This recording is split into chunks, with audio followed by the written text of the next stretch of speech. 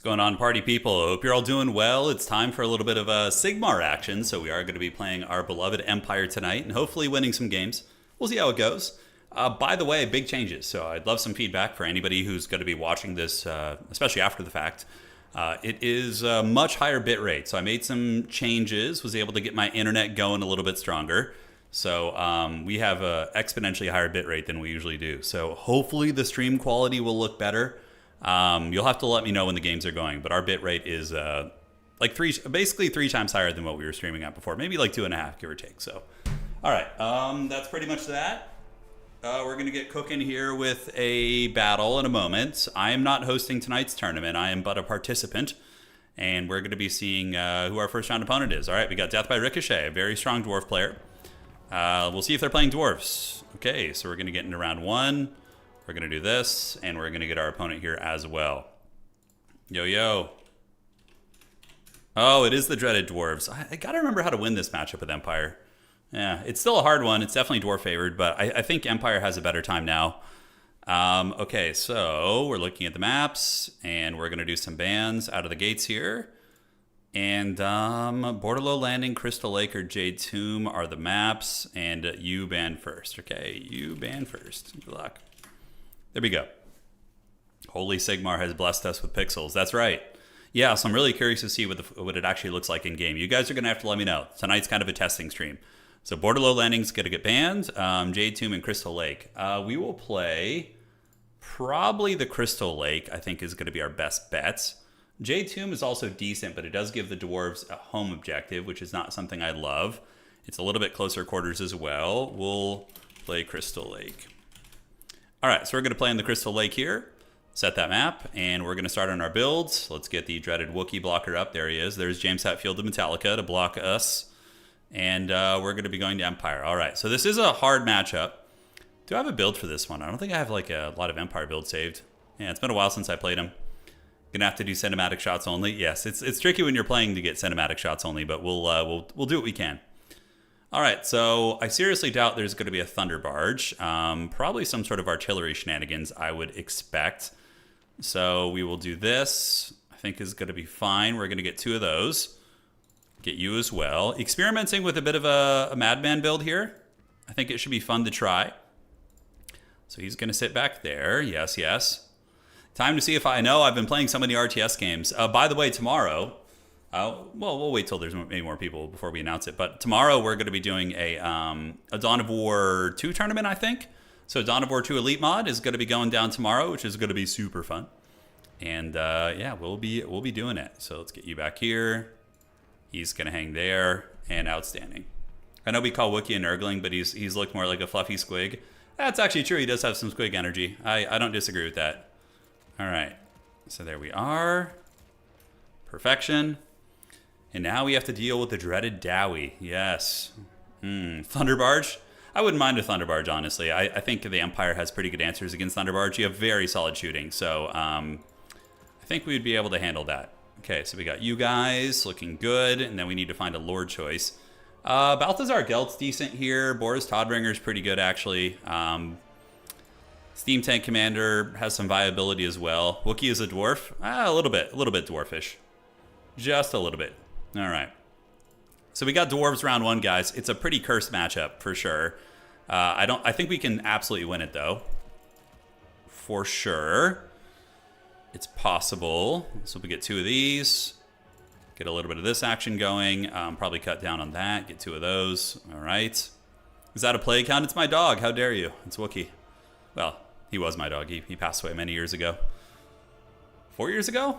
Dwarfs by no Sigmar. I know, Pone. We got the dwarves in round 1. How villainous is that? It doesn't get any more villainous than the dreaded Dowie. All right, so we're gonna get you. I think we're gonna get this. Get that, and we want that ability. All right, cool. So that's gonna be our starting army. Then we need to get a little bit of Harry Potter. So against dwarves, magic is hit and miss. Plague of Rust is something that you can use with some viability. Flock of Doom, Metal. Heavens to snipe artillery, Lore of Life to heal things. You know, there's a lot of good options. I'm always a big enjoyer of just metal magic against them, though. We'll see, though. I might switch it up. Okay, so we're going to get the spells, and we're going to get this and this. Just outrun the dwarves with your superior leg strength. I mean, I don't think it's a matter of leg strength. I mean, dwarves probably have stronger legs than humans, but it's more the cardio element of things. I guess. I don't know. The dwarves probably have okay cardio. They just don't have the stride, you know? It's like, yeah. Although, I mean, I would assume humans can outdo dwarves in long distance as well and short distance, but dwarves could probably, like, march longer than humans could, I feel. Hey, Nakamura, thanks for the raid, man. Hope you're doing well. It's always good to hear from the godfather of domination mode. All right, so aside from that, what else do we want to get?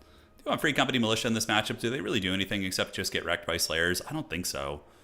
I do not think they do. All right, so we're going to get you guys. Have a good time there. Thinking about maybe this guy. My legs are stronger than a dwarf or human. There you go. Silver bullets are kind of a cool idea. You know, a little bit of a handgunner fire certainly didn't hurt anybody. And then in reserves, do we want to pistolier out of the gates to get the objective advantage? I do feel like that's not a terrible idea. So let's get you and you. So just two of you guys.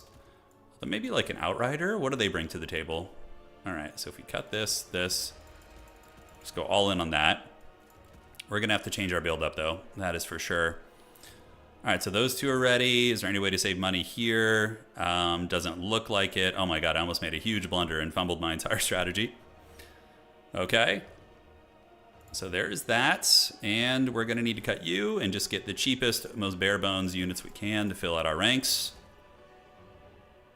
All right. I think that is adequate, guys. I think we're good. Don't worry, you guys are going to like this build. It's pretty solid, I think. I think it's got all the bells and whistles that you could ask for against dwarves. It's a hard matchup, so we gotta be really creative with our schemes. My opponent could be doing any number of strategies, any number of forbidden techs. Do we want to get another one of those? Is the question. Yes, yes. Probably get another one of these, and then we're gonna get a spearman. All right. Yeah, GLHF.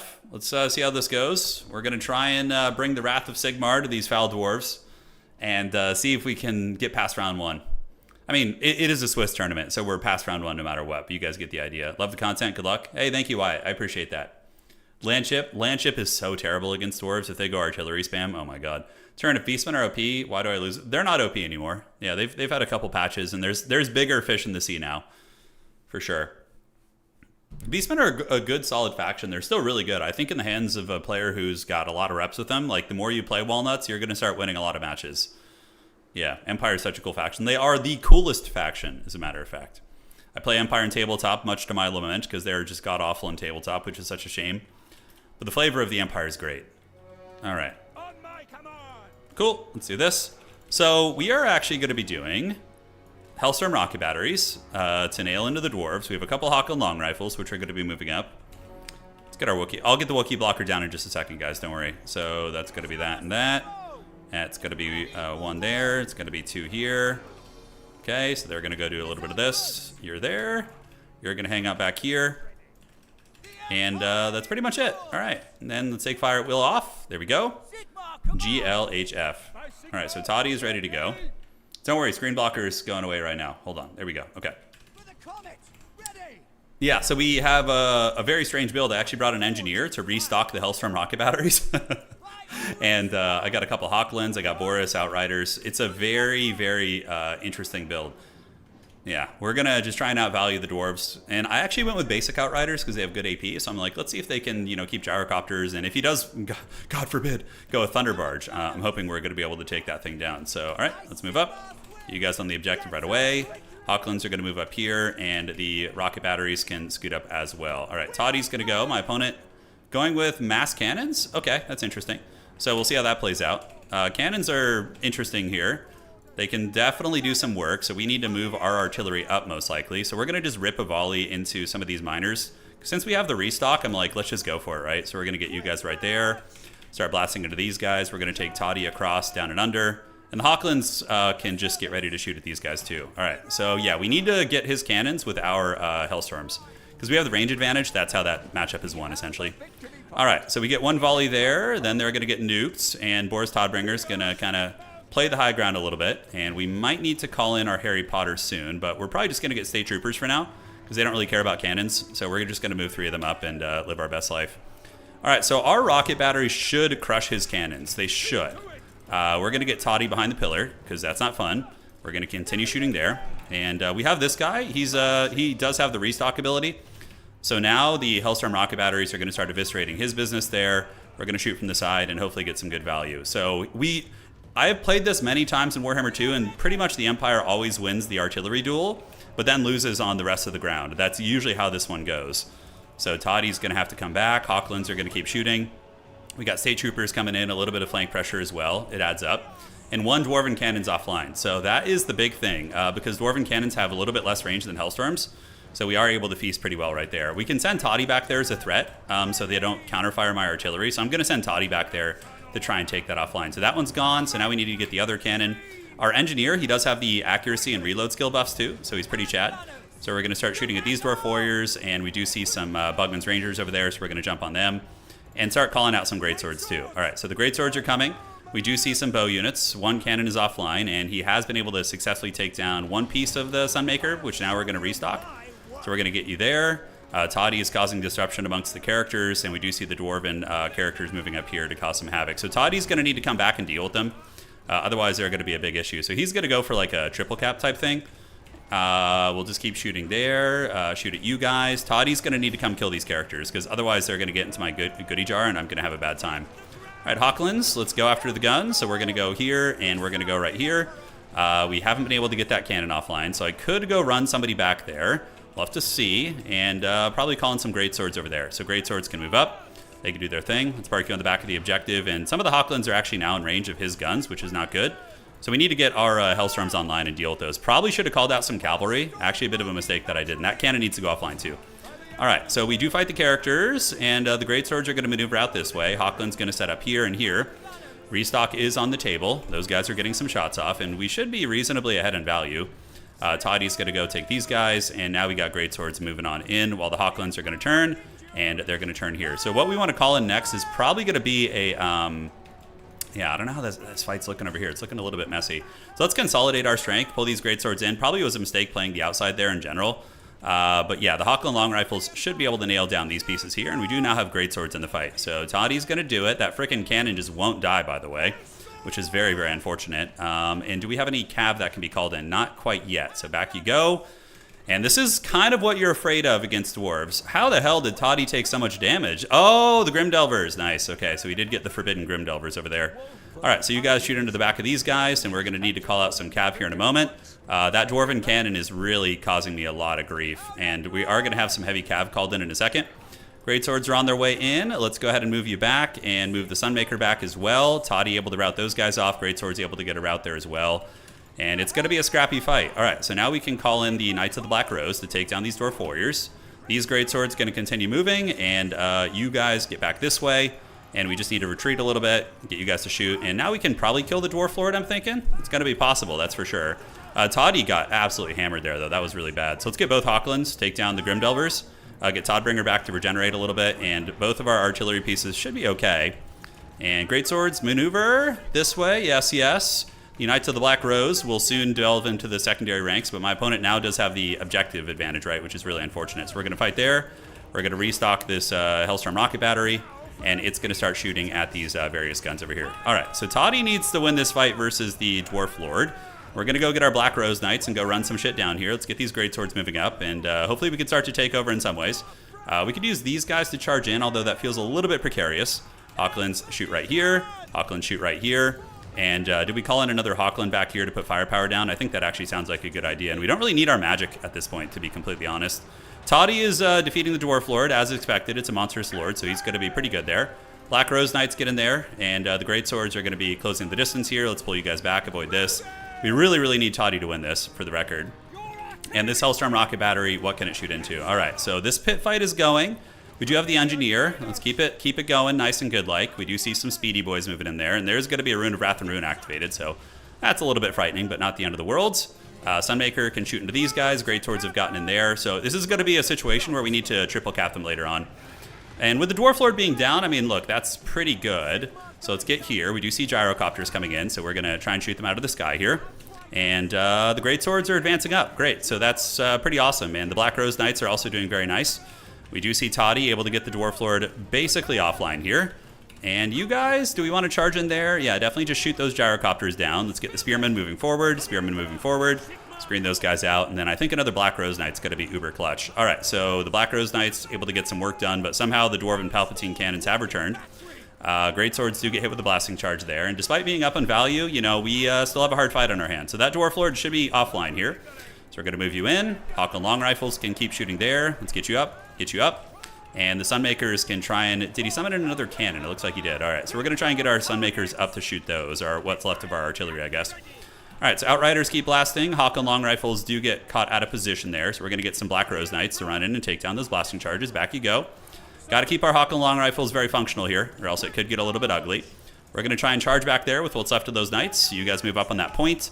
Toddbringer has taken down the Dwarf Lord and the Runesmith, so now it's just a matter of time. We got to try and get all the objectives here, and we are crushing the Dwarves on value pretty bad. So that is good for us. All right, let's get in that cannon range. Have we cleaned out the backfield from the Dwarven Menace? We have, so that's going to be good. So now you guys can move up. We can get you guys on those. Great swords go right there, and we do see some creepy dwarves in our backfield as well. So we're going to try and pop them, and I will bring out my magic soon. It just honestly doesn't seem terribly necessary at this point. All right, so yep, shoot that cannon. Knock it down. We're going to get Boris Toddbringer moving up, and now we just got to try and sweep through all these dwarves here, which is going to be easier said than done. All right, spearmen, and we're going to get our Harry Potter in a moment. Hawklands can shoot here, and you guys move up, and it looks like we are going to get our clutches on an objective, so these guys need to keep riding. Unfortunately, I blundered them a little bit, so lost track of where they were. These guys chewing through those blasting charges. It's going to be a minute. And can we save these Black Rose Knights back here and get on his cab? That would be freaking huge and a half. All right. So unit here, we can restock the Hellstorm rocket battery there, which is going to be awesome. Hawklands can shoot at these guys, and now we have some great swords buying time on that objective, and we can start getting some grenade launchers, which is, again, is going to be better than the magic in my opinion. So we have time, not too much time, but a little bit. You know, we're moving for it. So these guys do move up. We're going to get these guys to go skirmish there. Run these guys down. Great swords able to get this, and now we need to go to the middle here. And the battle is coming in our favor a little bit. Score is scary. Yeah, it usually is in this matchup, though, to be honest. It usually is. The Giga Chad Outriders going to run these guys down. Nobody expects them to dive, so that's pretty fun for us. Great swords in the middle, getting their goodies, and grenade launchers on the outside are doing great. So who says we need magic, right? Hawklands, take these guys down. You guys capture that objective, and you guys pull back here. All right, how's Toddy looking? Toddy able to take some ground. Engineer still doing some work. We're going to shoot that Runesmith, keep him from doing anything funny. And cool. So feeling pretty good. We do manage to get the cannon offline, and now we can just use this artillery to blast whatever we can out in the open field there. And the middle point should be coming to us relatively soon. Grenade launcher is pulling back, and we can get another grenade launcher here to go and poke the dwarves on that objective. So my opponent's for sure going to go for like a Helm's Deep here. It's pretty much the only option for them. Yeah, we do see the Black Rose Knights. They can go fight those Dwarf Warriors. Hawklands blast these guys, and Toddy was able to do his thing. All right, so we need to move up. Time is short. Are we wrestling this objective yet? We do not have the capture weight at the moment. All right, let's get behind these. Ooh, those are Giant Slayers. Okay, so that's actually very scary here. Grenade launchers are salvoing in, and the other grenade launchers are where? So I kind of lost track of them here for a minute. But nonetheless, they can shoot into the Giant Slayers, and we can go get that cannon offline. I think we're secure here. Toddy should be able to break a couple units. Black Rose Knights can run them down. I don't have too much time left. We're going to need to get our Harry Potter, I guess. It's all I really have to call out. Everything else is on the field, which is a bit of a problem, actually. All right, so let's get the Harry Potter going right there. You guys set up ranks. The objective is coming back to us a little bit. Let's go get on that cannon. And finally, we are getting the capture weight here. But is it too little too late? That's the question. We got to move pretty much everybody up for capture weight here, guys. Yeah, so shoot into the back of these guys, secure that objective. And you guys can, I think, get on this point for a little bit of capture weight as well. All right, so here we go. Let's get on this. Get the Spearman coming up. And then we're going to have to grenade launcher him off this outside one. And we'll get our Harry Potter going over there as well. I don't have anything to call in, so this is very dodgy. So let's do a little bit of bombard right there. Toddbringer's going to get it, and we're going to take our Black Rose Knights and head to the far side there. Maybe try and run some of these guys down. And how are the Outriders? Okay, the Outriders have done it. Are we safe on that objective there? I think we are. Sunmaker doesn't want to shoot here. The Greatsword should be able to get the job done. Let's move you guys up. Got to stay calm under the pressure, and we are going to make a play for this. We're going to go run down those Bugman's Rangers real quick. Grenade launcher is going to come here, and let's get both grenade launchers in group 5 and have them go after these guys. All right, so now you guys need to search to the outside objective. We do see the Grim Delvers, so got to make sure they don't get us. We're going to go get in combat. If Boris dies, you know, I kind of just lose the game, so it's very sketchy. And let's go dive into Grim Delvers there. You guys can shoot here. And we do have a lot of momentum moving that way. That objective is more or less safe. Ooh, boy, it's going to be tight. Do we get in combat here? We do. So those guys are going to be down, and we're going to go ahead and Plague Rust them. Get them with a little bit of Rust of the Plague. Grenade launchers can go, and these are Black Rose Knights, so we're going to go get them right there. Take all of our troopers over there to this side and all of our mobility, and we just need to wrestle this out. It's going to be a nice wrestling match on Objective 3, which... This is where, you know, I pay the troll toll for not unsummoning things properly, because I have a lot of units standing around that, you know, could be resummoned here and make a big difference in the game, but it's going to be tough. All right, so the Grim Delvers do get overwhelmed. We have a lot of troops moving on to the objective. We have a little bit of time here, and, I mean, hey, look, it is what it is. We call in the frickin' Sunmaker, right? So Sunmaker's here. We're going to get it blasting into the Dwarven units, and the capture weight should be ours in a moment, so let's get the grenade launchers back here. Spearmen are coming, and you guys can go stuff those Slayers, try and keep them at bay while we try and knock the Dwarf Lord off the objective. Going to be very hard. But we do get a lot of capture weight there suddenly, which is very, very good. So another Searing Doom here. We're going to drop it on these guys, keep the Sunmaker shooting into whatever we can. Hawkland's going to be trying to shoot these guys off as well, and we do get the objective, but the problem is the Dwarves could rotate and maybe play another point. We'll have to see. Let's get this Engineer up, and that objective is going to flip to us. So basically now we just got to hold. That's the big thing. So let's get the grenade launchers back. Start value trading a little bit. Black Rose Knights are doing very good. And we do have Plague of Rust also, which is kind of cute. Do we have the Hawklands online still? Okay, those guys are running. Let's unsummon them, get them fresh back in the field. You guys go right here, and this artillery piece can just shoot at them. Let's pull you back to the backside. I think we're okay there. And now we just got to hold for a long-ass time, though. That's the only problem. The Dwarves are the kings of playing this kind of playstyle of, like, just Gremlin holding objectives here. We do get our guns. Let's get you guys going there.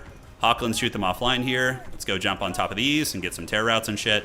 And we need to get probably the Knights of the Black Rose up there. They're going to be our best bet for sustainable fighting on the point. Is there any funny business that could happen over there? I don't think so. I think the Greatswords defeat those Dwarves. They're pretty much all in over here, it looks like. If I lose Toddy, I could lose the game 100%. So we're just trying to keep these grenades on the objective. So let's park here where we can. Black Rose Knights, yeah, we need to get them over there. Pull you guys back a little bit. Toddy's going to be jumping on these guys. And is he good? Is he holding, or is he going to break here? I don't know. Yeah, let's get you on the point. Grenade launchers run back into the woods. We do have our Alchemist there, and it looks like Toddbringer is going to be breaking, which is very, very bad for us, actually. And we're going to get our Black Rose Knights over there. All right, so run back into the trees. You guys go run down the Grim Delvers over there. Make sure they don't come back. And you guys keep grenade launching here. And the Black Rose Knights gather. I think Toddbringer should rally, and my opponent is going to be making a play for the outside here. And thankfully, we do have this Hellstorm rocket battery that can soften them up a little bit. All right. So we do get our clutches on this, which is outstanding. And the Black Rose Knights are going to have a bit of a bad time here, but they're still anti-infantry, so it could be worse. We need Toddy to not break, ideally. That would be nice and cool. So my opponent is going to go for a play out here, try and make a play for the outside. So I should probably rotate you guys over and get them to go there. If Toddy comes back, that would be pretty massive. So we're going to get you guys across the battlefield. Hawklands can get to the point. Let's get the Greatswords fighting here. You guys right here. And we're going to need something over there. I should have seen that coming. That was the obvious play. All right, so we're going to run all the way down there so you can get there in time and salvage that operation. Do we have anything fast? We will soon. The rocket battery shooting into the Dwarven units here. Hawklands will arrive, and we have all of our cavalry going down there to try and save that. Unfortunately for me, Toddbringer is still very much broken, and we're going to do a little Searing Doom action on you guys. Okay, we are getting the points, and that's a lot of cav coming down there, so maybe it's going to be enough. All right, let's get the Outriders. Outrider's going to run over there, zip on the objective, and I think we're going to get there in time, which is very clutch. All right, so we do get there. The Hawkland Chad rifle is able to hold, and the Black Rose Knights should be able to maintain capture weight for us now that we have some dudes there. Okay, let's do this.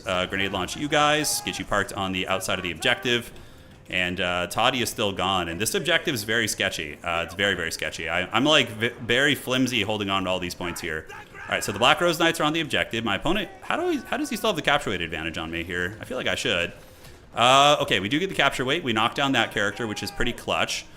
So let's keep fighting there. Keep you guys shooting into the Slayers. And the Metal Caster, ooh, we're losing too many points. We're losing too many points, guys. He's got us. Well played. What a good game. It's a really hard matchup, man. I gotta go back to the drawing board. Yeah, he's 45 points away, and unfortunately now he's gonna probably close it out. I'm gonna get here, grab this, and that's gonna give us the capture weight we need for that. But then the high ground here is getting flipped because we had to basically mass rotate to the other side of the battlefield. This is how the Dwarves win it, though. They just kind of goblin you on the objectives. Kill anything without a beard? Yeah, we'll see. Slayers, looks like they're getting the job done. I wonder what I could have done differently build-wise. I felt like we played okay. Maybe we needed more mobility early on to bully a little bit and get that points lead at least, like triple cap all 3 objectives. But we're pretty much cooked off now. We're not going to have a good time. A couple Greatswords are on the way over. And we're going to blast these guys. All good, though. You know, a round 1 loss, not a big deal. As long as we don't lose more games. That's the gist of it. But it's such a cursed matchup, man. God, I feel like we did so good on the value trading early. Greatswords were all right. Maybe more like halberdier tier infantry could be good. GG. Very well played to him, dude. Classic dwarf style. Just, you know, cannons and mass infantry and call it a day. No, the long rifles are very essential, I think. They probably did very good value-wise. Although you could just utilize Sunmakers. Look, dog. Okay. GG, well played. And let's see what did good. So Sunmaker got 2,100. The other one only got 900, which wasn't great. Boris maybe was the weak link, but he did bully the hell out of the Dwarf Lord. He bullied the Dwarf Lord very quickly early on. The restock, was the restock play a mistake? Like, here's the thing. Maybe I get more skirmishers. The Outriders actually did really good. Check that out. 1,400 and 1,400. Both Hawklands did really nicely. Greatswords did good.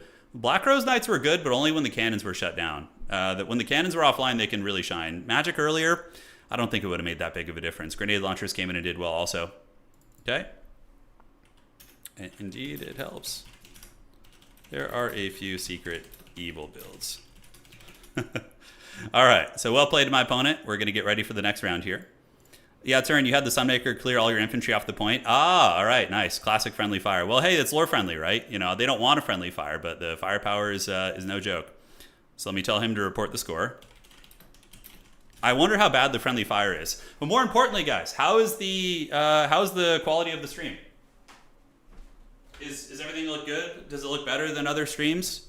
Hey, Tim, yeah, I needed to unsummon stuff too. Yeah, it's really important in that matchup because usually you bully the dwarves and then you kind of run out of stuff because to summon in, which is what happened to me. Yeah, on Twitch it might be a little bit lower. It's so weird. When I raise the bitrate on YouTube, it lowers it on Twitch for some godforsaken reason. It's really strange. I don't know why that's the case. Seems a little worse on Twitch. Okay, a little bit worse on Twitch. How about on YouTube, guys? Still watchable? Okay, good to know. How about on YouTube, guys? Let me know. I'm waiting to see. Stream quality. It seems crisper, you think? What does it say the quality is? When you click on the little drop-down dial, is it like 1440, 1080? What are you looking at? I'm curious to see what you guys got. Okay, let's refresh that. It still says he hasn't reported it. Yeah, I don't know why the Twitch is weird like that. Yeah. So strange. It says it's not to me. Pone likes to watch it 480. YouTube looks great with 1440p option. Okay, now YouTube's apparently some folks in chat are saying you can watch it at 1440p right now. You guys are at 1080, but does it give you the option to go 1440? Do let me know. Do let me know. Okay, so he's going to report that. No option. Because we got 20,000 bitrate right now. It's pretty thick. So it's 1080, but it looks good. Oh, okay, so you just read it wrong. Got it, got it. Understood. All right, hey, well, as long as the quality is good, then I'm not going to complain. Does it? The question is, does it look better than other streams that we've had? Because I've gotten a lot of complaints about bitrate stuff on YouTube. All right, so that's reported. We got one game still to go. And then we advance to the next round. Why is Sunmaker so expensive? It does a lot of damage. Yeah, I think the restock was kind of a gimmick. You know, just having a couple extra troopers on the ground would have been nice. Yeah. The Sunmaker hits very hard. It hits very, very hard. The missile strength is like almost twice that of the regular Sunmaker, so yeah.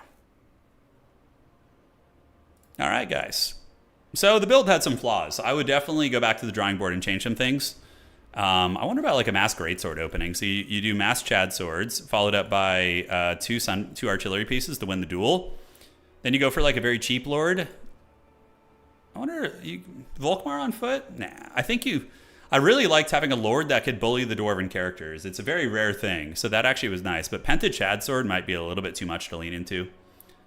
All right, let's see what's up. Martin and Pancake are having a duel of fates there, so we just got to wait for that. All good, brother. All right, great. So hopefully we don't run into more dwarves. I think there's a couple of them tonight, but we should be okay. So now we just need to submarine our next 4 games, I think. With double Empire Captain, no, they're terrible against Dwarves. They don't trade well. Double Witch Hunter is slightly more viable, but I think you just need width to fight the Dowie. That was a winnable game. With cleaner play, I think that game was winnable, but the build was not quite there, in my opinion. The Toddy I actually liked. I think Toddy was right. So we're going to work on a build right now in case we get the matchup again. White Cloak, yeah, so we just do bare bones Toddy, because he was really able to bully those Dwarven characters. So from here, what about like a mass shielded line? We go with, I think the double Sunmaker is really good for winning the artillery duel. And then from there, we could start off with a Harry Potter on the field. I really actually think it was a mistake not having him triple capped out of the gates. The Outriders actually felt really good. Each of them paid for themselves, and they gave me a lot of agency on the field. Plus, you can also use them to dive if you need to as well. Like, something like this feels like a pretty good opening. If you fly Toddy around the back line and harass cannons, you're going to lose him, because they're just going to call out Sunmaker, not Sunmaker, Grimdelvers, and just kill him. Yeah, you're going to have a terrible time. And then you can't dive Grimdelvers because of Slayers, so... yeah, that is not the solution. The Forbidden Bruckner, you know, hey, we could bring out some Forbidden Bruckner plays. All right, so we got an opponent. Let's go ahead and get this going. So this is going to be round 2. Well-run tournament here. Nice and smooth. And we're going to get our opponent here. So it is going to be this player here. Yo, we're up. Go luck, have fun. All right, so we got our opponent, and the maps for round 2 are going to be... let's get them here. And we have Norskin Rise, Eastern Isle Colony, and Glade of the Everqueen. All right, I don't know what this player is playing yet, but we're going to figure it out. You missed a really good game, Paul. We had a super close game in round 1. I won't spoil it for you, but you're pretty much going to hear about it. So, yeah, it was really good. If you want to rewind back on YouTube, you should be able to go back and check that out. Okay, so waiting for our opponent to arrive. There they are. I don't know what they're playing yet. So, ooh, Khorne. Okay, Khorne's a fun matchup for the Empire, actually. I like this one. There's a couple ways to go about it. Do we have the Wookiee blocker? There's James Hetfield. He's here to block. He is here to give us the goods. Perfect, perfect. And I will ban... so we got Eastern Isle Colony, Glade of the Everqueen, or Norskin Rise. I will ban Colony. Yeah, so we're going to ban that one. And play Norskin Rise or Glade of the Everqueen. We're going to see what they're going to do here. Yeah, I haven't played this matchup in a while, though. It's been a hot minute. So I'm not 100% sure about the most effective way to play this. But we're going to bring something a little fun. It's risky, but it's fun. So I think it's worth it.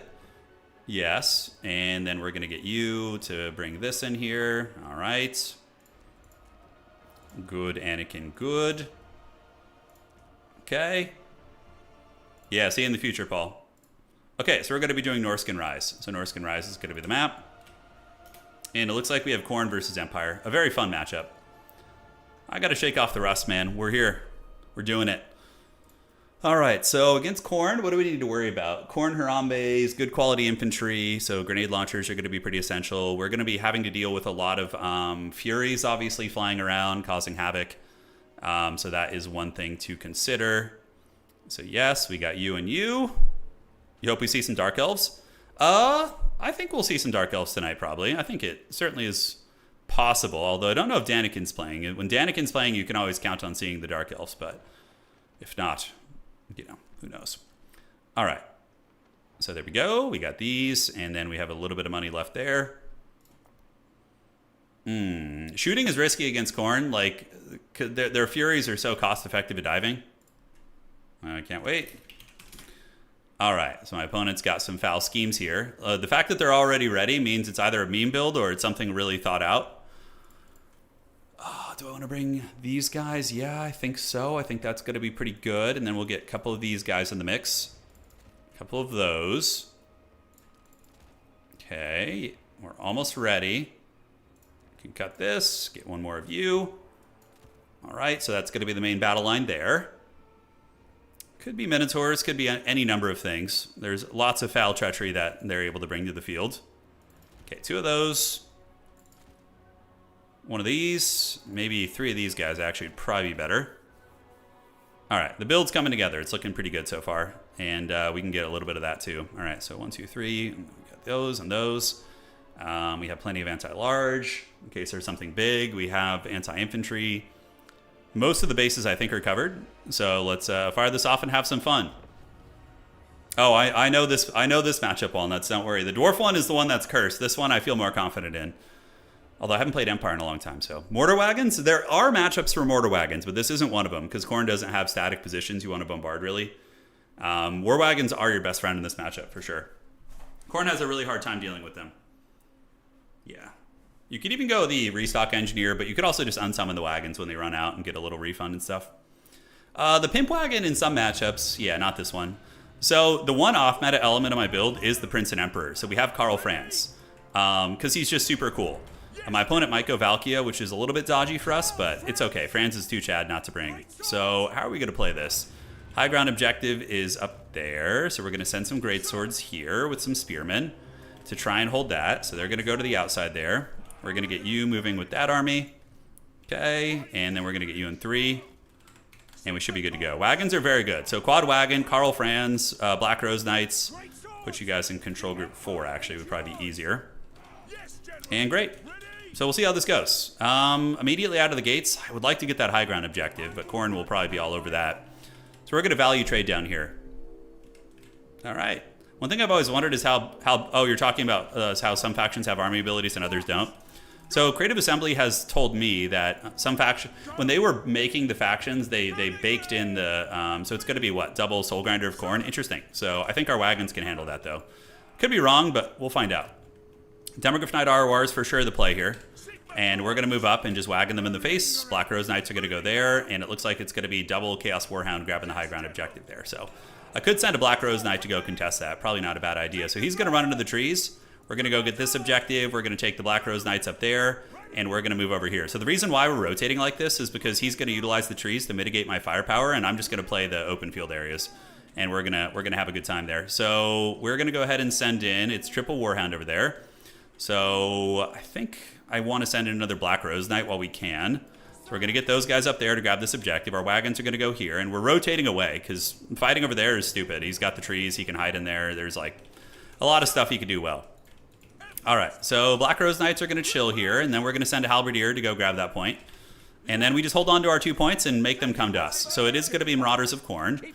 We're going to go charge them a little bit, see what we can get. And it looks like he's maybe coming after my infantry position here, so we'll send the wagons, and the Prince and Emperor can go do a little bit of diving as well. A lot of Chaos Warhounds, though, a lot of mobility. Halberdier to the high ground would be smart, so we're going to do that. Or maybe Sigmar Sons, because they're unbreakable, it'd be a little bit better for holding here. All right, so we're going to go charge this. We see the Khorne guys trying to use their Cannons of Doom. But the wagons should be able to punish them pretty good here, I think. All right, so back onto the point here, and we're going to get a Halberdier to go to the high ground and grab this. And now we're going to start shooting into the Khorne champions. All right, so wagon them. Looking good. Black Rose Knights keep those guys off the objectives. You guys are going to rotate down here. And so far, so good. We are getting good damage against the Khorne beast. You should go look in the forest. Yeah, the forest is scary. It's full of all sorts of spooky monsters and scary things. So those hounds are just regular hounds. They're not going to do amazing against our units here. So we can take Fire at Will off. Prince and Emperor is going to shoot. We're going to try and charge there, see if he's going to give it to us for free. France can go charging, and in the meantime, we do have the Halberdiers going to the high ground objective, and we do get our guys right onto the doggies. So we're going to bring Franz over to help out a little bit. War wagons are going to shoot here. We're going to call in some more Empire Knights in a moment, so we should have enough. And yeah, Franz and company should win that fight. Those hounds are going to get mass terror routed. So for my opponent, that's probably a bit of an unfortunate engagement, actually. So, all right, so those guys all get wrecked. We're going to stay on the Marauders there, and we're going to call in some more Empire Knights to deal with the mobility and all those shenanigans. All right, how's the fight looking? Yeah, all the hounds pretty much getting routed. Black Rose Knights are looking pretty good. They've lost a couple models, so we're going to Earthblood there. We're going to pull back onto the point, pull these wagons back, and State Troopers can go here. Great Swords can go up here and get ready to fight. And retreat back, retreat back. And now we need the wagons to shoot these guys, and Karl Franz needs to come and make sure nothing bad happens here. All right. Those guys are going to rotate. We do get the Black Rose Knights back a little bit. They're going to engage here now. Great Swords can go ahead and start fighting, and the Prince and Emperor is going to go after the big boys back here if he can. All right, so start ripping shots. Fire the wagons, fire everything. So my opponent's halberds are not here yet, which is nice. We do get Karl Franz, so we're going to activate Galmaraz, the Warhammer itself, see what we can get done here. And we do have the high ground objective with halberds coming, and a lot of cav support's on its way in. And one of the big beasties is actually already almost cooked, which is really, really nice for us. So we need some infantry in here, so we're going to get Sigmar Sons to come up and grab this. And one beastie is down for the count. We have heavy cavalry here to deal with the Furies, which is a very easy kill for them. and we need to go after the other Soul Grinder. So Franz is fighting a hard fight here, so we're going to give him an overcasted regrowth. Is he on fire right now? Yeah, unfortunately it's going to mitigate some of the healing, but it is what it is. All right, so Franz is going to keep fighting because it's a good fight for him, and these Empire Knights can come over here, engage against these guys. Meanwhile, the Halberdiers are going to hold the high ground, and we just keep taking down his beasties, basically. All right, so the Halberds have arrived. These Black Rose Knights are going to need to run from the Halberds, and we can call in a couple of Free Company Militia or Halberdiers, both viable choices. And Franz is on the hunt. He is getting that beast down. The Noxbringer, or the Soul Grinder, is having a very bad time. All right, Empire Knights, do your thing. Let's go chase those hounds. He's going to try and rotate to the high ground objective so we can go there and try and help a little bit. These Black Rose Knights have finished their prey, so now we can retreat them back a little bit. And we got to make sure we don't throw Franz to the dogs. He is in a little bit of a dangerous situation here, so I need to get him out of there because there's a blood speaker shooting at him. We need to get these guns. Yeah, get these wagons in a little bit better position here. All right, so what are those? Those are hounds. Let's go charge them. Get the wagons to unleash the firepower here. We can send those Empire Knights to go start grabbing the outside objective. And we can send a couple Free Company to go ninja that objective as well.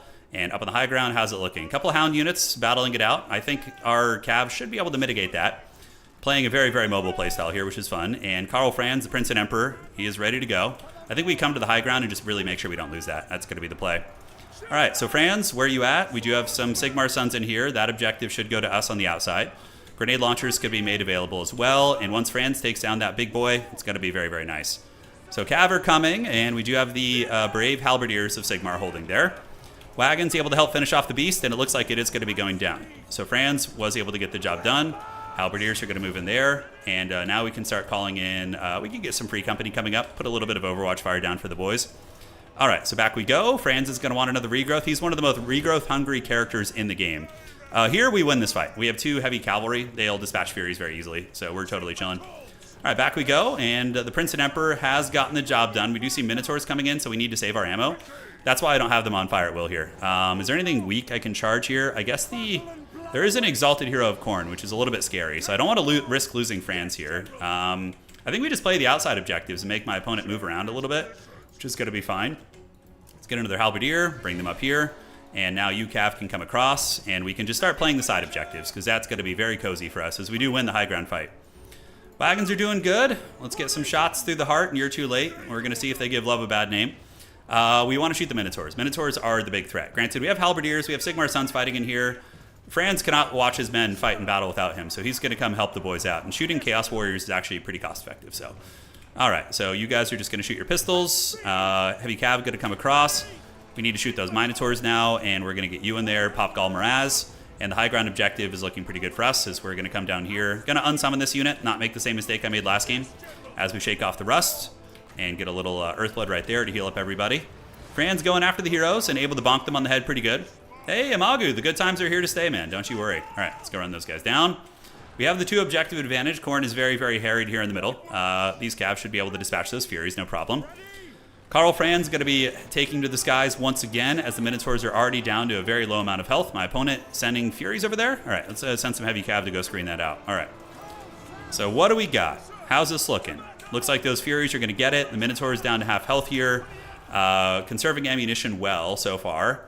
High ground, it's a little bit flimsy over here, honestly. We just have like a really beat-ass halberd, so I think we're going to get some spears to go reinforce that. And now we just kind of hang out and see which way my opponent wants to maneuver, right? That's going to be the plan. So let's do this and this. Keep you guys on standby and just look for opportunities to shoot. The Knights there able to get the job done. Let's get some grenade launchers to come out now. Grenades can pop out here. And we could try and shoot the Blood Speaker. Let's see if we can get him. Unsummoning the Great Swords, get him back in the pool. Get you guys up, and Franz is going to split the difference. So now this is where we need to take a macro look at the battlefield and see what my opponent's cooking. And they are trying to get the high ground, it looks like. It's just a Fury unit. We should be fine. Bloodspeaker is getting it pretty good. A little bit of pistol fires wearing down the heretics here, and the grenade launchers will be here in a moment to wear them down as well. We do see some doggies moving in, but we are able to screen them out. And there we go. The hounds have landed. Let's take the wagons up to the high ground and take the Cav up to the high ground as well. Just keep grenade launching. And Franz can kind of guard these guys. He probably is going to be better suited on the other side of the battlefield here. Black Rose Knights, really good against everything he's using, which is mainly like Furies and shit. Wagons should be able to secure that point. My opponent's still ahead of me on points, so I have to be respectful here. You know, I have to be respectful. Okay, keep shooting. We got the grenade launcher salvo going. Nothing going to be happening on this side. We do see Furies lurking in the shadows there, but not a huge deal. So we're going to put Fire at Will on here. And does Franz need another heal? He's basically full health, so not too worried about it. Let's get you guys in there. The War Wagons can actually charge in melee. People always forget they are like battering rams a little bit, especially against a Warhound tier unit. We're able to just charge them and battering ram them down pretty good. All right, so pistols are shooting. Grenades are doing their thing. Let's unsummon you. And our Lifecaster can get underneath Karl Franz here and drop a little heal on the boys, which is going to be nice. And now the Minotaurs are going to be pretty cooked as we just chase them back, and get those spears ready to go. All right, so now we rotate down this way. Let's pull you back, pull you back. Franz is going to come. Are we under any threat on this point? A little bit. Yeah, Double Fury's landing there. Somewhat scary. Let's go there. Yeah, send a Greatsword out there. That should make that very, very tough to get for my opponent. So my opponent does have a couple characters, so it's just like in tabletop. We kill all the units until the characters are unsupported. That's the idea. All right, so I think we're fine here. Yeah, we're going to get you guys in there. And now these characters probably going to get karate chopped. Fran's going to come in, whip out the Gal Maraz, which again is anti-large, but it's still going to do some damage there. We are able to dispatch the Coronate forces on that side. And right here, we do get a charge into the Bloodspeaker. Cool, so the Bloodspeaker is going to be offline now. He's going to get smoked by Sigmar's powder up here. A couple of these guys move it in. Those are Khorne Gors, so we're going to want to get you and you back. And probably send the Sigmar Sons to the high ground against the Khorne Gors. It's going to be a good fight for them. All right, so they're going to move. The enemy Lord is just about cooked. Franz can go in and start bullying these Exalted Heroes as well. Let's shoot these Halberds. Side point's looking very stable for us, so we're going to park you and get these guys to come across, provide a little bit of fire support, and the Furies actually do push past us here. Spear's trying to hold the Khorne Gors in check, but yeah, send another Halberd up there too. All right. All is good so far. Playing very, very well considering that the big two centerpieces my opponent had got taken offline, so very, very solid play for sure. I mean, a good scrap. Losing 2 Soul Grinders out of the gates is very brutal. All right, so pulling up here. We're going to come back and snipe that character. Free Company Militia still doing it, and we can park these Greatswords here to make sure we never have to worry about that point again, while we just kind of value trade over there. So the Spear is doing great work. Khorne Gors trying their best, but I think we need some grenade launchers up there to take them down. Let's unsummon these Black Rose Knights, keep you right there. And Franz has methodically picked apart a lot of these units. Who doesn't love seeing the glorious Prince and Emperor in action, right? It's just the best. All right, so here you go, here you go. Let's get the wagons to continue shooting and see if we can get that Exalted Hero. So he is shattered, so we don't need to chase him anymore. It's actually better if we don't kill him, because then he's not going to go back into my opponent's respawn pool very quickly. All right, so let's retreat back a little. We got the grenades coming in, so we're going to be able to retake that objective while we grab the middle. Those are going to be Khorne Gors, which are an absolute menace. Can we get that character, though? Those are Marauders. You guys get back. We can call out the Demi-Chad soon. Let's get the Free Company Militia to get in melee there. Greatsword's doing their thing, and this objective should be ours when the Sigmar Sons get there. It's going to take a minute to get it, but the next thing we call in are the Royal Outsurf Fights. Yeah, so we're able to break Khorne's back on this side. Mass route right there. Let's get that Exalted Hero, run down these Khorne Gors. Mass unsummoning of the wagons is going to be good. That's going to give us a big amount of resources. Grenade launchers do get caught, so a little bit of a slip up on my end there. Should be able to get them. Sigmar Sons move up, fight you guys. You guys park on the objective. And the wagons have been unsummoned, and just like that, we are rich. So we're going to call in everything we can. That's going to be a little bit more useful on the battlefield. There are times you would want to keep the wagons in play.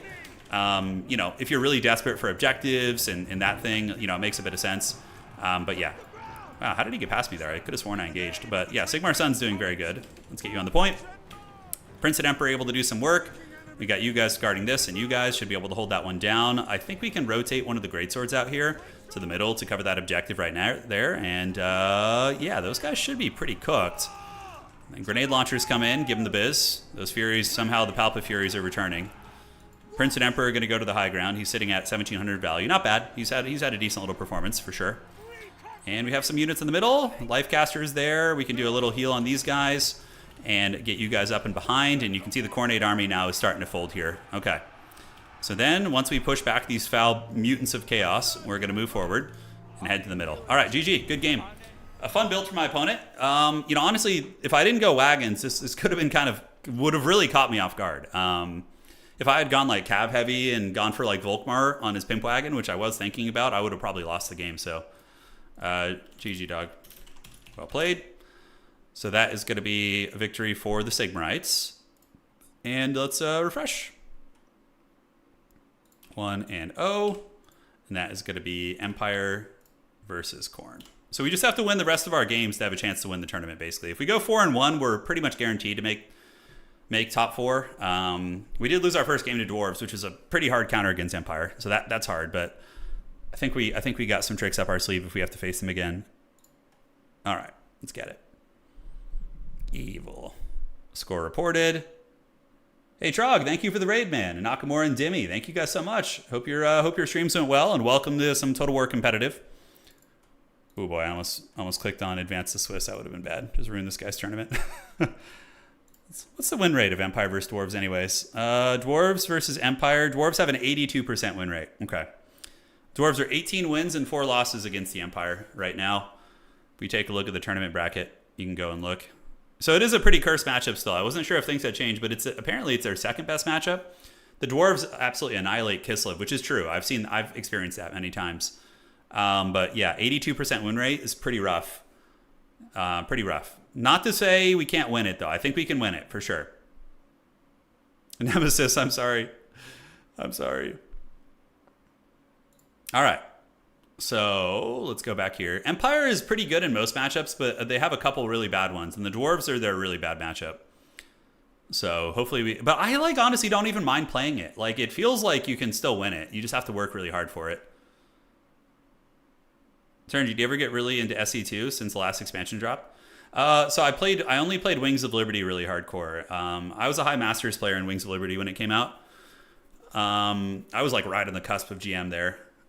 And then my hand problems came and I had to stop playing, unfortunately. That's why I didn't really play the other expansions. I didn't play the Heart of the Swarm or Legacy of the Void. My hands collapsed on me. But I played OG StarCraft. I didn't play, and I played Brood War, and I played the original StarCraft games too. All right. Wow. We have a bunch of random drops there or something. It's very strange. Okay. Seeing if the host needs you always wagons against Khorne. My opponent was saying I was hoping for no wagons. Wagons are good because they're a piece of shooting that you can't shut down. How are Beastmen in multiplayer? Dimmy, they're very good. Beastmen are a pretty balanced faction at the moment, but they're going to get buffed when they get Slongors. I'm sure that's going to give them even more variance, but let's look. So Beastmen are currently sitting at a 50% win rate, which is great, looking pretty balanced. They do get wrecked by Vampire Counts and by Slanesh, but aside from that, all their matchups are probably fine, more or less. So that's pretty good. You just got to avoid 2 factions, and then you'll be all good. I heard Urson Bear Cav is good. Yeah, no, for sure. I mean, Bear Cavalry are very good. I'm really enjoying it again since the Dow Definitive Edition. Yeah. Oh man, the RTS we're eating pretty well. And there's another RTS we're forgetting about too, which is the check this one out. It is let me find it. Yeah, this is one that I'm pretty damn excited for. It's the War for Westeros. So it's coming out in 26. So probably 4 to 6 months, I would guess. But this is it's a free for all RTS game. So you play it on a battle grid, from what I can tell, you play Total War, but then you get into battles, which are pitched RTS battles as well. So that's pretty hype. And here's what the world map looks like. So from a Total War player's perspective, it's very familiar, right? You have the world map, you have cool RTS battles, but there's going to be politics and intrigue, from what I understand, which is very Game of Thrones, right? Yeah, are they more pictures? Not too many more. And you see the White Walkers are here. I'm very pumped for this game. Yeah, we're going to be eating very, very well next year, I think. That, Dawn of War 4. Yeah, it's going to be fun. I'm just sad that I discovered Iron Harvest so late, I've been having so much fun playing Iron Harvest, but it's so hard to get games. It's so hard to get games. Okay, let's do that. Is this game that I'm playing available on PlayStation? I have no idea. I don't think so. I would assume not. Okay, perfect. Let's get it and see if I'm being pinged. I'm being pinged for something. I don't know what or where. I'm being pinged for a Blood Bowl tournament. Ooh. By the way, I had a question for you guys. Does Blood Bowl 3 still suck? I know when I was so disappointed with the launch of Blood Bowl 3, because I love 2, and I remember they didn't even give you coaching tools to advance your league, so you couldn't even have league games. It was just one of the worst things ever. What's your favorite matchup as Empire? I love playing Vampire Counts. Yeah, it's really fun. It's very, very thematic and fun.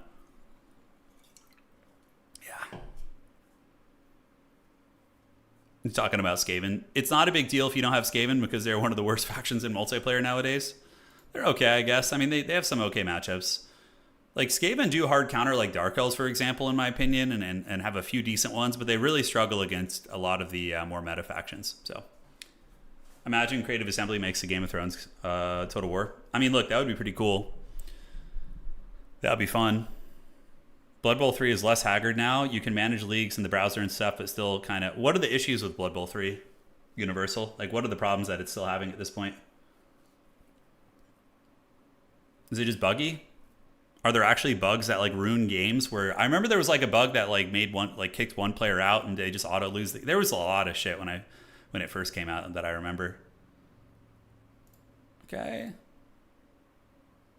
Yep, looks like he's doing some admin work, which is totally cool. And we just got to hang tight. Wait for the next round and hopefully get a win here. Looks like Martin won a game and lost the game, I think. My other Empire homie. I really hope we don't have an Empire mirror match. That always feels so bad. I don't know what the most optimal build is in the Empire mirror match. Usually I think it's just artillery spam. Do you need high APM to compete in 1v1 Warhammer 3? I think you need...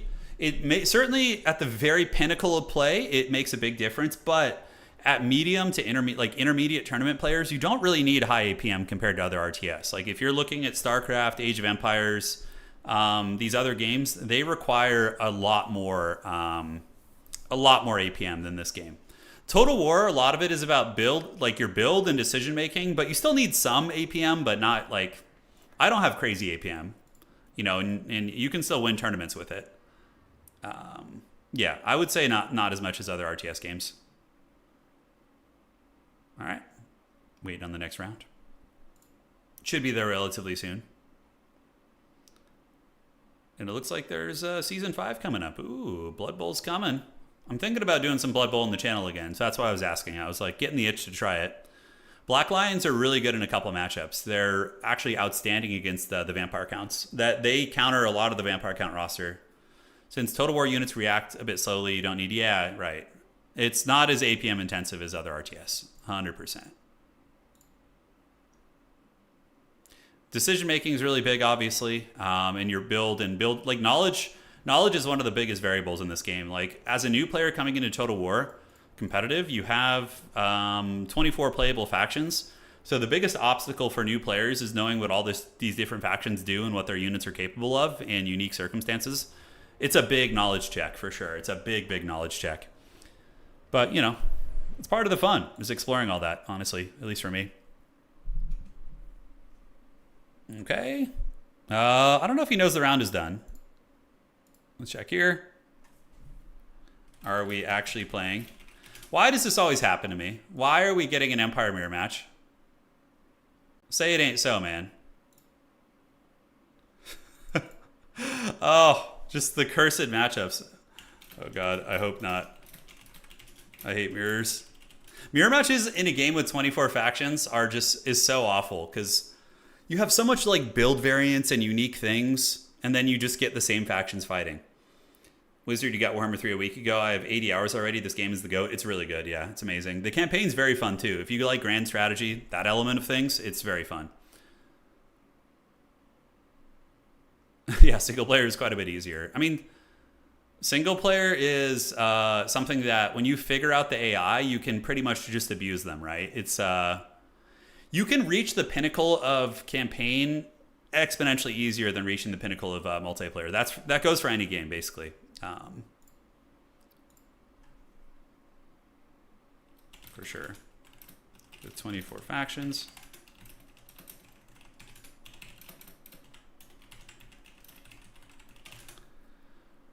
All right, let me see if he's having any issues with the old tourney here. Let me check. So the host is Ridley. Round's done. Let me know if any issues. Okay.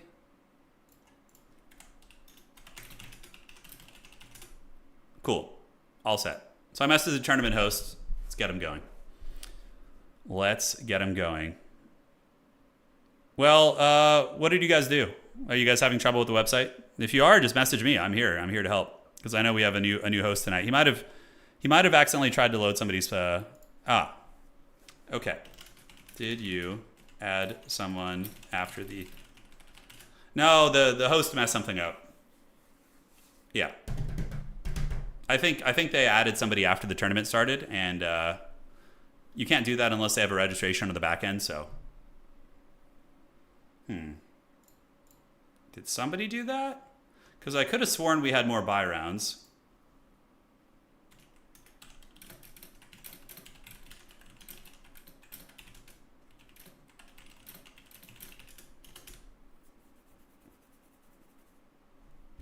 Okay, let me get to the bottom of this, guys. I think one of the Total Tavern admins might have screwed something up in the tournament, so I will get to the bottom of this and fix it. We got to do some Scooby-Doo detective work real quick, and then we'll be getting to the next round here relatively soon. Because, yeah, I saw 4 buy rounds, and then 2 of them basically just disappeared here. So what that means is that there's somebody in the tournament who got added later. I don't know who that would be. Okay. So let me see what is cooking here, guys. All right, so they must have added somebody.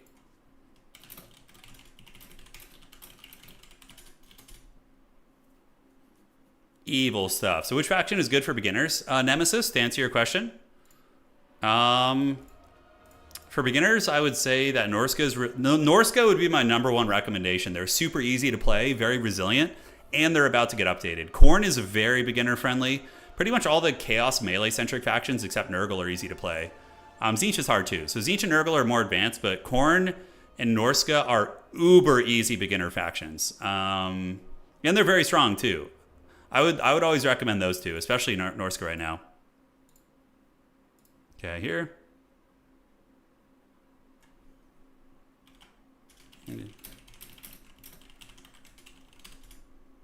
Let me check here.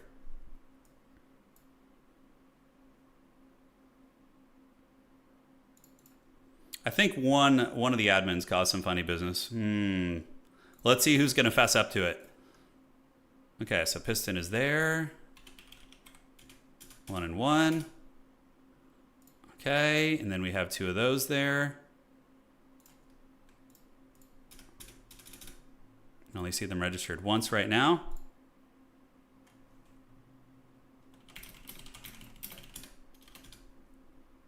I think I'm getting to the bottom of it. The Scooby-Doo has come.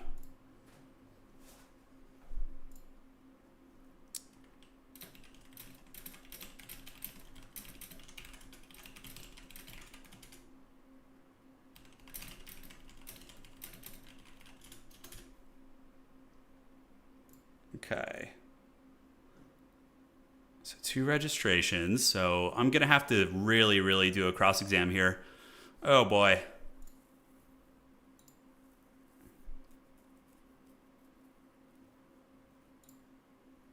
Who was it?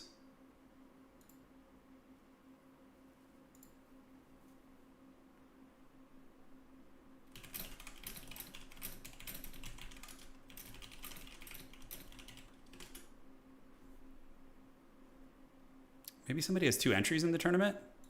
Let me see here. Pancake.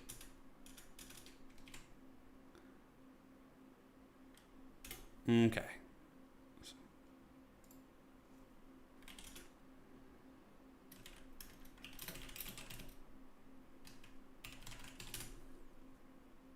Okay, all set. And now we should be going to the next round. It looks like the conspiracy theory was figured out. All right, we're playing Claw. This guy's a Dark Elf main, and he's the dreaded Lord of the Charybdis. And we got Pontus Claw here, so let me find him. There he is. So get him in the lobby, and I think we're going to be playing Dark Elves here. Hey, thank you, Crazy C4. Appreciate the donation. Yes. Thank you so much for your support. We got Blazing Ramparts, Brave Valley, and this one here. Great. All right, so we just got to wait for Homie to come in. I'm pretty sure he's playing from Europe, so it must be very late. And yes, we haven't heard from him yet. Let's go ahead and see what he's building or what he's playing so we can go ahead and start scheming against him here. Okay, there he is. So we got Dark Elves. You ban first. Dark Elves vs. Empire is a pretty fun one. Scourge Runner Chariots. Lots of funny business they can do. So we're going to bring a pretty cool build here. It's a bit experimental, but overall I think it should be nice. And he's banning Brave Valley. We play Haunted Vale. All right, so we're going to be playing on the Haunted Vale, which is a fairly open field map. Haunted Vale. Okay. And let me get the invite code out to this player here. And there we go. All right, Dark Elves are up next. What does Empire do against Dark Elves? You honestly can bring like 3 or 4 different builds. And that's what's really fun about the Empire is that you have so many different options. You like Wrathy for reasons. It's funny. All right. Dark Elves can definitely beat you, though. The Haunted Vale, what does this map look like? Yeah, it's this one, okay. So we're going to get 2 of those. That looks pretty good to me. 1, 2, and 3 in the backfields. Magic-wise, Burning Head is good. Death Magic is very, very good as well. You got a lot of choices. You got a lot of goodies to play with here. Marcus isn't terrible here either. Marcus Wolfhart. He could do a little bit of witchcraft for you, which is always fun. Okay, so we got 2 of those guys in that. Then we're going to want some of you, I think, just to play the mobility game. War Wagons are also very good here too. War Wagons can do some serious lifting, so that's very much in the cards if you want to try it. Balthazar Gelt isn't a bad choice. He can Plague of Rustlings and cause some mischief. That is for sure. Let's get you and you. Then we're going to bring out some troopers. So Free Company are always nice. I'm always an advocate of having at least 1 grenade launcher in your builds. I think that's very good. And what are the evil Druki going to be up to here today, guys? That is the question. This player is very unpredictable. They play the weirdest build. So, like, I know what meta Dark Elves do, but what regular standard Dark Elf play, I have no idea what we're going to be seeing here. All right, so let's get you in the mix. And then for our Lord choice, the Volkswagen is unironically decent here. He's not bad. So let's get this guy. Do a little bit of that. All right. And then we can also get you, and we're going to do this. All right. I think I like this build. It feels pretty fun. Okay, let's get that, get this, and get that. Okay. So we got an extra evil build right now. Cool. Bring a cannon and shoot the Charybdis. I don't know if he's going to bring the Charybdis. I know he's a Charybdis enjoyer, but we don't know if it's going to be in play. He is, like, you can't plan for this guy. You just got to raw dog it and see what happens. He brings some wild shit. I can assure you of that. Okay. And then we're going to get 2 of you and you. Black Lions are okay in this matchup, actually. This is a matchup where you can get away with the Black Lions. But it's a bit of an all-in, you know? It's a bit like putting all of your marbles in that one basket is a bit precarious, but yeah. I don't know. Let's see what happens here, huh? Okay, so we got 2 of those. We got this. And we should be ready to go here in just a minute. Any other reinforcements we want? No, looks okay. Cold One Knights are a problem too. Those guys do some big work against us, so we got to respect them. And I like the build. I think it's good. I think it is good. How is multiplayer in this game? It's really good. Is it beginner friendly? Yes.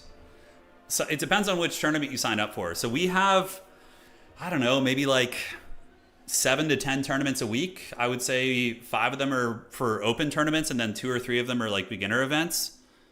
You have 5K hours in single player. All right, so you would scale pretty well, Rare. You would be able to do pretty good.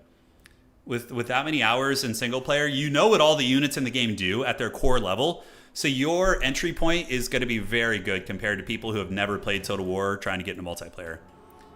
Bleak Swords will beat a swordsman, yeah. Well, because they have the murderous prowess, which is nasty. All right, so we have a cool build. It's going to be a what I like to call a battlefield control build, which is using nets and mobility to control space.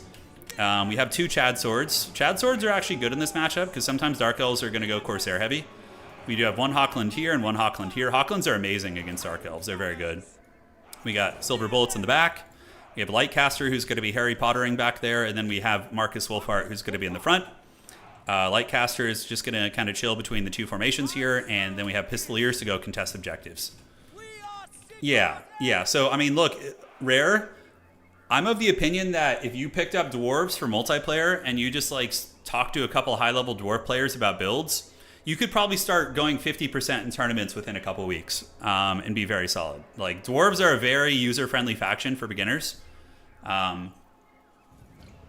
Yeah, RTK runs a new player tournament every Saturday. Yeah, they're definitely a great gem in the community of the RTK clan. As much as, you know, there's jokes about them being tournament villains and winning all the events, they're really good people. So they'll get you in there. All right, good luck, have fun. Let's see if we can take down the Claw.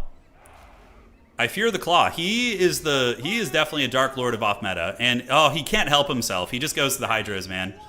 All right, well, at least the Hunts Marshal is gonna have his work cut out for him. And the Hawk and Long Rifle should be pretty good here as well. So the way I lose this game is if he gets into my backfield and shuts my shit down. You know, that is how I lose this game. All right, so Pistolier's going to be grabbing the goodies. And the first thing we call out is the Demogryph Knight with Halberds, because they counter Dark Riders. And we're going to go start poking this War Hydra a little bit. Okay, he just is he's gotten to the semifinals a couple times with his Hydra shenanigans. Pistoliers, are they going to shoot?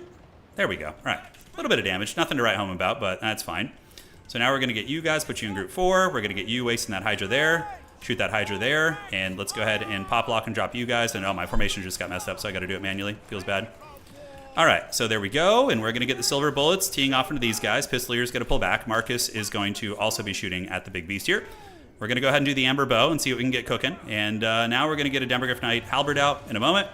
And they're going to cover us. All right, so the guns are getting a lot of damage in. One Hydra is probably going to die rather quickly. And here, we could do a Hunter Snare to lock that thing down. And we can start shooting it with these, keep the Hawk and Long Rifles there. And one Hydra is already basically in the trash can, so that's very, very good for us. We're going to move our Greatswords back. He does get a breath attack on us here. We need to follow that Hydra a little bit. So let's get our gun line and now start shooting on this Hydra to try and break it.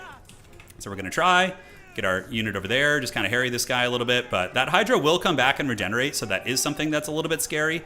But overall, we're going to see if we can just knock these Hydras down and, and live our best life here. So Demogryph Knight Halberds waiting in the wings. I do have my Harry Potter. Dark Shards are putting some firepower down, so I need to start shooting at the Dark Shards and wear their numbers down. Both the Hydras are already routed, so we're kind of chilling. We're going to go ahead and net down this Manticore, and this is what I mean by like a battlefield control type build.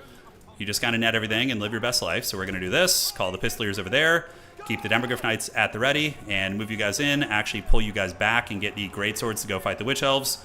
And now we're going to call in some Empire Heavy Cavalry just to screen. And even though I'm out on the objectives, the idea is that I just punish them on value so freaking hard that it doesn't matter too much, right? All right, so Pistolier is going to park on the outside here. Great Sword should be able to beat those Witch Elves, I'm hoping. And another unit of Heavy Cavs going to come in. We're going to go charge these. Hawklands. See the Hydra's healing, by the way? You think you got them, and then they come back. They're the Palpatine of total. We have another net? We don't, but that Manticore got absolutely bullied right there, which is excellent. And the big man is coming up through the middle, so let's get our Hawklands back online and start shooting here. And we're going to go ahead and do a Shem's Burning Gaze. I don't think we need it. Yeah, I don't think we need it too much. All right, so Chad Swords, keep them back. Unfortunately, the Dark Shards are getting onto our Great Swords there, which feels very bad. So let's tee off here, tee off here. Marcus and the Silver Bullets are going to try and shoot this one down. And we're going to keep the Demogryphs at the ready to deal with these threats. And then call in another Demogryph Knight relatively soon. So these guys can park in. We just want to crush them so bad on value that we can just march through and get all the objectives, basically. So we do see Cold One Chariots coming in. We're going to send the Demogryph Knights to go run those things down. Over here on this side, we're going to do this. And the Dark Shards are almost offline. Silver Bullets have gotten some good damage on that Hydra there. And with the Pistoliers, hopefully we can not nail him down here. So that's going. There's the Snare and kaboom. So we're going to do this. Net down the Hydra. Keep shooting it with Silver Bullets. Demogryph Knight's going to get in and do some work. And we can do a Shem's Burning Gaze on that thing as well. Going to try and finish it off. All right, another Dark Shard's going to come in. We're going to go try and run these guys down, pull you back. And the damn War Hydras will not die. They will not go quietly into the night, that is for sure. We're going to pull the Demis back. One Hydra is going to be offline here. Let's get our Hawklands, turn about face, take you down, pull these Demis back. And the Pistoliers, unfortunately, do get caught up a little bit there, so it feels bad. All right, so these Great Swords, where can they go? We do see some scary Manticore action here, so we're going to rotate you back. Hawklands are working on the other Hydra. And where are our Demis? All right, so Demis need to get here. We're going to retreat you back, get you guys across this way, and get the Demogryph Knights to go run you guys down, Silver Bullets back, and we got to keep the good fight going, guys. It's going to be a pitched one. Let's get some Free Company Militia out, so we're going to get 2 of them, and they're going to march out of the trees and provide a little bit of fire support. Marcus needs to work on this thing, and we need to get that freaking Hydra down, man. That Manticore is surrounded. We have Chad Swords here. They can definitely march in and do some work, and Yeah, it's almost dead. It's almost dead there. So let's do this. Net these guys down. Protect our Hawk and Long Rifles for a little bit longer. And there we go. So we get the net. And that damn Hydra, dude, it just will not die. Oh my god, it just will not go quietly into the night. So I laughed at the Hydra until it was too late, right? Yeah, kind of a little bit. So we're going to go sacrifice these Pistoliers into these guys to buy a little bit of time. This thing is almost dead. Demogryph Knights do kill the Manticore, so now they're going to come across here and deal with this. But Hydra is almost down for the count, so there go the Pistoliers. And do we have a Shem's Burning Gaze? We do not. So he's pulling back value a little bit against us, which feels really bad. But I'm hoping we can win against these guys right there. And the Hydra is going to be offline now. All right, so now we can start shooting proper. It's at its healing cap, so I don't need to put too much respect on its name. So yeah, we're all good. So we need another Demi in the front line here. That is for sure. So Marcus is fighting the fight. A fair amount of Dark Shards there. My opponent does have the objective captures. And the Free Company Militia need to start moving this way. We're probably going to have to get some in melee here. So, yep, Free Company Militia there. Let's go here. Do we have a net? We do not. We have a Shem's Burning Gaze. That's pretty much it. And it seems like it's kind of, we're running into some tough situations here, guys. All right, so Great Swords are back. Let's get them up. The Hawklands are mostly still online, so we still have both Hawk and Long Rifles, which are getting some good shooting in. Great Swords able to work their way through. Marcus Wolfart trapped in combat there, and we do now have enough for another Demi, which is going to be able to clean up our backfield most likely. All right, so Demogryph Knights come out, clean this shit up. Hawk and Long Rifles were able to escape, if I'm not mistaken, and both of them are going to be shooting here in a moment. All right, so we've almost got the backfield on lock. Let's get you guys back here to go chase these guys down. Marcus Wolfart fighting the good fight. Great Swords chasing, and yeah, we got to get a point. Oh, I know. I can feel the urgency. Trust me. I can absolutely feel it. I really thought this was going really good in the beginning, but the dreaded Hydra is actually able to put some work on us. All right. So as far as this goes, I think we just play where we're strong. We're going to get some State Troopers moving up there. We need to unsummon you guys and get these Pistoliers moving that way too. Demogryph Knights are clearing out the position, and we do see the Hawklands are doing some good work. They are melting into these bad boys, and there is going to be another Velociraptor cav coming out, so we need to start shooting those guys. And I do have a net on standby. All right, so we break them here. They're going to be completely broken over. Let's get these Demis back. And do we start playing the real far outside objectives yet? I don't know. I think I got to play to my strengths where we're actually like winning on the map. All right, so we're going to get that. We do see the shooting going down there. Let's go ahead and net these guys down, although they're not quite in position yet. Now we just move up here and get this point. I think these guys are... No, those Dread Spears are still fighting. Jeez Louise. All right, that's not good for us. All right, lock you down. Get the Chariot. We're going to net him, and we're going to come across. All right, so that point, hopefully we can start to get it. We're going to go get our Harry Potter over there, see what he can do. You guys fight there. The Demogryph Knights are eating a lot of the repeater fire, and we have our Free Company Militia who can now move up. Okay, so you guys engage here versus these guys, and we need to start wrestling points. We are really, really running out of time. I think I'm actually in a losing position. Despite being really up in value, I do not feel like I'm winning. Okay, so you guys move. Let's get another Halberdier coming as well, so they're going to move up. Hawklands can just keep wasting into these bad boys, and the Demogryph Knights, I believe, got back. Yeah, they were able to get back there, which is good. State Troopers coming, and yep, so they will get that one. So that one's on lock right now. Marcus is eating it a little bit, and those Velociraptors should get taken down here. We can demi-charge if we want to, but I think we need to just waste them. Yeah, we need to go do that. All right, so you guys do this, and I got to start playing every objective now. So Halberdier's going to go this way. We got to just play all the points, guys. Got to play them all, like some foul Pokemon here. Let's go ahead and net these guys down, and the Hawk and Long Rifles are now out of ammunition, which is going to take away a lot of my ability to fight on the field, which is very, very tough. Let's get a net on these Chariots, run them down with these guys, and get you Dark Shards going over there. And Marcus Wolfart fighting Coldwind Knights, you know, it's not ideal. It's not an ideal situation. Do we have another Empire Knight coming in? We do. Let's get you guys up. And the Empire Knight's going to come over here and hopefully get a good charge right there. You Spearmen go buffer these guys out. Demogryph Knights getting ripped up pretty good there by that shooting. And I am very well ahead on value, but it sure doesn't feel like it. So you go there. We have a little bit of time left, not a whole lot. Heavy Cav are on their way out, so they're coming on this side here. Halberdiers will arrive here. Let's get you guys around the backside. And we really need to get that objective. Okay, thank goodness we got that objective. That would have been a freaking disaster if we didn't. All right, so Harpies are there. Hawklands are about to get taken offline. We do see a couple repeaters. I'm starting to like notice how he's very bare bones on the battlefield, you know? Like, just doesn't have a whole lot. But the problem is he's just getting so many points right now, right? And he's getting so many points, and we just can't get past his lines here.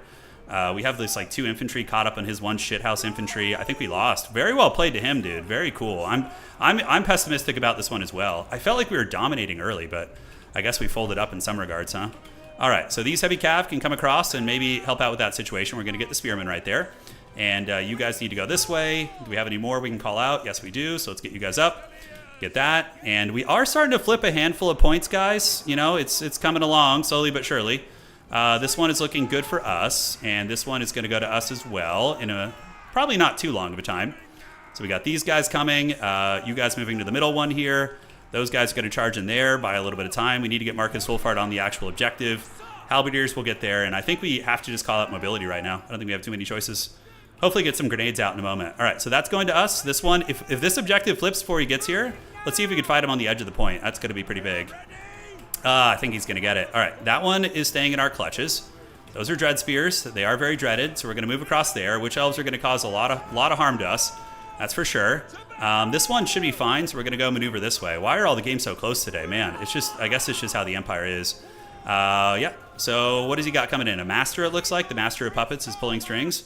Yeah, we don't have any good answer to deal with those Witch Elves. Just Empire Heavy Cavalry, probably our best bet. All right, so you guys are going to park on the point. We're going to shoot the Witch Elves here, who just absolutely tore us up in melee. We're going to start maneuvering this way and get those spears sacrificed to the gods. My opponent at 1,400 points. We need to probably stay here if we can. Silver Bullet's going to shoot. And do we have anything in the back? Not enough. All right, Dark Elves are easier to break than Dowie, but like he has closed the value gap very well because I've been forced to play desperate plays. That's for sure. This is good though, shaking off the old rust, right? Do we have any nets? We do have a net, so we're gonna net you down. That is a Dark Elf Master. Uh-oh, the dreaded lag. He pulled the lag switch. He pulled the lag switch. All right, 2 guys there. We're not gonna get this objective most likely, so we're gonna need to call in 1 cav unit and hope that that's going to be enough. That's basically what we got. So we'll call them in over here. It's going to be some Empire Knights, which are not the saviors I was looking for against all those Dread Spears, that's for sure. Pull you guys back. And this point is also in flux. It's very, very tight.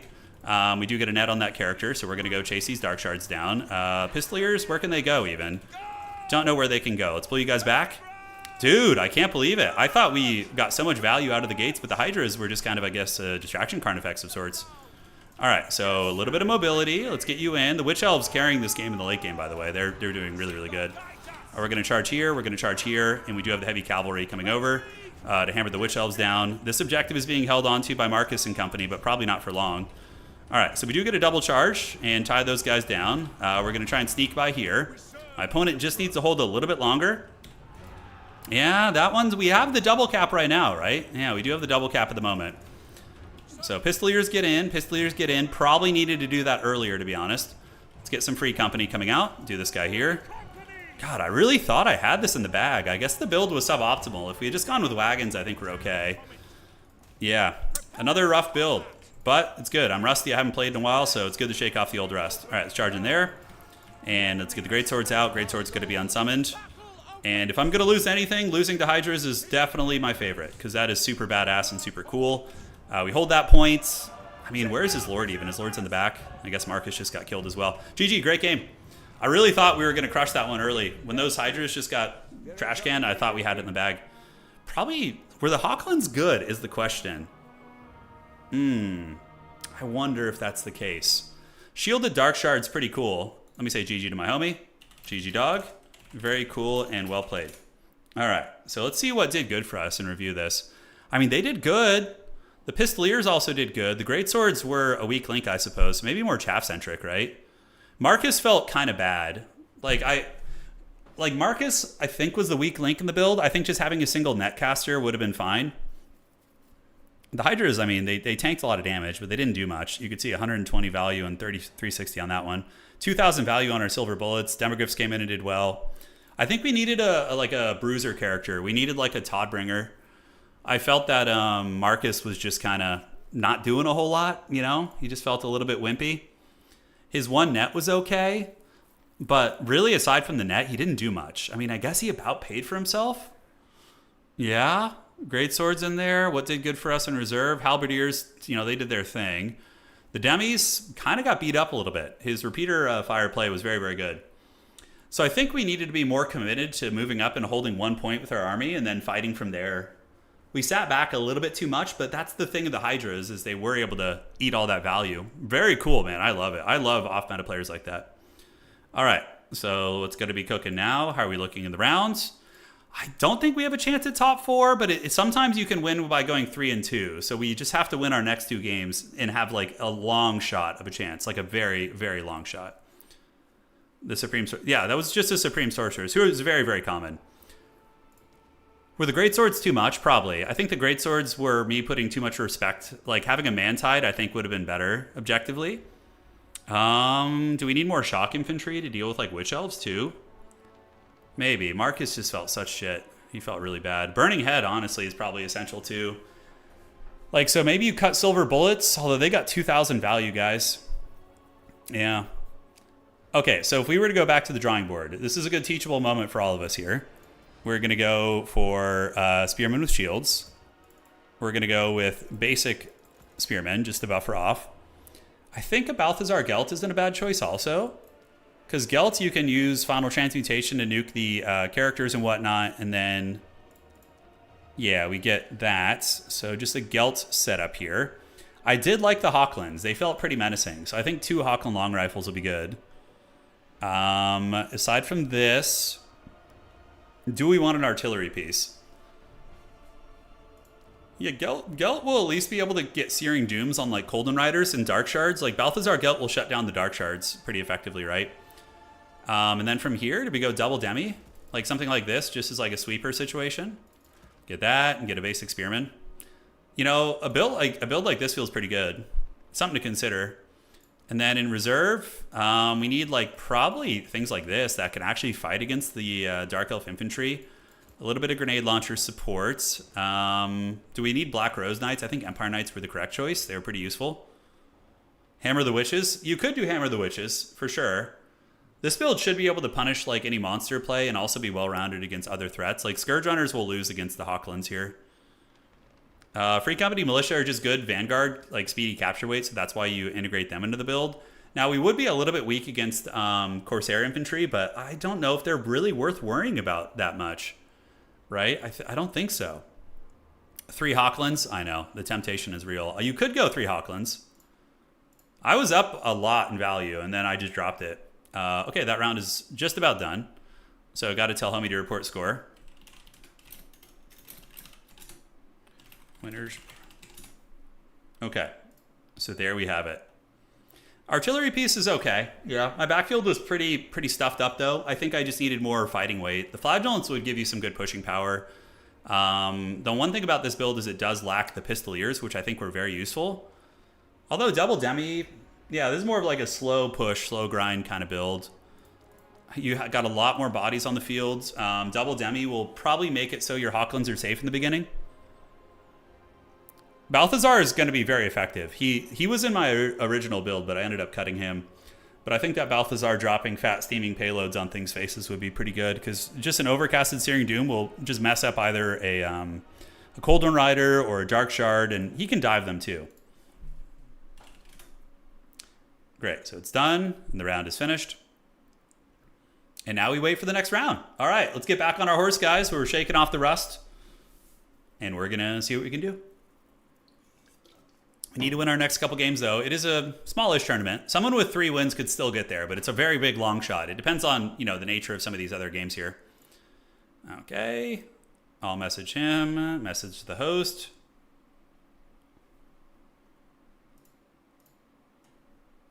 Round's done, G.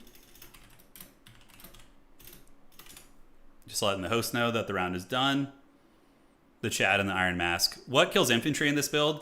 You know, you can run them over with your Flagellants and Sigmar Suns and some heavy Empire Cav and grenade launchers. Grenade launchers wreck Dark Elf Infantry pretty bad if they're not being shot by all the skirmishers and, you know, various range pieces and whatnot.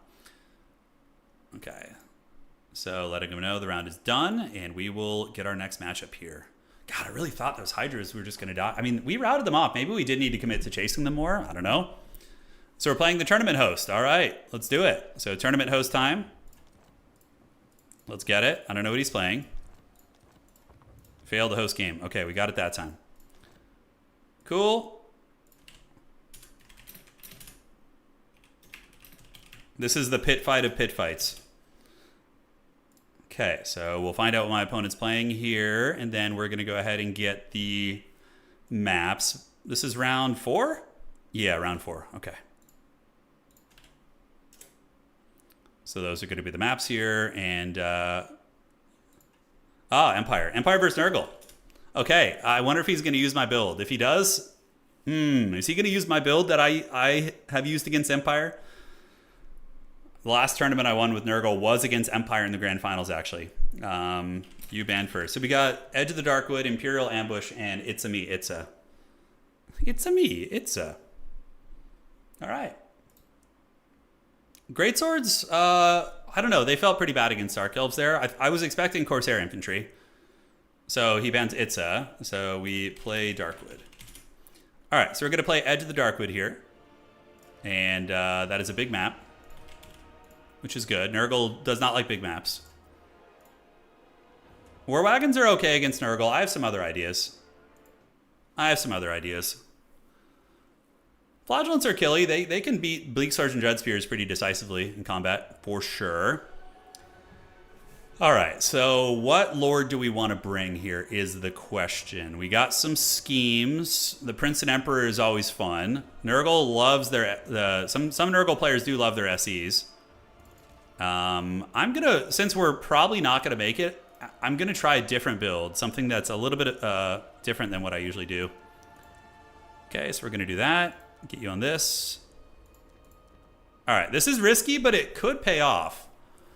It could absolutely pay off. If Franz is Mario, who's Waluigi? I don't know. It's a good question.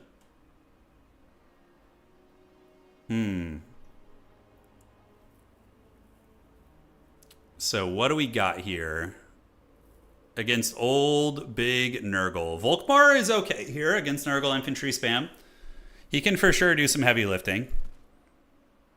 Oh God, you guys don't know how bad I want to bring the land ship, but then if I lose, I'm going to be very salty about it. So that's not going to happen. No land ship today. I do have something else that we're going to be cooking here. Might as well experiment, guys. Might as well experiment. So we're going to do that. Looking good. Great. Oh, this is so haggard. Oh man, is this gonna work? All right. I don't know if it is, but we're gonna try and make it. We're gonna try and make it here. Okay. Landship and Volkswagen. All right. Let's see what you guys think. Could be any number of things. Okay. Does the landship have good matchups? Oh yeah, I'm sure it does. I just don't. I'm so out of practice. I'm not sure actually. I mean, I wouldn't say it's like an ideal choice, but it's got some teeth here and there. Okay, let's get that guy, and then yeah, we got 3 of those. Are they cheaper actually? I think that might just be a better choice. Yeah, 3 of those guys, cool. You guys are gonna love this build. Kazrak is the Waluigi. Oh, that's funny. Yeah, shooting against Nurgle can work. You can definitely go gunline, which is pretty fun. And all right, so 2 of those. And are we gonna want it? Greatswords, like armor in general, feels a little bit dodgy here. Nurgle does have the dreaded Plague Ogres, which I don't think I'm too concerned about Plague Ogres, to be fair. Okay. Now, guys, this is actually an extremely risky build. But we're already in the dregs of insanity, so why not embrace it even further, you know? Like, when you start to become depraved, just embrace the depravity. We got it. Wookiee, your beloved. Yes, he is. Nurgle would probably be one of the worst factions to fight IRL. Hey, Tenfudge, stumbled upon your channel when Dow 1 Definitive came out. You have great... Hey, thank you, man. I appreciate that. And welcome to the party. We have a good time around here. It's, we basically just play a bunch of random RTS games. That's what we're going to be doing for years, so. All right. Oh, man. I feel like I'm just going to get wrecked. No, maybe you got to believe in the build. I believe in it. It's going to get there. Tretch Craventail. You saying Wookiee looks like Tretch Craventail? Oh, dude. He's got some Skaven energy, I mean, but I don't know. I believe Potato. All right, here's the build. It's Elspeth on the Dragon, Pistoliers, Double Mounted Engineer, and the Black Lions. I promised some of you homies you would get this earlier. Oh shit, he only has 10 units. That means I might have a really good chance. The smaller his army is, the better it's going to be. I believe in myself. I do. I do. Oh, dudes. It's on now. It's on now. Embrace the evil. Oh, man. This is either going to just wreck him or get wrecked. There's not going to be any in between. The DLC build? Oh, yeah, kind of, actually. Yeah. Not the Black Lions came earlier, right? I think. Yeah.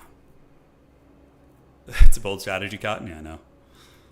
I know. Well, he's setting up his 10 units. It's a pretty small army. If he has any single entities, he's going to have a really bad time. Elspeth annihilates, like, hero characters. So if he's like Tamercon or anything like that, oh, man, it's going to be rough. All right, so he's trying for the back objective. We're going to move you guys over there and get Elspeth going. And it looks like there is a vanguard in the bushes of Pestigors. So first things first, we want to get some flagellants and have them head over there. And we're going to get the Black Lions to move up and shoot the rest of his army. Engineers and Elspeth are going to come secure this. And we can definitely just shoot these guys with the Pistoliers. Truly the pits of hell, yes. So, do we get the objective capture? If we can get it before he gets there, that's pretty money. And we do. That's really, really quite clutch, actually. Elspeth will get there with the 2 engineers. We're going to drop a Mercurial shot on you and a Mercurial shot on you as well. And these guys are going to start shooting at them. All right, so we need to hold for as long as possible there, and then we just retreat back. Elspeth's going to get in the mix. And we just call out some Black Rose Knights here in a minute. All right. So, we do get some good shots. Did I accidentally friendly fire? I didn't even know you could friendly fire with that shit. Okay, I guess you can. So that hurts. And flagellants are going to be moving and grooving now. Elspeth is going to be attacking in. We do see the engineer shooting. Pistolier is going to put a little bit of firepower down into Homeboy there. And yeah, those are going to be what? Plague Bearers of Nurgle? All right, awesome. So yeah, Elspeth and the engineers are doing good. I think I did actually friendly fire myself, which was hog wild. Didn't even know you could do that with that ability. But, you know, you learn something new every day. So, yeah, we're going to continue shooting with the Pistoliers into the Furies. Elspeth is basically just going to dominate all these gremlins right here. We're going to move you guys up, and the Black Lions can now switch on to the Noxbringer here. Fury's thinking about diving, but we are going to get Knights of the Blazing Giga Chads out in a moment. So that's that. We get them here. Should be able to shut that shit down. So Elspeth has been able to chase these guys back into the woods, and now we go kill the Noxbringer. These guys are coming. Blazing Sun Knights will deal with them, and we need to retreat you back a little bit as well. But so far, a very, very good fight for us. And with the Flagellants arriving, we should be able to hold that point, I think. All right, you guys ready to see an absolute bully beatdown on that Noxbringer right here? Because it's about to happen. All right, you guys coming. We grab this. And Flagellants will be arriving. We do see the Noxbringer getting it, so we're going to Spirit Leech that thing. And hopefully the Flagellants can hold. I don't know, we'll see. Blazing Sun Knights going to keep doing their thing, and it looks like the Noxbringer is going to be running away. So we can come help secure this point, I guess. Yep, you guys move in there. Knights of the Blazing Sun can rear charge, and we're going to need another Flagellant to come out, most likely. All right, so Elspeth, get in there. We could Buna down one of the Pestigors just to get the objective a little bit quicker, which honestly I think is fine. We can keep shooting at the Plague Bearers here. Really just need to get this back objective soonish. So Flagellants are getting it. Blazing Sun Knights, we can get them into the Pestigors here. And the Engineers are online here as we continue wasting into these guys.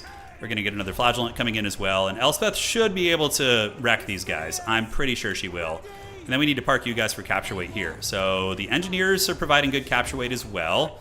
And now, what do we want to do? We want to send some free company into the middle to start playing that game.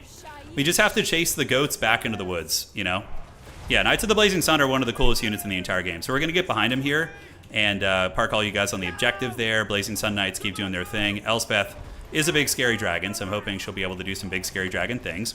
My opponent losing the big boy. I don't even know what my opponent's lord is, by the way. I have no freaking idea. And the foul goats have been chased back to the woods. So are any of them going to come back? I don't know. We're going to go get Elspeth here. Pistoliers can rotate. The Black Lions, by the way, I have the dreaded restock ability, so I can restock them. And now we just kind of start making a play for the middle, I think. Yep, we're going to start working over there. Elspeth's going to come and give it to you. And normally you would be like, oh no, my Black Lions are almost out of ammo, but I have restock. So pretty money. Flagellants can sit on the point here. And now we're going to start rolling here. Oh, the restock is so clutch.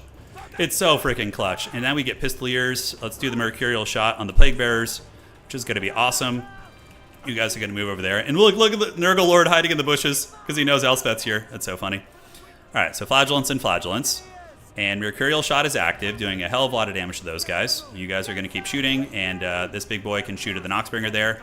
So we need to scatter, because he's about to shoot me, so we need to scatter to the winds, go 3 directions. Engineers just kind of keep blasting, and Elspeth's going to come across and bully these guys off.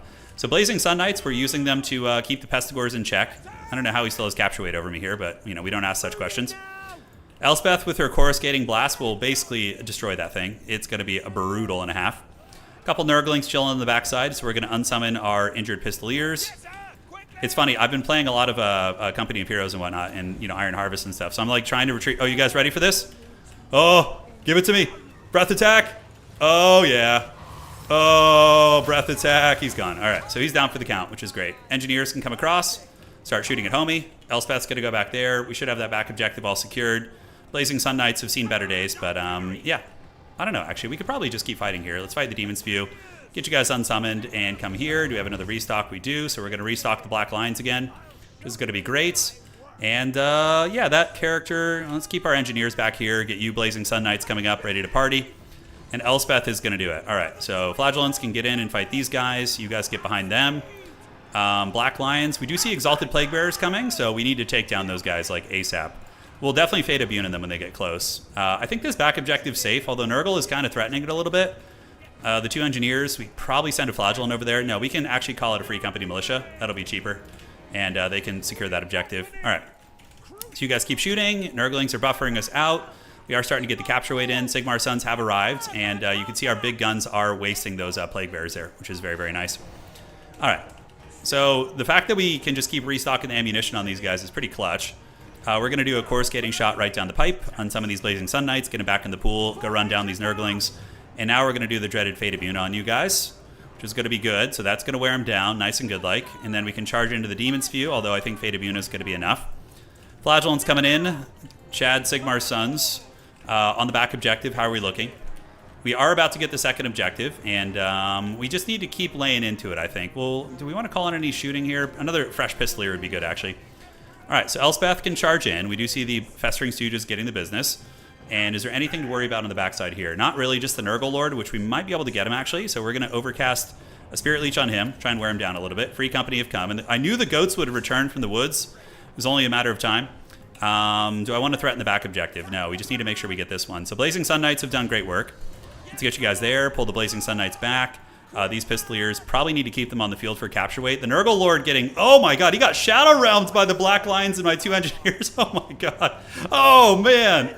All right. That's why the Empire's so fun. Oh, I love it. All right. So we're going to get Pistoliers up on the point. Free Company Militia going to rush to the middle as well. And we're going to see how those Forsaken going to hurt. They're going to hurt pretty bad. So we'll do Death's Timekeeper on them. Try and wear those bad boys down. We have the Blazing Sun Knights. We're going to get them around the back of the formation, do some rear charging. But Nurgle's pretty much cooked now with their Lord being dead. It's going to be a little bit too much. A lot of crossfire there, because these engineers have repeater rifles too. And, oh man, restocking the Black Lions feels so good. Feels so good and so cost effective. So we win on 2 at this point. We're going to rear charge into the Festering Stooges here. And you guys ready? Now I can give you cinematic shots. For we'll just say Sigmar. You know, Mimeridia, I think, is who they worship, but... Oh, yeah. Glorious, glorious Sigmarite charge into the foul demons of chaos. All right, so let's get you guys all set up here. We can unsummon these guys. We need fresh units in the pool. Unsummon you guys. And the Black Lions are going to keep teeing off on things. We're going to go harass with these. Keep these guys up on the point. Now we can call in some grenade launchers to clear these guys out. So they're going to come. And looking good. All right, so the Festering Stooge is going to get it. And we can do the Mercurial shot on you guys. And we can do one on you guys as well. Black Lion's just sitting at a casual 4,000 value just about because we're giving it more ammo with our engineer combo, which is really, really cool. Back to the warp indeed. All right. Let's get this. Let's go get the Pistoliers to start shooting the Nurglings on the back point. Calling some Huntsmen. Move them up in the Vanguard. And Elspeth is doing really good, actually. She's been quite a bully this game. Can bring her over here to try and tear out some of these guys. And is there any threats on my back objective? Furies. Okay, so Furies coming in a little bit scary. I don't know if Free Company will beat them. Let's actually shoot here. Unleash some shots. Get these guys unsummoned back in the pool. If we just hold this objective, we just basically win. So we're going to grenade launch the Nurglings and shoot them with Pistoliers, and we should be able to get them offline reasonably quickly. Probably need to unsummon some of the tattered Nurglings as well. And the Black Lions, oh, dude, they're doing so much work. They're actually really good. I think they're very underrated in competitive play. All right, so keep it going. Those Furies are basically almost dead from the firepower. The cows are in mass retreat, and Nurglings are basically the last bastion of Nurgle. And I don't think they're going to be long for this world either. All right, Free Company, let's move them up there. chase these guys down. Are the Nurglings or those Furies gone? They are. They're disintegrating, so they're going to be offline here. Shoot that full health unit. Let's run back this way. Yeah, Pistoliers are great. They're a good utility. They're fast. They can shoot while moving, so they bring a lot to the table. Nurglings getting obliterated by grenade launchers, and that's going to be it. GG. All right. So we fended off the goats on the back objective. My opponent did go for a stuffing strategy, but the weakness of that build my opponent had was the Noxbringer. The Noxbringer, if you're going to go for a stuff, isn't very good because it doesn't contribute to your strategy, right? Ridley's build was like, this is all good. Pestigores, Plague Bear is totally fine. This is all pretty decent. I would probably go less elite. If you want to beat Empire with Nurgle, you stuff them. You bring a million infantry that they can't kill quick enough, and you win on points. But yeah, Elspeth with 2100 engineers getting good value too. Black Lions 4600 value, very thick carry on those guys. And the Blazing Suns, yeah, they're good. Fire damage against Nurgle, what's not to love? So GG, well played. All right, GG dog. Engineers, Overcast SL, and Lions. Yeah, we killed his Lord really quick with the double Engineer, the Overcasted Spirit Leech, and the Black Lion volley gun mowing him down. So it was a lot of focus fire. A lot of focus fire on that bad boy. All right, we're back in the win column, baby. It's good. This is a good tournament. I'm shaking off the old rust. We're getting back into the Total War tournament swing, guys. Let's report that. So it's going to be Empire versus Nurgle. It's going to be Empire for Hire here. This is a great name. And that was versus my beloved Nurgle. All right. That was a fun one. Yeah. Really, really cool game. Empire's got a lot of wild, diverse strategies. They're a very dynamic faction.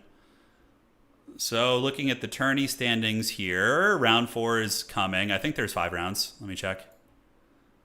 Oh, shit. There's only 4 rounds. Okay, never mind. So we don't have a chance. That's fine, though. Still, we ended on a high note. So now we're going to be casting. So it was his first tournament, so I suspect he wanted to do a shorter one just so it wouldn't be as overwhelming. All right, cool. So next up, we have the tiebreaker rounds, followed up by the Road to Talabheim and some other goodies here. So these are going to be the semifinals and whatnot here.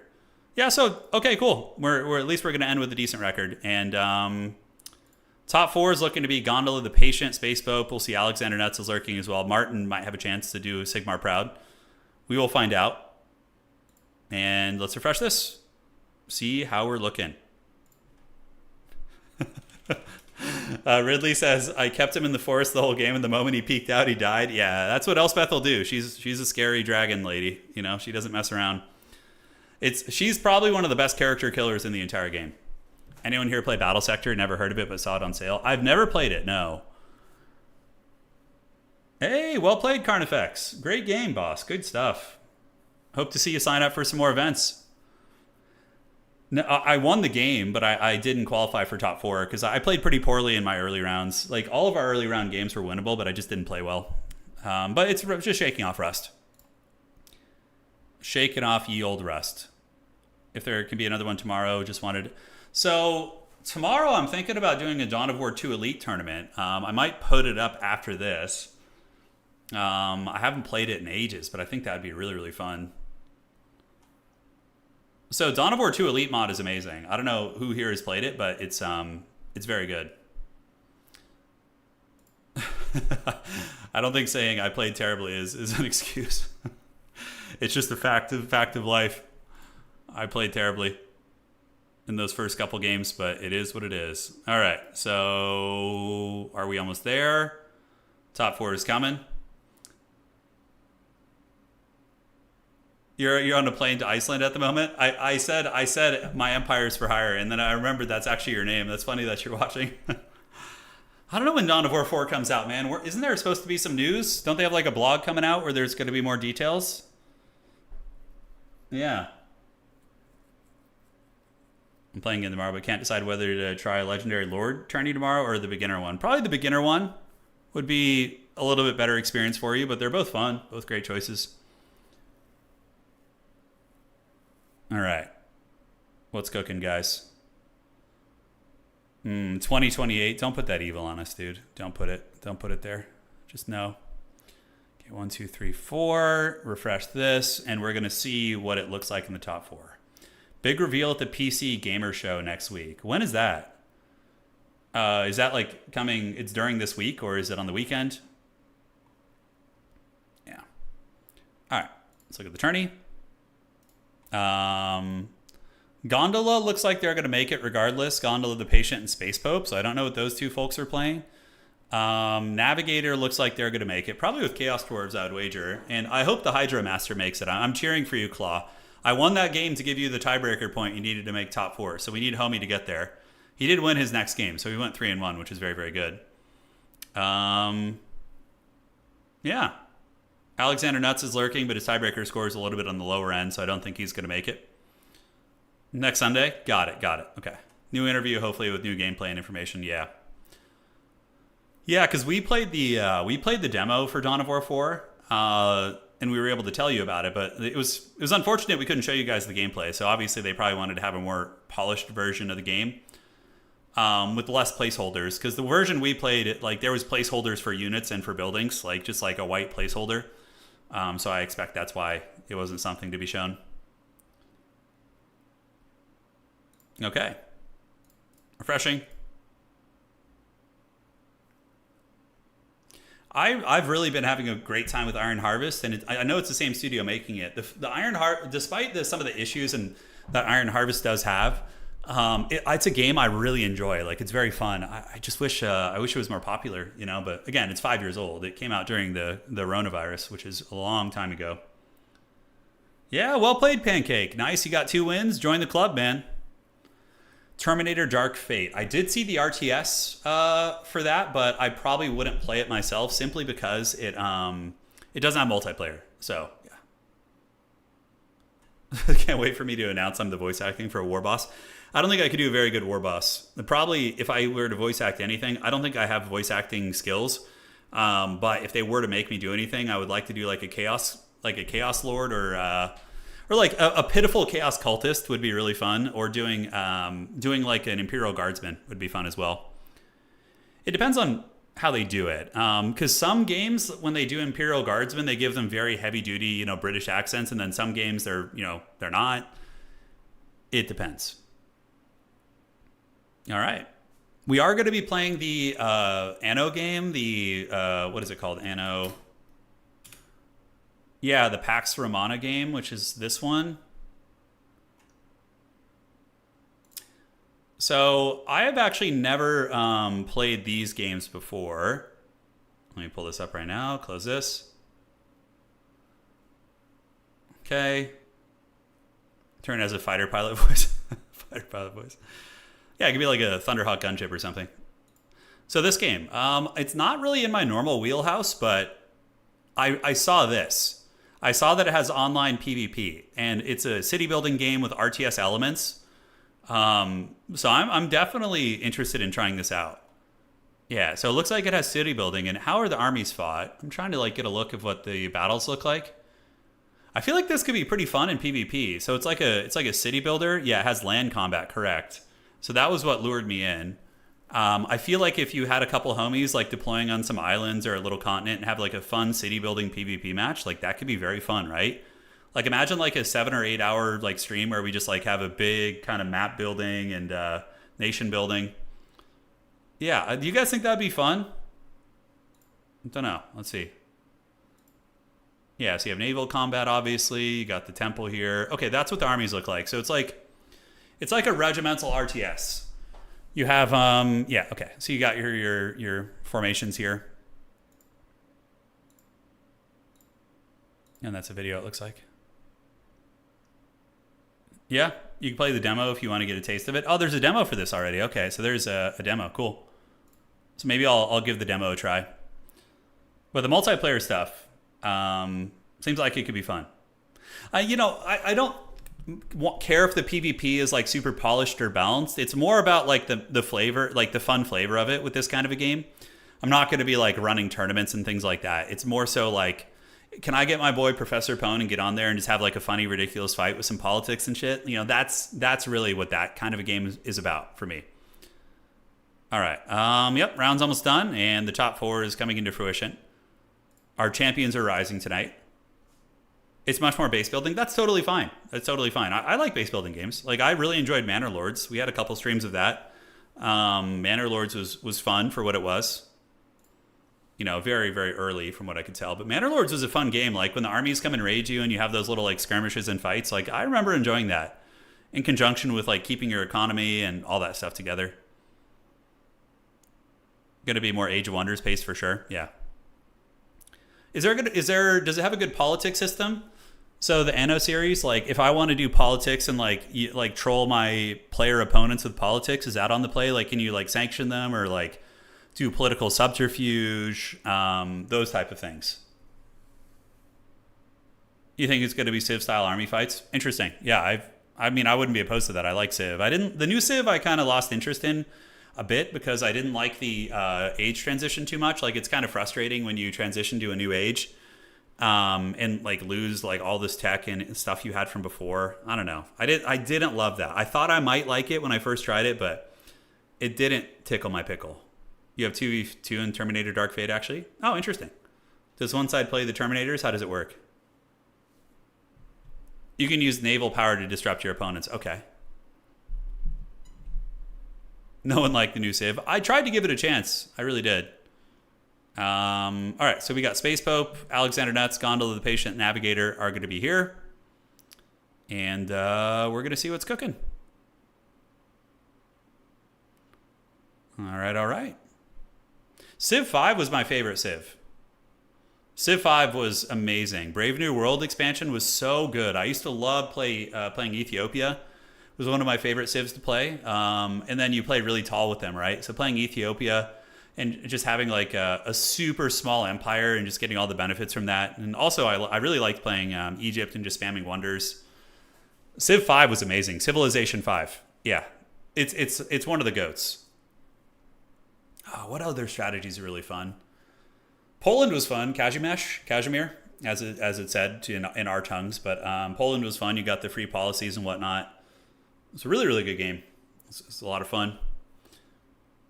Warfare is more about knocking out trade routes. Each island has different resources, so you can mess with their economy. That's assuming you start on islands, but yeah, I get you.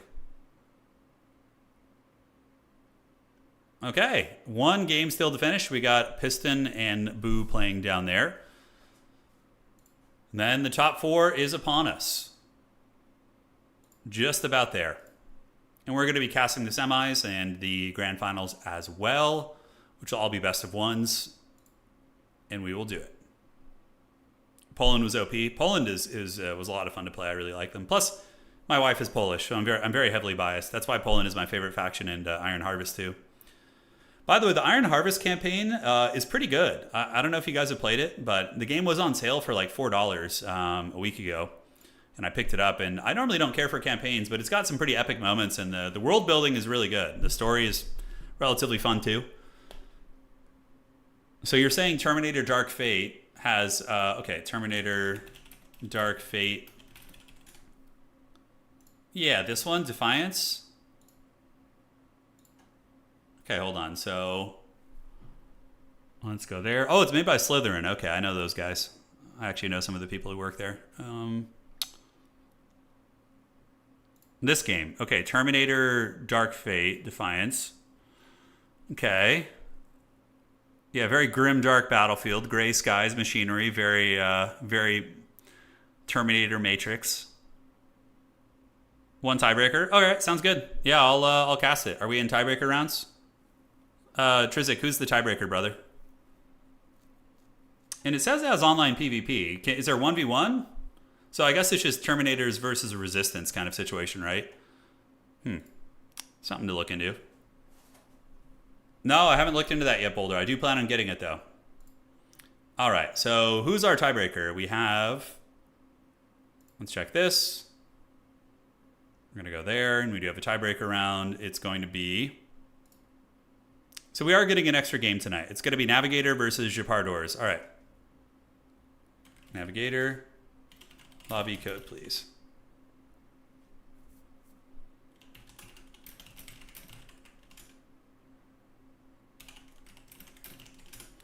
Okay, and then we need to get Japardors as well.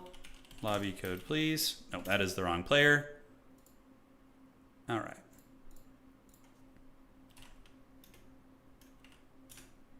Yo, lobby code. All right, so we have a tiebreaker match coming up right now. Hopefully you guys had fun with all our games were pretty good tonight. They were all pretty close and contested. It was very fun. We got to find our tiebreaker match, which is going to be lurking somewhere in the pits here. And we're going to do it. Gates to Hell. I know. Dave Ock's been trying to sell me on that one.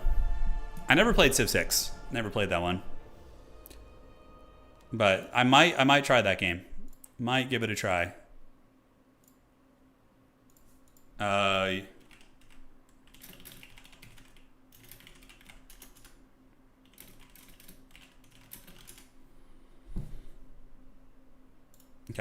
Okay, looks like there's not going to be a tiebreaker round. Somebody has to eat dinner. So Navigator's going to be advancing anyways. All right, so we're just going to go straight to top 4 then.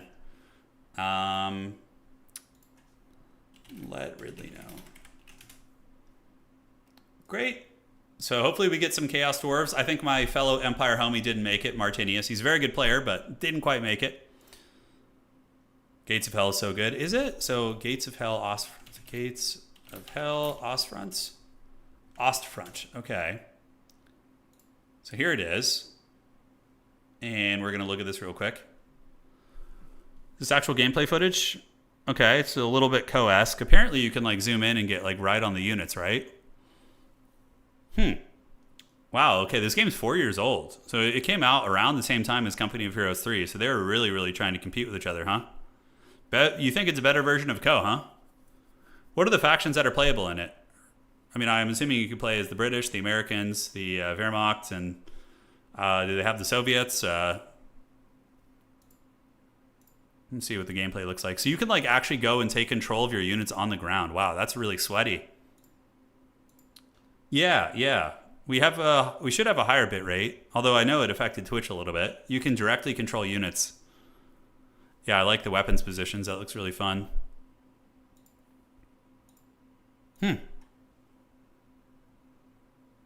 Interesting. Never tried that one. I'm surprised. Yeah, kind of slipped the old radar there. Okay, so we're going to refresh this, see if we're at top 4 yet.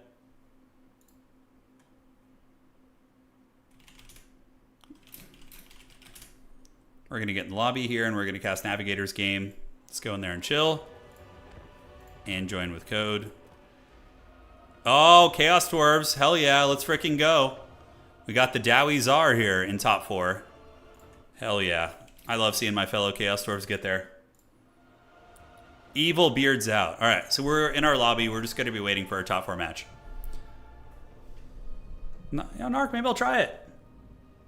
What'd you up it to? It does look pretty good. 20,000. So I was originally streaming at 9,000 bit rate, or 8,000, and now it's at 20,000. So I was able to upgrade my internet to hopefully be able to hold at this bit rate. So I'm hoping the quality will look better on the games and stuff. Do you follow Day 9? I used to. I mean, I'll jump on his streams every now and then if he's playing like some Magic or a game that I like. I mean, I've been watching Day 9 stuff for ages. He's truly an OG. He's been around forever. Yeah. Is Battle for Middle-earth 2 still on the menu? Next weekend, yeah. I was going to stream it today, but then I found out it was a 2-weekend tournament, and I decided I'm just going to do the semifinals and grand finals. So next Saturday, we're going to be streaming the grand finals of a major Age of the Ring tournament, Battle for Middle-earth. So it has like a $200 or $300 prize pool, which is pretty good, especially for that community. So we're going to be casting that. Orange Pest is hosting it, actually, so that should be quite a bit of fun. Should be quite a bit of fun. That's a massive difference. It is Dreaded Saurian. It is. Yeah. All right. Let's refresh here. Yeah, a lot of good RTS games. Looking good. All right. So we got Navigator versus Alexander Nuts. So Big Nuts is on his way in. You versus Alex. Good luck. Have fun. And we're going to cast it. We're going to see what he's up to. Coast versus Shorfs is fun. It's an even matchup-ish, I think. Yeah, Navigator would probably do more of a forward frontal. Alexander's probably on his beloved Coast. That's usually what he plays. He's good at Dwarfs, too. Alexander either plays Dwarves or Coast in like every tournament. Time slot was perfect for Australians to participate. Looking forward to the next one. Nice, dude. Hell yeah. We got you covered. Dwarfs are super fun. Had an extremely down-to-the-wire match against them a few days ago. They're a great faction. I casted that game, didn't I, Pancake? Or, oh, I haven't posted it yet. I casted your game. that you sent. It's you versus that Chaos Dwarf player, Butterfly, I think it was. I can't remember, but I have it going up. I recorded it. It'll be on the channel soon. All right, Chaos Dwarves versus Vampire Coast. Let's get it. Let's party. And let's have some fun. I've always wanted to go to Australia. It's just such a far journey. I'm pretty sure the flight is just like obscenely long. Yeah. Yeah, Poet, we've covered a lot of Battle for Middle-earth. We were very into it like 2 months ago. We have a lot of streams and videos and a couple tournaments even of it going up, which is fun. Australia, yeah. I'd love to go. It'd be fun. Played Greenskins today, Turin. They're fun. Yeah, Greenskins rule. They're hard to play. Greenskins, I think, are one of the highest kind of skill requirement factions. They're very, very difficult to play, but extremely fun. All right, so Chaos Dwarves versus Vampire Coast here.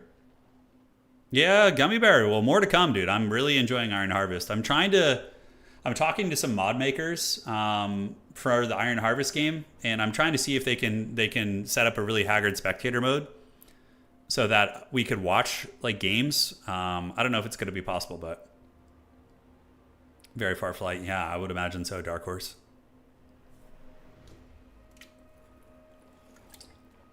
Some good water there, boys.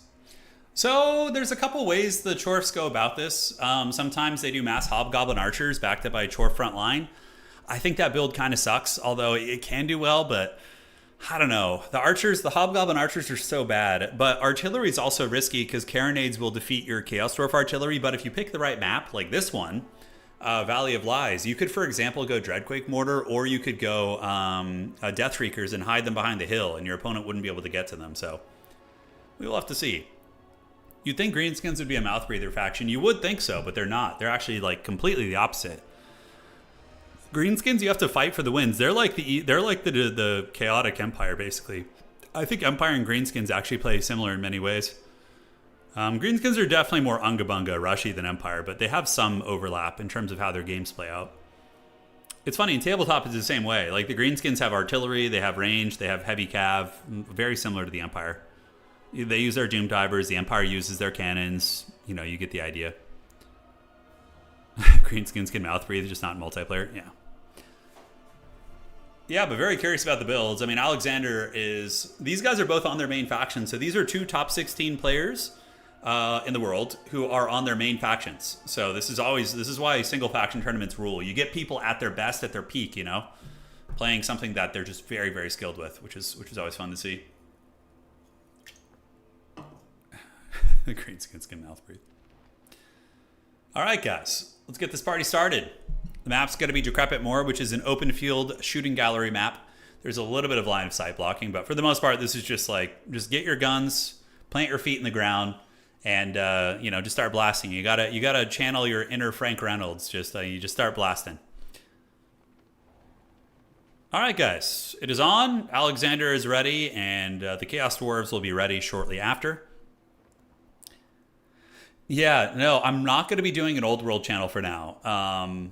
Simply because I don't have somebody around me who would be free to play in the frequency I would like. And number two, I don't like the rules for old world that much. I mean, I do like the rules in some ways, but the game is a little bit too much monster and hero hammer. I like when the rank and file are more important and heroes are more tertiary. So, I mean, I like big powerful heroes, but big monstrous heroes are my problem. Like, I don't care if like a foot character is super powerful, or like a horse character, but like dragon heroes are just way too dominant in the tabletop game, and it's just not fun to play.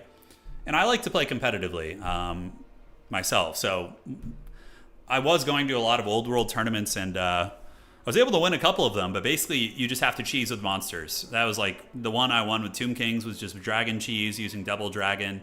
My Chaos Dwarf list was monster cheese. It was just using a Sorcerer Prophet and 2 Iron Demons. It's just all big monster cheese, you know. Competitive Grand Cathay builds are really cheesy in Old World as well. Yeah, it's just all cheesing and abusing single entities. The rank and file are just terrible, which is really depressing because I like the whole appeal of Old World for me as a game is like seeing the formations like being relevant.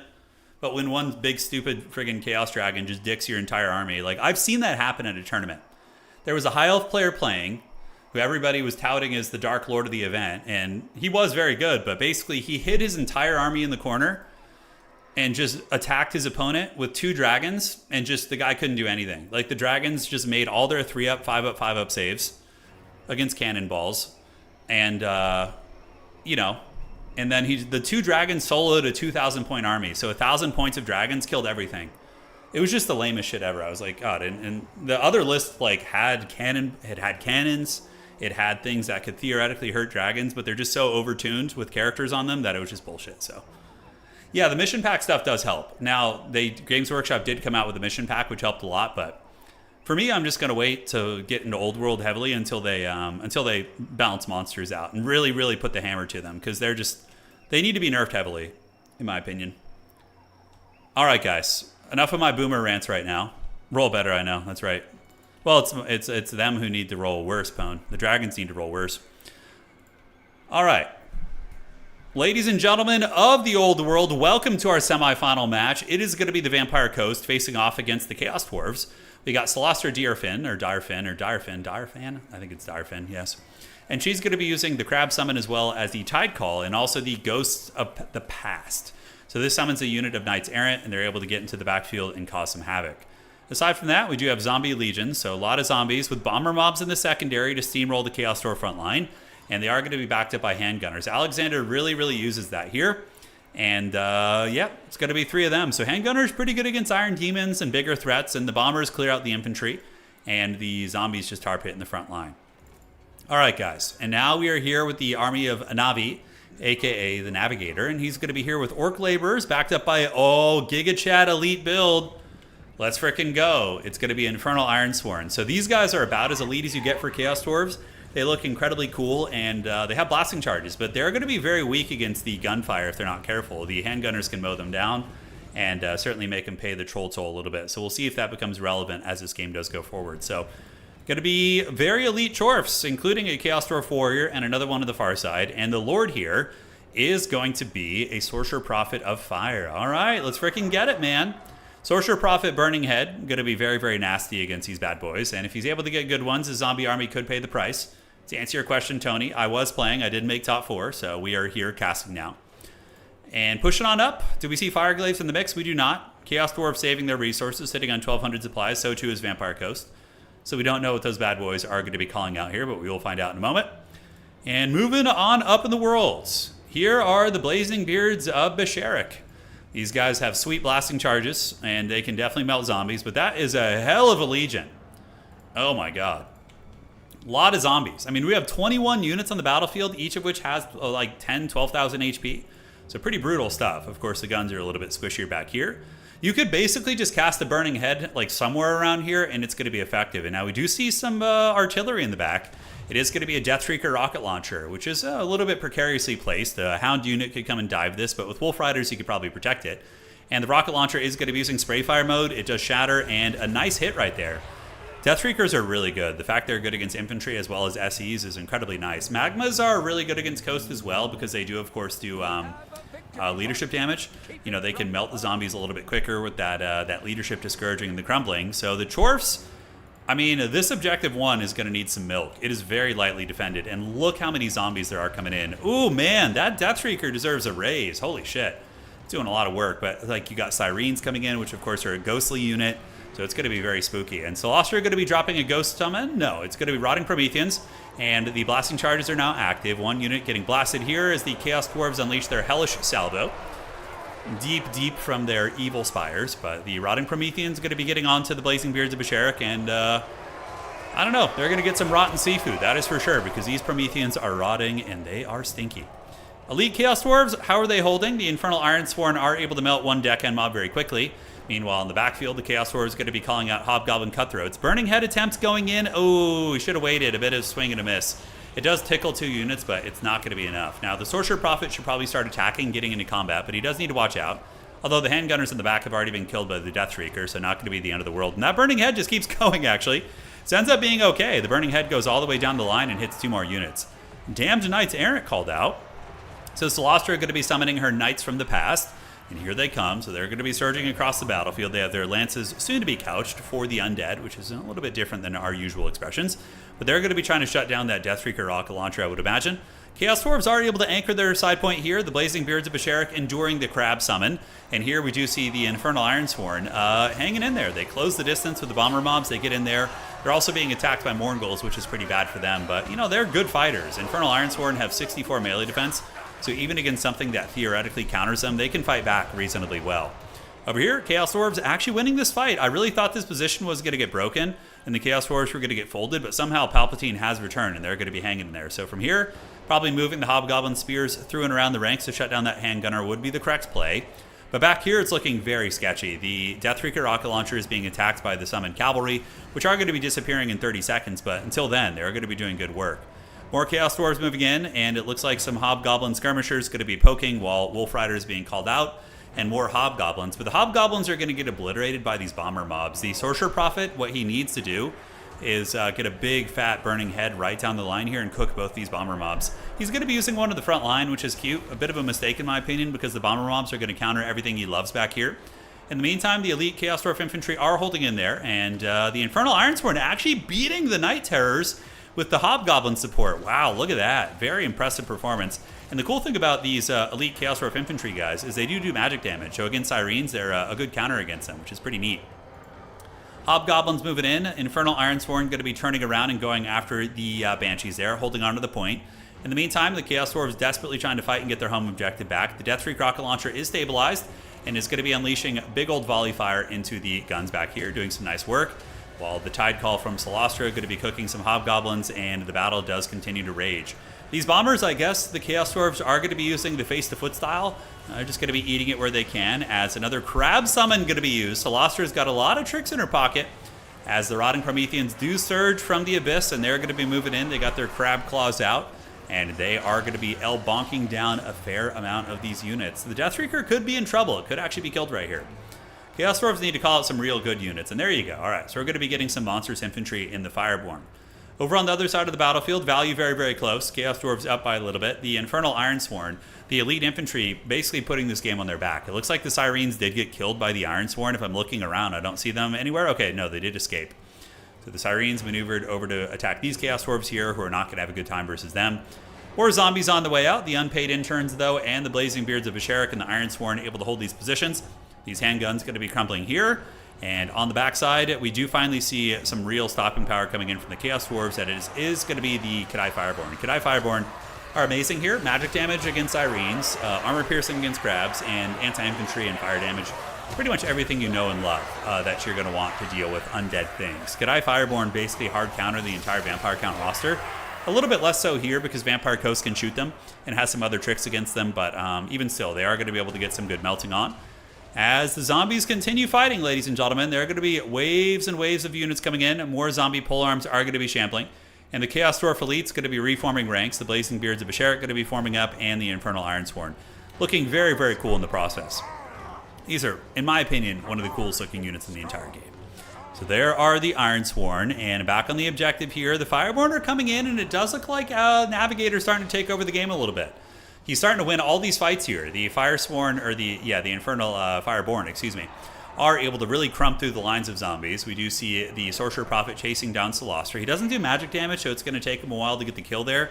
But if the Chaos Dwarves can just stabilize their 2 points, then they'll be in a very comfortable position to win this game.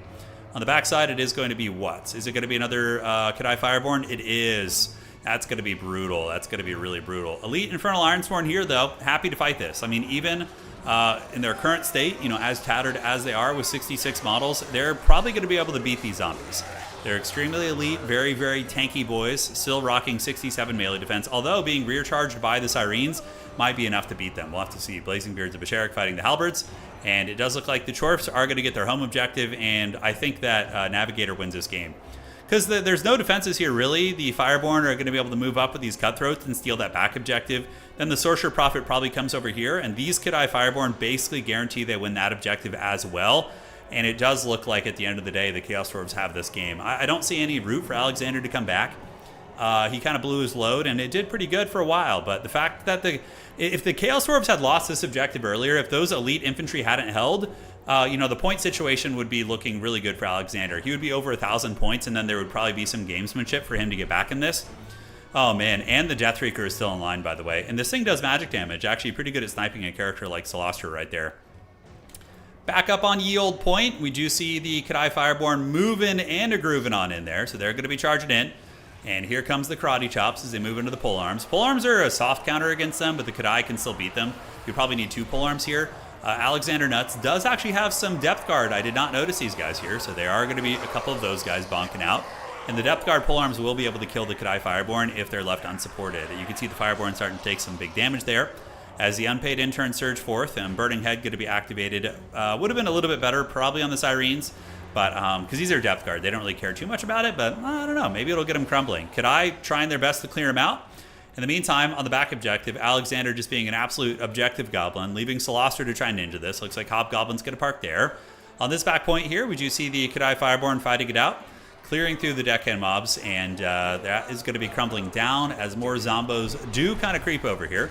Cannon's being called out by the Vampire Coast on the backside, so they do summon a cannon, but really unfortunate for Alexander. The fact if Nabi is paying attention, he's got a free kill right here, but I think his micro might be elsewhere. No, he notices. Well played. I mean, this is a semifinal of a tournament. A couple zombies going to come out and maybe be able to protect this, but even still, it is forcing a unit to kind of sit back here. Kadai Fireborn cleaning up the objective, but Vampire Coast is holding on. Alexander showing why he is one of the best players in the world. Despite fighting from behind here, he is doing it. And the Kadai, how are they going to do? Depth Guard polearms kind of causing some havoc, guys. Celostra on the objective. You could definitely chase her down with some Fireborn if you want to. It looks like these Sirens finally going to get folded when some proper magic damage does arrive. I always find it really absurd how Wizards don't do magic damage in this game, although I guess their spellcasting is one thing and they need to have like a magical weapon, but you know, like Wizards, like the Bright Wizard, for example, in the Empire fights with a sword that is literally on fire, if I'm not mistaken, and he doesn't do magic damage. There's some weird shit like that in terms of the aesthetics. Not that it's a big deal for like balancing and whatnot, but just kind of funky. All right, guys, Alexander approaching 1,000 points here, and it looks like the Depth Guard polearms finally do get killed, and the Dwarfs going to be getting up to this objective and grabbing it, calling in a couple skirmishers in the process. Celostra trying to get this back objective here, but not having a lot of success because the Hobgoblins are just kind of creeping around in the shadows right there. And here comes ye old Sorcerer Prophet to win the day. The cannon, they're getting a lot of value done, man. Able to force the Fireborn back, and Alexander didn't hear no bell. He is down in value, but now the Chaos Dwarves do have the double cap. And the problem for Alexander is he cannot win on just one objective. The Chaos Dwarves, if they get the 2 objectives and just hold those for the rest of the game, they're basically just going to be karate chopping the Coast. So Coast is going to have to muster enough strength to take an objective, and I don't see that happening as the Sorcerer Prophet on his... Look at it run. Look at his short little legs. But it's going to run in there and probably be able to take down Celostra if it wants to, or maybe it retreats and cycle charges. I don't know. We'll find out. Double cap for the Chaos Dwarves, and Alexander will have a little bit of time to fight back. He's got his cannon online here. Going to be setting it up and moving forward, so trying to get range of some of the Fireborn. Zombies have a little bit of time to work with, and it looks like a couple of them are going to be shambling to the back point. Celostra is being harried and hunted by the giant Sorcerer Prophet here, who is going to be giving chase, and she does have 50% damage mitigation, if I'm not mistaken, against physical attacks, but you know, 50% of 540 is still quite a bit of damage, and she's going to be crumbling here, and with that, the hopes and dreams of the Vampire Coast army probably going to be going out. So the Sorcerer Prophet casting some arcane magic, going to be getting a burning head there, and that was a bit of a strange one. I think he misclicked. It was supposed to go down the side, although maybe he's trying to get both units. Celostra is down. The Fat Lady has sung for the last time, truly a signifier that this game is over.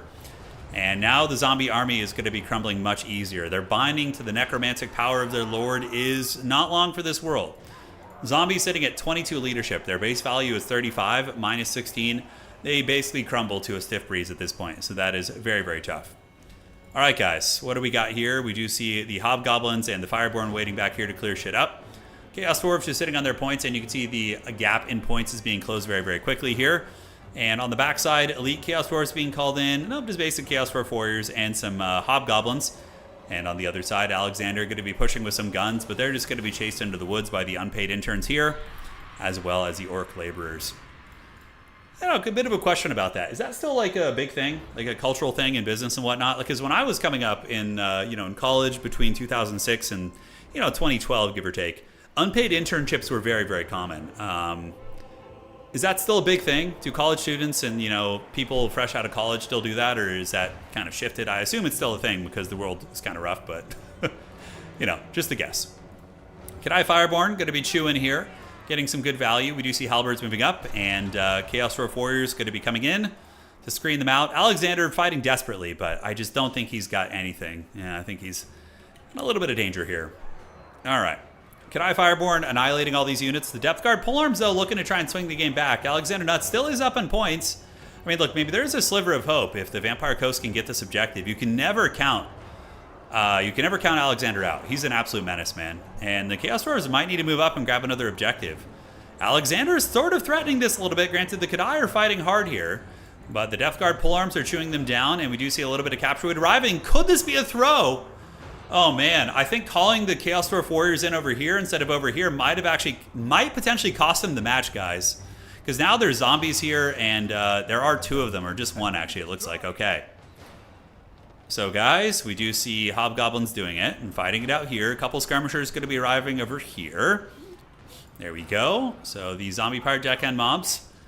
Not enough to outmuscle these Chaos Dwarf units, and now we do see the Blazing Beards of Basharat coming in, which should be enough to solidify the game. I got a little bit nervous for our Hashut champion over here, but it looks like he is going to be okay, as the Big Bull is on parade, going to be landing down there, and the Zombie Pirate Deckhand mobs going to be getting it pretty good right there.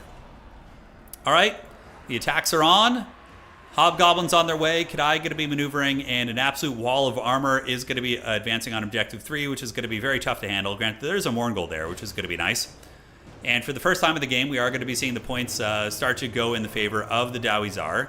But they're going to need to stay on this point. Yeah, they got to keep their capture weight on there. The zombies do have a lot going there, guys. Kadai arrive. A couple Hound units get in. Unpaid interns fighting against Depth Guard. Certainly not what they signed up for. Capture weight is going to be back in the clutches of the Chaos Dwarves, which is barely. Blazing Beards of Basharat trying to surge forward and get this. And there you go. All right, all right. York, that's good to hear. That's good to hear there's some progress on the internship situation. All right, battle's on. Zombie Pirate Deckhand mob's going to be getting it. We do see the doggies here, the scurvy dogs getting chewed on by the Hobgoblins. And ladies and gentlemen of the old world, I think this is the official death knell here for the Vampire Coast. They had a moment where it looked like they might be able to wrap back on the objectives, but they're also, you know, having a little bit of a struggle city on their back point as well. So that is going to be it. All right. GG, well played. We do see 1,300 points, massive capture weight advantage. Basically, the Dwarfs need to just make sure they don't get injured on their back point. That's their only weakness right now, so just reinforcing that with something, which is exactly what he does. Calling out a Hobgoblin or a Chaos Dwarf Warrior is a good call. You can see Alexander knows this, and it's going to be Goblin moding for the back objective. Calling out 2 scurvy dogs. Man, Alexander is so scrappy, dude. You think you got him on the ropes, and he just gremlins for another objective and just keeps the pressure on. Alexander has actually pulled the value lead, which is interesting. It doesn't take into account crumbling and whatnot, so the value tracker is really not super accurate, but there it goes. You keep thinking that it's over, and then Alexander's like, I didn't hear Nobel this time. So he's trying to get here with 2 scurvy dogs and some Mornguls. He chases those units off. Morngul's going to be engaging versus the Hobgoblins. Alexander definitely needs to get those scurvy dogs back on the objective. And the Haunter is going to be bashing in, terrifying those units off the point. Capture weight is flipping to the Vampire Coast. Granted, Dwarfs in about 4 seconds are going to be able to win on just 1 point. It's going to be possible for them. So Blazing Beards are coming in. Hobgoblins are going to be approaching the objective. Navigator pretty comfortable over here on this side. Sorcerer Prophet moving in, and ooh boy. Yeah, the Chaos Dwarves actually win on just 1 objective, if I'm not mistaken, at this point. It's really, really close, but I think the Chowie are going to get this.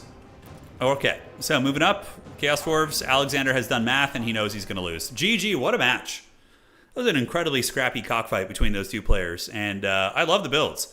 Anytime you can see an elite Chaos Dwarf infantry just holding tides of zombies at bay, I mean, sign me up. Blazing Beard's got a lot of kills too. Deathstreaker, 1,500 value. And the Fireborn are obviously the big, carry pieces in the late game. Alexander, with his classic style, Alexander loves to play this. Just like a wide gun bomber line, move into your face and just unga bunga. And then use Celestra as a bit of a scalpel to take down what you can. All right, guys, let's get ready for the finals. I need to go get some water. This cup is empty. All right, so we're going to go check it out here, refresh the brackets, and the other game I think is still going.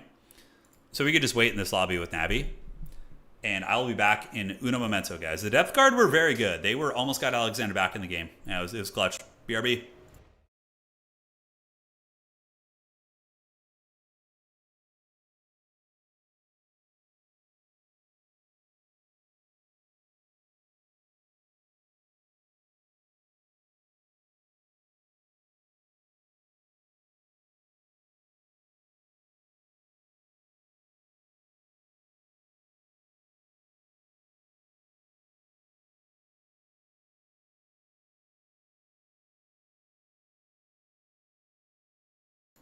All right, guys, we're back in business. What did we miss? And see what's up here. Freshen the brackets, and we got Gondola the Patient. That's going to be the opponent. Okay, great. So far, so good. All has been smooth. No drama here. And, yeah, looks like we're all set. So, I don't know what Gondola is playing. We're going to find out in a moment when they join this lobby. Infernal Guard? Yeah, Infernal Guard. Infernal Ironsworn are the super elite ones, and Infernal Guard are like the tier 1.5 ones that are like 950 to 1,000, give or take. Yeah, pretty good stuff. So I'm going to see what Gondola is playing. Okay. Vampire Counts versus Dwarfs. Ooh, boy. If Navi knows the build, this is very, very good for Chowie, but not unwinnable for Vampire Counts. There are some forbidden tactics they can do. I'm not going to say anything for either side, just in case they're watching the stream, but I've played this matchup 5,000 times with Chaos Dwarfs, and it's pretty. It feels pretty good for them in my experience, but it depends on the map too. What's the worst matchup for Chaos Dwarfs? Ironically, they're really bad against Skaven. Chaos Dwarfs struggle against Skaven a bit. Skaven typically actually beat them. I'm trying to think what other regular dwarves wreck Chaos Dwarves, and Skaven also wreck Chaos Dwarves. So those two factions, I think, give them the most trouble. Send in the dreaded black coach. You guys want the black coach? Is that what we're here for? Hey, what's up, Sin? I have a question about Iron Harvest. Have you tried putting flamethrowers into the tank? Wouldn't that basically win the early game? Zatan, yeah. So putting flamethrowers in the Polish bunker tank is a cool idea. But the issue being is that the bunker tank is a tier 2 unit. So you need an advanced workshop to get it. And that is not something you get in the early game. Although you could put it in reserves, you could go advanced barracks into flamethrower, and you could get it, and it might work. But yeah, I think it's actually better in the Polish bunker tank to put the anti-vehicle guns, because that gives it a really good anti-mech capabilities. Yeah, Black Coach has seen some play recently. It's not like, completely off the board. Let's see what's going on here.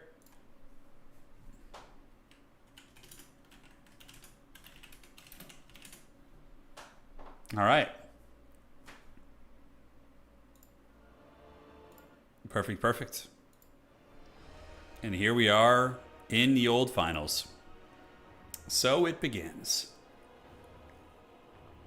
Yeah, in this matchup, again, I'm just going to wait. I'll let them do their builds, and then we'll talk about it. I played this matchup with Maximilian a bunch, and I would say he's probably one of the best Vampire Count players out there, and it's consistently been Chaos Dwarf favored. But that's what's fun. I mean, there's room for innovation, right? Maybe like some weird Blood Knight build to like play mobility. I don't know. It could go for a couple gooses, Deathshriekers. Not Deathshriekers, the Terrorgeists. Coach is so close to greatness, and yeah, it has its moments. We saw somebody high level using it recently. I can't remember where that was, but there was someone doing some high-level shenanigans with that bad boy. I don't recall who it was. I think it was Scrambled Egg Special had some success with it, which makes some sense. But regardless, they're going to work out the maps, and then we should be good to go from here. Yeah, Pwn Dog, are you still here? Yeah, we were talking about Dawn of War 2 Elite mod. Trying to decide what I like more between the Elite mod and Dawn of War 1. I don't know. I'll give you guys a verdict after I play some more Elite mod. There's some things I really like about Dawn of War 1, the fact that it's more of a traditional RTS and it has a pretty good faction range. But Dawn of War 2 Elite mod feels much more balanced, which for me is pretty big in like that kind of a PvP game. Pone's laying down. He's like, I'm too weak. Help me, Anakin. You got work tomorrow, dog? Yeah. You got the old grind. I remember Blood Knights being the best cavalry in the game in Warhammer, the old world tabletop. They're very good, yeah. There's some cool shit you can do with Blood Knights and tabletop. Sadly, Vampire Counts are a legacy faction, which is so stupid. Don't get me onto that boomer rant. Give me some Vargeist with armor. Armored Vargeist would be so scary. Oh my god. That would completely flip some matchups on their head. If you gave them armored Vargeist with like 100 armor, like all the Furies would just get wrecked by those things. It would change a lot of the matchups. I like that hero's leveled up. Yeah. I don't know. Dao 1 and Dao 2 are both really good games. They're both really, really good. Dao 1, though, man, the balance stuff is rough. Oh, I know Indrid. He's great. Yeah, I've watched a handful of his videos special. When I first started getting into Dao 2, I was checking out his stuff. Yeah, I've seen his channel quite a bit. He's still I think he's still at it. Is he still doing Dao 2 stuff? Don S, love your content over the years, liking Iron Harvest in addition. Give Gates of Hell a try. I think I will one of these days, Don. Yeah. You sold me. Dao 2 will be OP when they release Tau. Yeah, aren't they actually releasing like a Tau? Like the modders have added Tau to the game, or it's like a work in progress. Is there any updates on that? Yeah. Well, ranged is very good in Dao 2, but it's not as broken as in Dao 1. Dao 1, it's like, if you put a melee unit onto a range unit and they just run, you just don't even hurt them. It's really stupid. It's like, even if you're faster. So you can have like an assault marine chasing most infantry units, and they just will barely even connect when they're chasing them. They just use their bolt pistols instead of actually hitting them, which is a big bouncing issue. If like the Eldar in Dao 1 actually took damage when they were, running from a faster unit, that would be really, really quite nice. Because then you could use like the assault marines and give them the speed buff to the raptors, for example, and actually damage them. Now they just kite you until they get more numbers, and then they just shoot you to pieces, He does Age of Wonders. Nice. Is a Dao 4 it's we've already shown some footage of Dao 4 stuff. Yeah. The patch for Elite is the pre-patch before the Tau releases. Oh, really? Okay. Cool beans. All right, so now that we've loaded into the game, I'm going to give you guys some very, very dynamic and in-depth commentary on this matchup. The way to win it for the Chaos Dwarves is to just bring Fireborn, and then you win. Kadai Fireborn are so good. They kill Crypt Horrors. They kill all the Vampire Infantry. They're brutal. They do fire damage, so they mitigate healing. Now, I'm exaggerating a little bit. Of course, you'll need other elements, but they're really brutal against Vampire counts. Typically, you want to bring as many as you possibly can. And for the Vampire counts, a big thing is going to be trying to isolate the Fireborn away from support with some of your own units and get what you can get there. All right, so it is going to be Chaos Dwarf Warriors with Blazing Beards of Basharik, Sorcerer Prophet of Metal, which is great against vampires because they love to just sit in a blob and mouth breathe. So getting the final transmutation to punish the blob is incredibly good. Death Freaker in the back, and it is going to be Kadai Fireborn lurking on the wings. All right. Now on the outside, guys, let's go ahead and break it down. Did I miss a destroyer? Did you guys say there's a destroyer somewhere? No, I didn't miss that, did I? No, I don't think there's a destroyer. Maybe in reserves, who knows? But for the Great Gondola, it's going to be a front line of zombies backed up by some chaff and more chaff, because that's just how the undead play. A lot of zombos, double White King, so this is about as meta of a build as you could possibly get. Scabscraith is very good at clearing out lightly armored infantry, not so good against the Dwarfs themselves, but clearing out the unpaid interns, they can do some good work. And we do see a Master Necromancer with Gaze of Nagash and Winds of Death. Good choices. Winds of Death is very excellent at punishing the Chaos Dwarf infantry blobs. And we do see the Gaze of Nagash as well. Yep, he's going to be stroking his Forbidden Rod while he flies around into the skies. Great flavor on that. And that's going to be it with some Crypt Ghouls up in Vanguard to try and grab the points very quickly. He's got a couple Crypt Ghouls, 4 actually.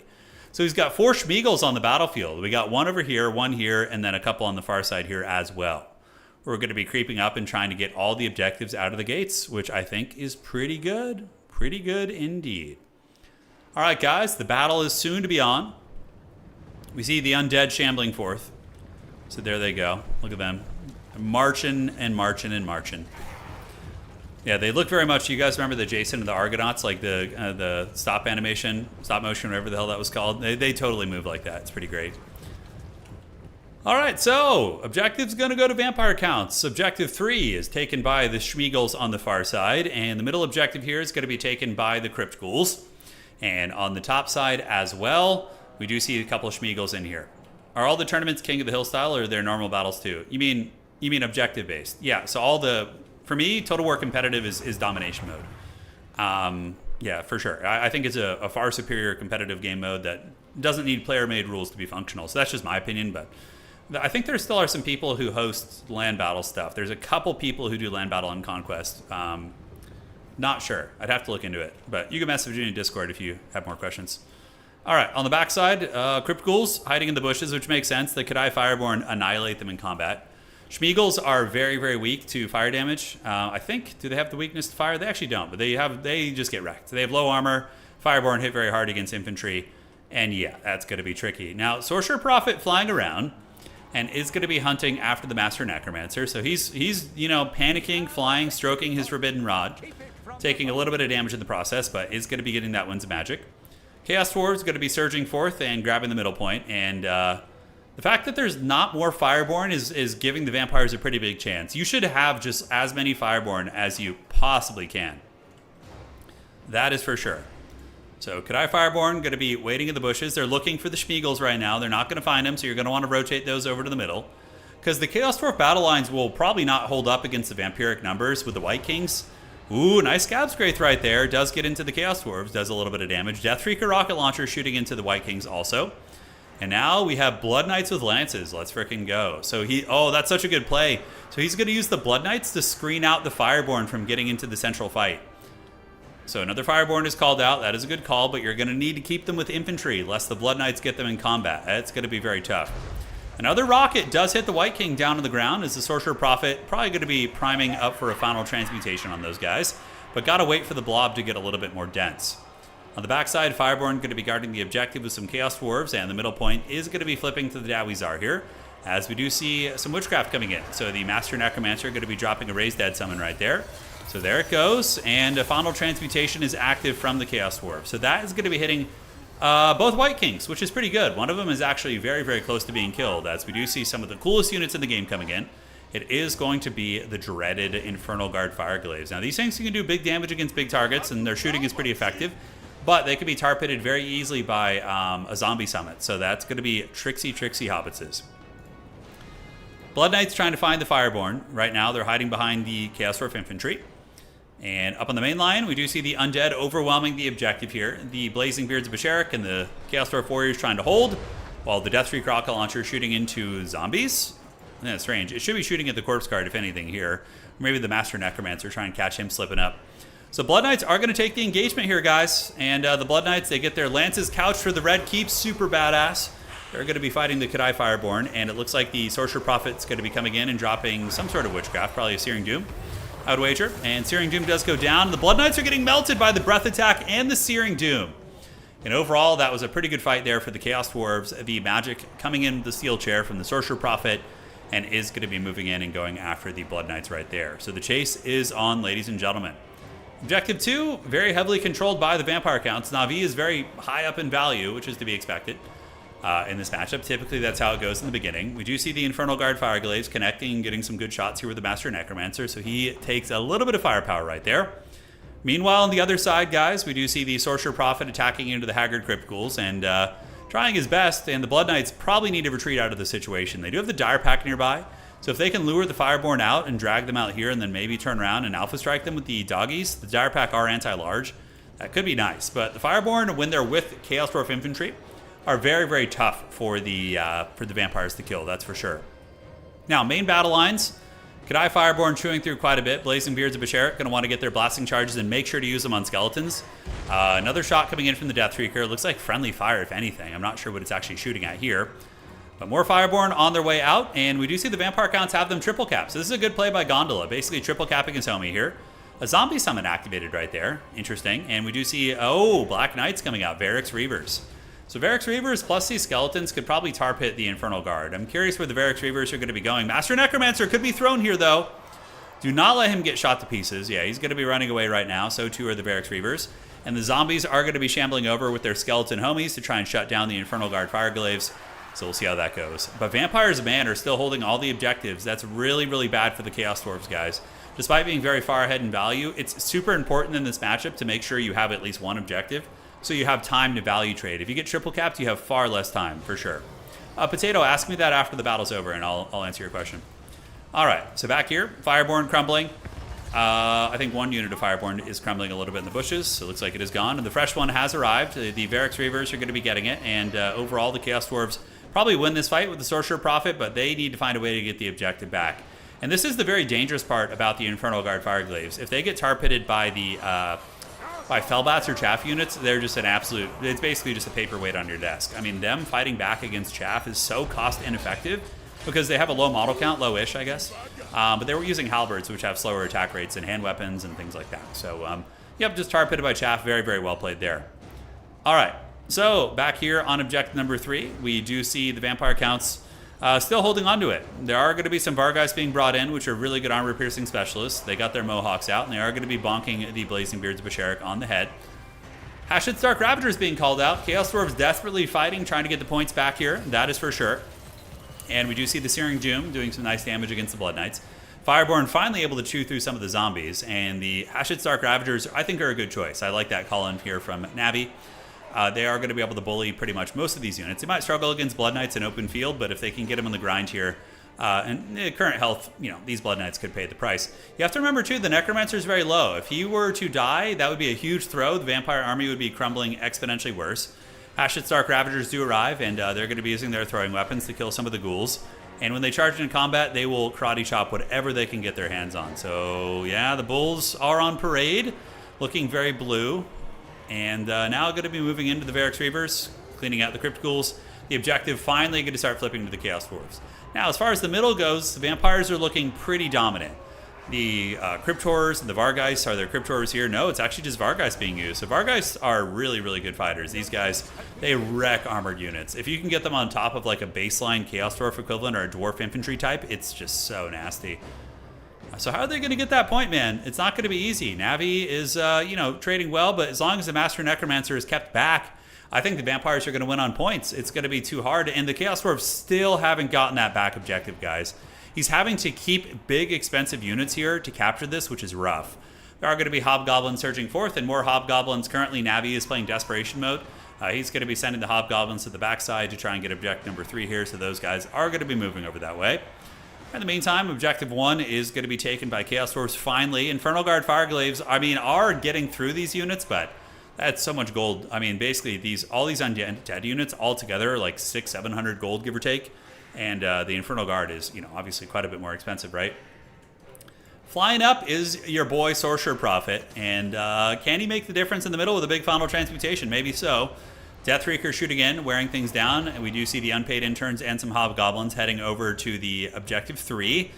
Sorcerer Prophet dropping the Searing Doom to clear out some of the chaff and buy some time for the Fireglaves or get them out of the bind real quickly. What I can see happening is Chaos Dwarves may be able to get the middle objective simply because of the Hashid Stark Ravagers and the Fireborn. They're going to be very, very clutch here, but it's not going to be quick. It's going to take some time to break these bad boys down. This is the grand final, actually, of the tournament.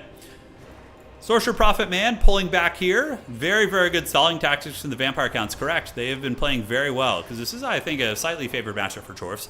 Maybe like a 55-45 in favor of Chaos Dwarfs. So, yeah, good performance. Deathreaker trying to shoot the Vargheists out of the sky, and I love this, running interference. We do see the Vampiric Heavy Cavalry, and they're going to get in there, and they're going to get their lances out for Nagash as they do run down some of the Hobgoblins. Hobgoblins going to have a terrible time.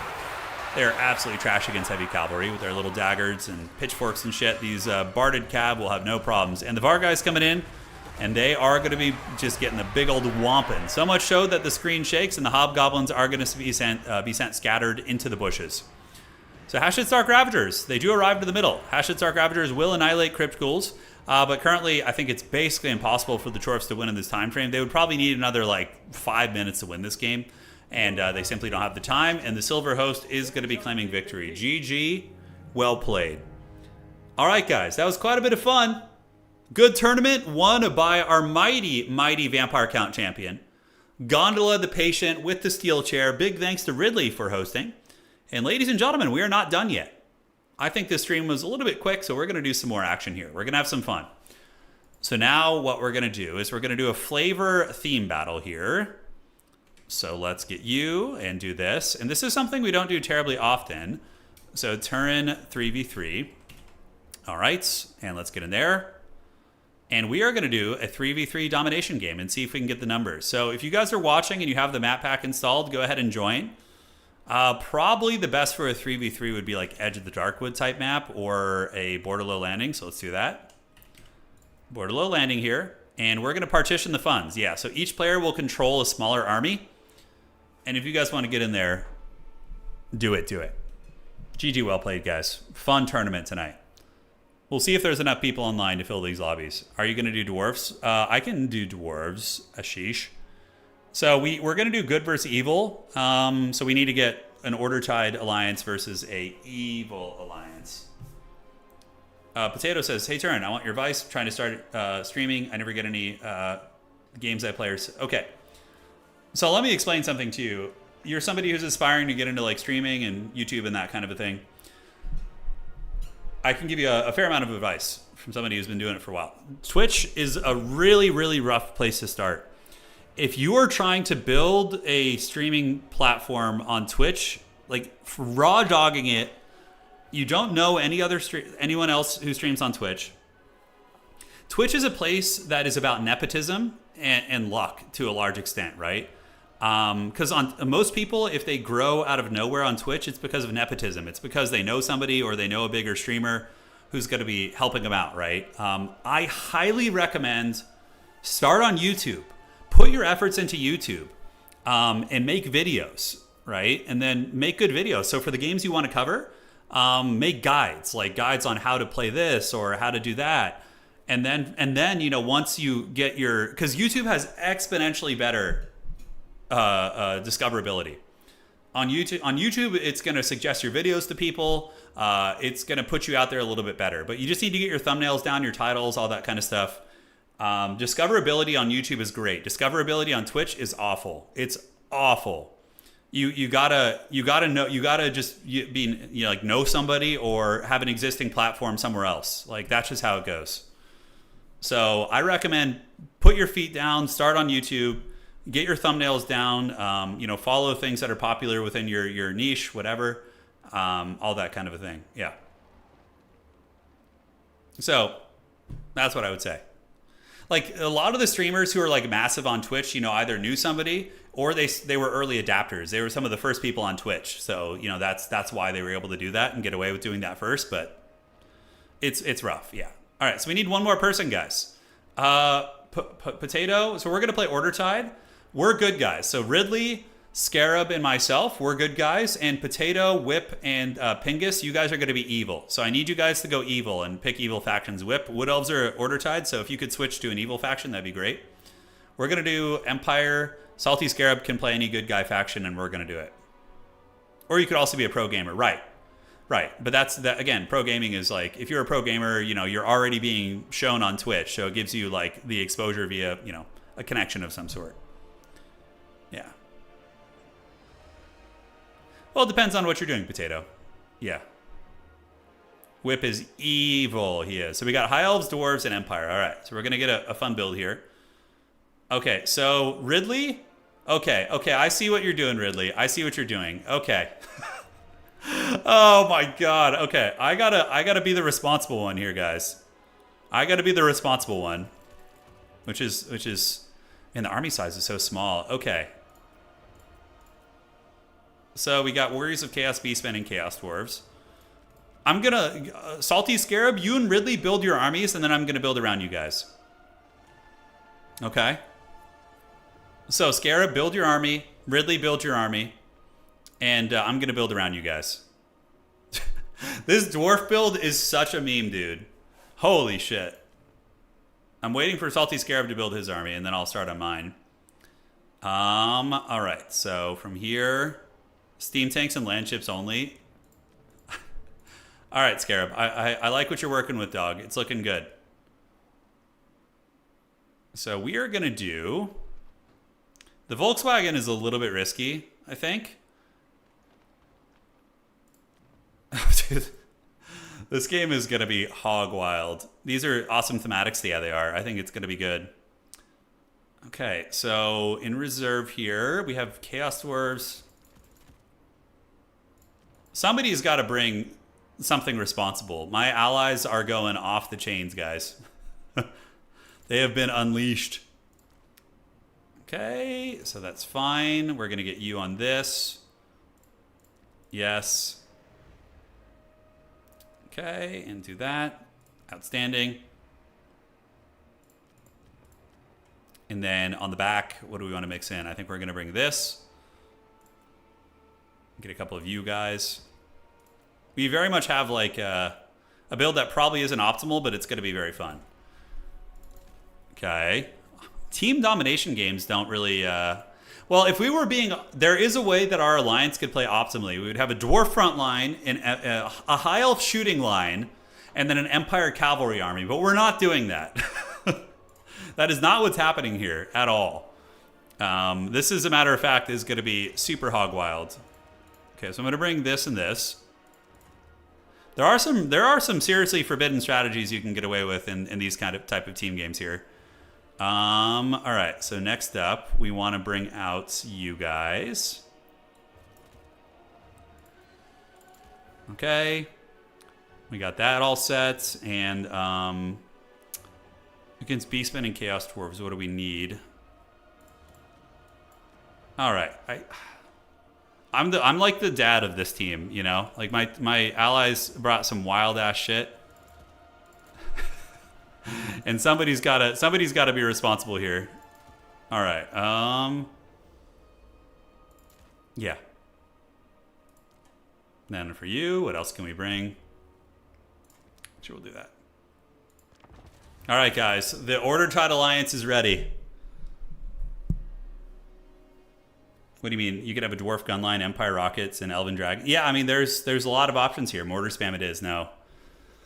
Look at the Chad Order Tide just ready to go right now, you know? Chaos needs to get its shit together and be ready here.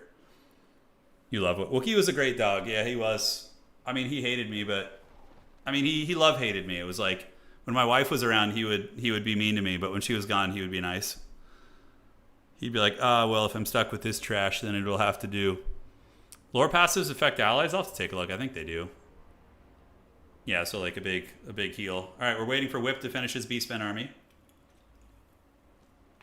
This is kind of fun, isn't it? Doing a little team game action. We don't do this often.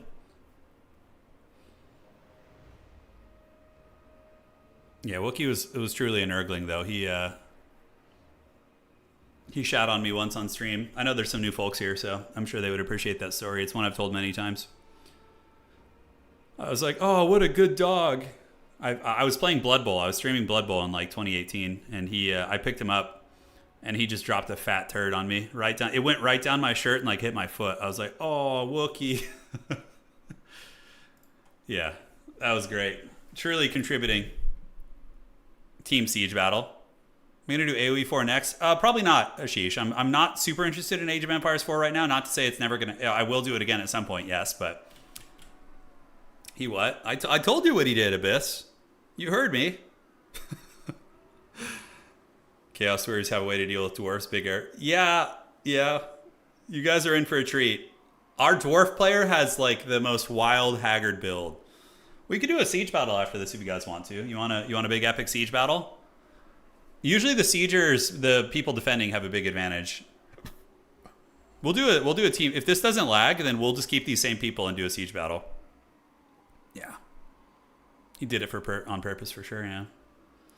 At least our Chihuahua likes me. We have a Chihuahua Terrier mix. She's pretty cute.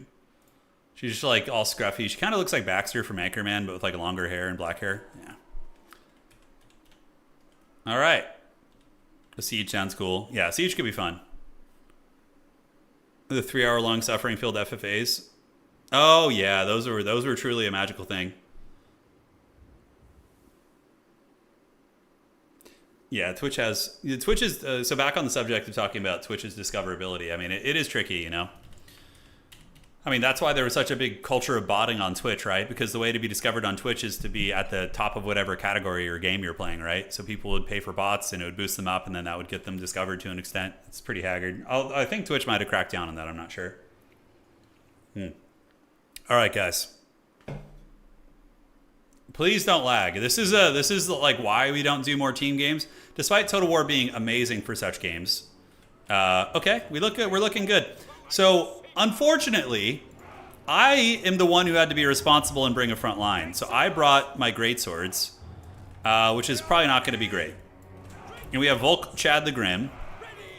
We have the Hammer of the Witches, which is going to be excellent, which is going to sit here and shoot. We got Spearmen to protect it, and that's pretty much it. Straightforward. Yeah, Twitch is definitely a win more platform, right? When I first started on YouTube back in like 2016, I remember some of my early videos. Like, I remember people would show up out of the blue and just tell me that it had been recommended to them and whatnot. So it definitely has options. But yeah, so we have the Thunder Barge. Is that a freaking blimp? It is. So this is the Dwarven Thunder Barge. It's my ally. So the Dwarves' entire army, by the way, is Gotrek, Felix, Thorgrim Grudgebearer, and the dreaded Thunder Barge. That is it. And for the High Elves are going to be bringing in Imric, and we do have Silver Helms as well. All right. Everqueen's Court Guards, and yeah, that's pretty much all it's going to be. So yeah, the Empire, who has like probably the worst front line out of these three factions, is going to be forced in the front line here. And we're going to see how this goes. Best Dwarf army, it's pretty Chad. Volkmar is pretty good against Chaos stuff, you know. We're going to see how this goes. And let's look at the enemy army. Okay. Wow. Armored Chaos Trolls, Bestigors, Morkar the Shadowglaive, Wargore, Minotaurs, Infernal Guard Fireglaves. Oh, that's so cool. Backing them up. And then on the flank here, we have Chaos Knights, Archaon the Everchosen, Blunderbusses, and all right. So the Chaos Dwarves brought the guns. The Beastmen brought the front line, who's augmented by Chaos's Armored Trolls. Very cool stuff. I think we're in good shape. As long as the Fireglaves can't shoot down the Thunder Barge, we're going to be cackling pretty hard here. All right, so time to unleash the cannons of Sigmar. Persian Greatswords, how dare you? All right, so we're going to start nailing into these units, into the Armored Trolls. You ready for the Hammer of the Witches? We'll give you guys a cinematic shot since this is super casual. All right, here comes the first shot. It's going to be unloading in a second. Fire! Is it shooting? Okay, it is. There it goes. Cannons coming in. Oh no, there's a Death Shrieker on the Thunder Barge. Here comes the first shot. Oh, boom. And one of the trolls. Oh, he got lucky. That just barely missed. All right, guys. So, oh, that's right. I can call in reinforcements. So we're going to want to call in Silver Bullets probably. And I need to get a Life Caster out to heal my... I'm going to heal the Dwarven Thunder Barge with Life Magic. Don't ask questions. It's just how it goes. All right, so the Volkswagen is doing it. And we're going to need to get our Life Caster out in a moment. Astro Chad Iron Fist is over there. And here we go. All right, the fighting is soon to be on. Let's pull you guys back a little bit. And Silver Bullets need to get up in a jiffy. And now we get our Wizard out, our Harry Potter, who's going to come and heal the Thunder Barge. Are we being flanked? No, we're not. Okay, so we're totally chilling now. So Cannon's getting some work done, and the frontline fighting, man, there's a lot of monstrous infantry, guys. That's going to be tough. The Trolls getting on Greatswords feels really bad, but Silver Bullets will totally nullify them and shut them down. All right. So Volkmar, you need to get him into a fight, so we're going to get him over there. We're going to use a little bit of Banishment on top of the Beastmen, and the Hammer of the Witches is continuing to feast. Oh, shit. Oh, shit. We didn't think about this. Flanks coming in. All right. Spears, form ranks. Form ranks! Fight for your lives! Man, we don't have any good targets with the Greatswords, by the way. This feels so bad. All right, so we do see Chaos Knights coming in. They get a Burning Head on us, which also feels quite terrible. We were able to rout those Trolls off, which is great. So these Greatswords can reform the ranks. We're going to go ahead and heal the Thunder Barge if we can, so we're going to try and get the heals. And the Spears are going to be fighting Archaon now. But hopefully the Spears can get it done. Calling out a Demogryph Knight's going to be the play. And we're trying to hold down the front line. Greatswords are anchoring. Some of them are getting run over by chariots, which feels bad. And we need you guys to turn about face, get ready to shoot. And the Hammer of the Witches needs to be kept alive, so we're going to run the crew away. All right, so back in the main line fighting. The Volkswagen is doing it. We do have some Chaos Spawn. Gotrek, Felix, and Thorgrim are doing quite nice as well. I think we can win this fight back here, because as long as the Silver... Oh, he's blocking my Silver Bullets from shooting. Oh, no. We need the Demis. The Brave Spears of Sigmar are shaken. I mean, they're fighting the Lord of the End Time, so that's tough. Okay, we'll come back when we have enough for that. I got a regrowth on the Thunder Barge. It is being chased by a Manticore. We got to keep that thing alive. It's a carry for us. Volkmar working on the last Chaos Spawn unit. And give me the Demogryph Knight. Okay, we do get the Dragon Princes coming out. And let's get you guys to start shooting at the chariots right there. So we're going to get this. Get some Demogryph Knights to come out as well. And they're going to hopefully get around the side of that army and do it. Ooh, what happened to the crew? Oh, no, they got burning headed. Oh, we need the Hammer of the Witches. All right, Volkmar's doing it. I got the heals. The Dowie Zar gun line doing some work.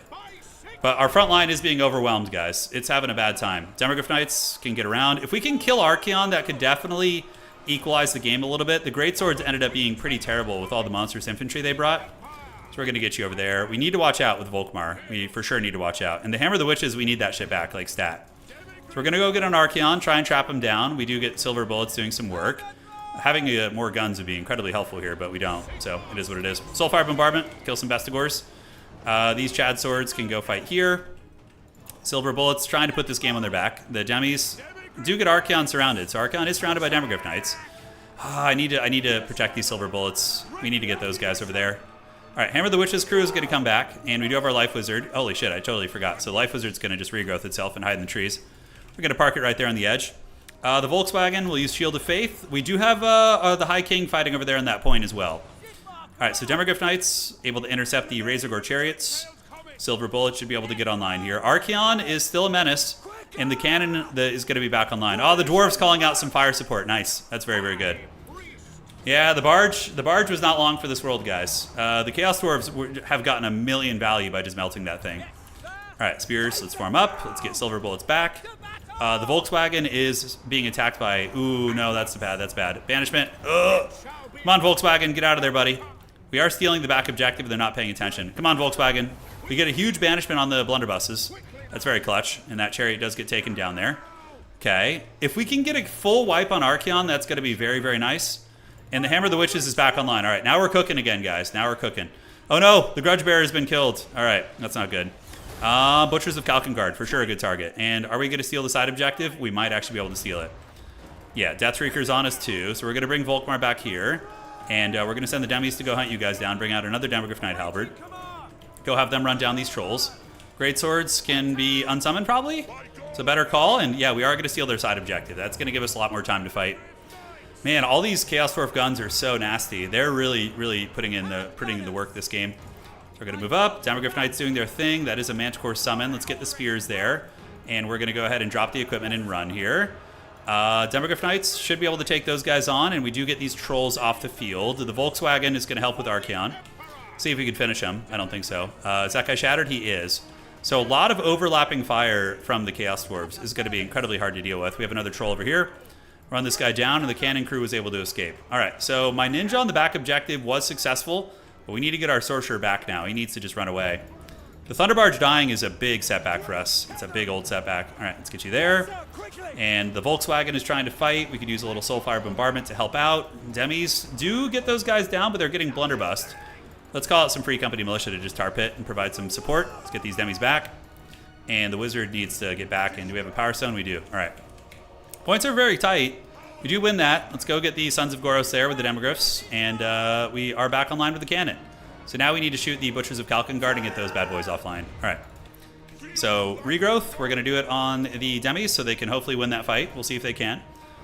The other Demogryphs have retreated back, and we're going to go surge forward and try and get that objective with our boys. We have a freebie right here. The blunderbusses, we can actually charge them probably and shut them down. That is going to be a Bray Shaman, so we're going to try and get those. Great Swords unsummon here. Demogryphs do win the fight, which is quite huge. Butchers of Kalkengard are dying to the firepower. The Volkswagen is taking a hammering, but he's doing it. The Deathreakers are going after him pretty good. Yeah, a lot of firepower here, but... Ooh, nice Dragon Breath. Do you guys see that? That was really, really strong. All right, so we're going to go run these guys down, get you here, get the Free Company moving up towards the objective, and continue the fight. Regrowth. Demis fight there. Volkswagen in the trees. Nice. The two Deathreakers missed the Volkswagen, so I'm just going to run to the back of the map now. Keep them online. And great. So we are reclaiming an objective, but we're going to need the middle. That's for sure. Imric is still... Yeah, Imric's still going strong. He is. Butchers of Kalkengard should be offline here. So we're going to shoot these guys. And we're going to need stuff to really get on top of the Chaos Dwarf shooting, man. That's one of the big problems. So you. And do this. So let's get the Infantry Corps moving back up towards the middle to reclaim ground. Let's unsummon you. And we're going to unsummon you as well. Although you guys can go fight those Bestigors. That's going to be helpful. All right, shooting the Wargore. Demis, what can we get into here? Archaon is over there with some Fireborn.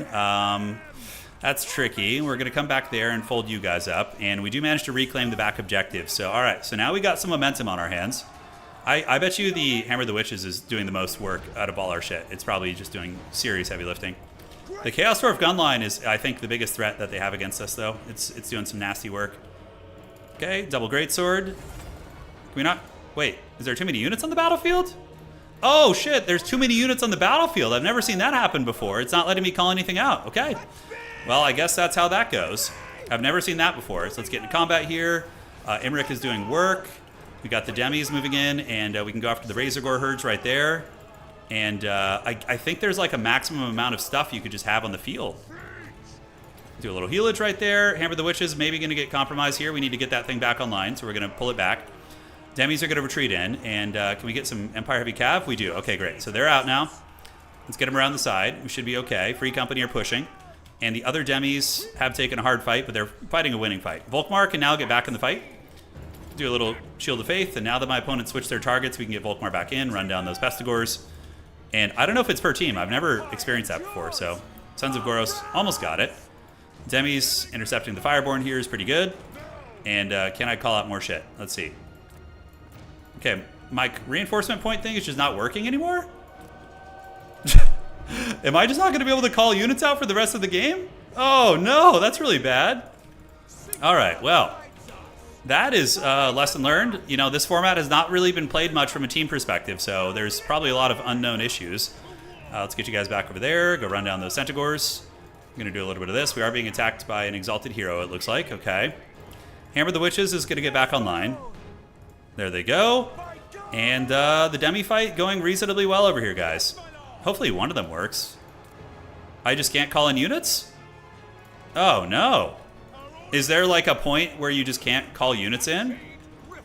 Can you retire some units? I guess I'll try on summoning these guys and see if that allows me to call it, like, click the button, because I can't even click the button anymore. All right, so you come back, go after the Exalted Hero. The cannon's going to get online, and we're going to start shooting at this guy to try and save Volkmar. Okay, so maybe 2v2s would be better. I don't know. Hard to say. So the Volkswagen is going to do it. We're going to pop the Grand Hammer, get some pot shots on Homeboy. Hammer the Witches is going to keep shooting, but it's going to come to the point where I have nothing. Yeah, the fact that I can't summon shit is so bad. All right, so you guys blast away. Demogryph Knight's able to tear some shit up. Like, I have units that to kill in. Oh, it's working again. We're back in business. All right, we're not out of the game yet. Okay, okay. We're still cooking, guys. All right, Empire Knights, need to run you down. We need to get the Volkswagen back. Let's pull in these injured Demogryph Knights and run over there. Run some interference. Free Company Militia, going to be fighting off Marauders in the middle. And the Hammer of the Witches is just doing what it can. Let's see if we could Blitzkrieg bop Archeon off his mount there. That'd be good. Okay, we just got to try and click it. Okay. Wins Magic. We are able to get away there. Demogryph Knight's going to get on top of that character, and hopefully we can just win this one. We'll see. Great Swords are surging towards the middle, so let's see if we can get that fight going. Value-wise, yeah, Pingus has done the best for sure. He has probably had the strongest run. Not being able to summon units in. Okay, so I think that is an issue. We might need to even lower the funds to keep the fights a little bit smaller. Like, because I would like to make some plays and go for the back objective, but yeah, I can't really do a whole lot in that regard. All right, so those guys ran that down. Let's go to the side objective and secure that where we can. You guys come in and get this, and the Hammer of the Witches is going after Archie. Oh, that's my Vanguard call in there. He looks like he's going to get that. And is there anything I could do on the backside? Can I call a unit in? Oh, hell yeah. We can call a unit in. Oh! All right, that's all we get. That's all we get, guys. We're going to go for that back objective. And we're going to fight here. We're going to see how this goes. Hammer of the Witch is finally offline. Just bring a more expensive roster, yeah, but like there's not necessarily the right answer there. Let's get you guys onto the blunderbusses, and we just can't get past their lines. Archeon just barely alive there. Okay, please let me call in Demis. Oh, yes, okay, that's really nice. Okay, so we can go for like a clutch back objective play. See if we can get Archeon here, call out Silver Bullets as well. Great, so we're going to shoot Archeon with the Silver Bullets. Maybe be able to get a kill on him, but I think we're too far behind in points here. The Volkswagen is having a decent run, but I think he's going to be taken down by that Exalted Hero, which feels bad. Archeon eating a lot of bullets to the face. We do secure our side objective, and you're going to move over there. I think we lost. I think the dreaded forces of evil will get it this time around. We got the Fireglaive shooting at us. Let's go ahead and shoot here. Pull you guys into the woods to go run down some Marauders. We have a little bit of time left. On the bright side, we are holding on to our back objective, just barely. And the Demis are going to run you guys down. We got Great Swords waddling for the back point, and Free Company Militia could do the same thing if we have the means to call them in. Okay. That's so funny that there's like a maximum amount of units you can have. That's such a game changer. All right, so big battles. Yeah, Fireglaives are tied down. I mean, we are getting some momentum here with a couple of their lords being low. We have Chad Emmerich from the Salty Scarab. He's been going all day.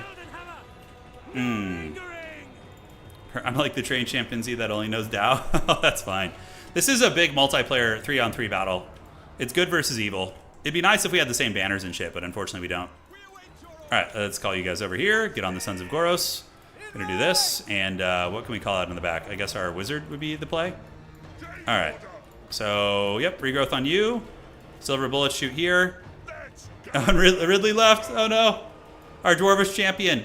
So, one of the big issues that game is we had a Thunder Barge and it just died and didn't do anything. Hey, Oopsaya, thank you for the raid, boss. Hope you're doing well. Hope you're doing well. Yeah. I saw the unit cap thing at the very end. So we had a big expensive centerpiece that just got mowed down. I think that was a big variable there. And plus my greatswords also suck pretty bad. You're on the Dow struggle bus. I like Dow, Hoopsaya, but man, the balance pisses me off in that game. You know, especially when you're laddering, because you can't avoid it, you know? It's just like, you just get against like a solid Eldar Orc player and you're just playing some shitty faction like Space Marines and you're just like, I'm too weak. Help me, Anakin. Yeah, you can't, and you also, yes, correct, you can't veto maps also, yeah. That was a really fun match. Volkmar tried. Okay, so if somebody wants to join, we have one spot. We will do another one. So this time we're going to do a siege battle. So we're going to do a siege battle. All right, so we're going to defend Altdorf. I will be the Empire this time around, or Nuln. We could defend Nuln, although Altdorf has a custom map, so we need one more good guy to join our team. And we need 3 good guys versus 3 evil. You guys can stay a team down there if you want to. But we're going to do a siege defense now. Man, the funds are so... Does that like cost me money? I don't know how that actually works. Settlement level 4. Okay. The Prince and Emperor is coming. Yeah, I'm excited to see what they do with Dow 4, though. I really hope the balance is good. I do not dare join with your Australian internet. Yeah, I get you. We could just do a 2-on-2 also. I'm fine with that. Let's actually be the attackers, maybe. So, okay, so we're going to be the attackers, and we're going to attack an evil fortress. So we will attack... do the Chaos Dwarves have any? Yeah. Oh, that's perfect. We'll attack the Black Fortress of the Chaos Dwarves. Awesome. So we need a Chaos Dwarf player on the other team. Yeah, I agree, Hoops. I do. Have you ever played Dawn of War 2 Elite mod? I think you'd probably like it even more than Dow 1. Although it's not like, it doesn't have the same base building elements, so it's a little bit different. It's more like Company of Heroes 3. All right. Yeah, the Elite mod's really fun. I'm a big enjoyer of that. It's great. We're going to have a tournament for that soon. All right. No, Chaos Dwarves, you need to be on the other team. Yeah. So I need one more noble ally to besiege this foul Chaos Dwarf city. And holy shit, 24,000 resources? What? That's a little bit too much, probably. Funds, I mean, that's going to be a massive one. Because it's just going to be all elite units with that much money. So we need to switch the funds down. We don't normally do siege battles here, so... Custom funds, we'll do like 14,000 would be fine. All right. Yeah, that's okay there. All right, we're going to siege the city. We have a high elf player. We need one more player for the good guy side. All right, we got the Ion Eagle. So pick a good guy faction. And we're sieging the dreaded fortress. Okay. So 14,000, that's going to be big armies. This could be very laggy. What is this gold modifier here? So if I switch that, what does it put me to? 15,000? Okay, that's fine. We'll do settlement level 2, I guess? The attacking team is given the displayed funds based on the selected tower level. Oh! So now it's going to put us at... No, so we want to be at 14,000. I think that's fine. Got it. No idea how that works. We don't do siege battles around here. This is very much flavor. All right. So let's get the blocker up so we can hide our armies. And, yeah, let's see what's cooking. All right. We're going to do a little bit of this. Need a little bit of that.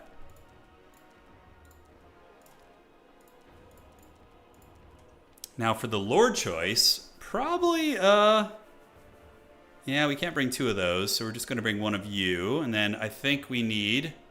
So attackers get some extra gold to compensate for the defenses. Yeah.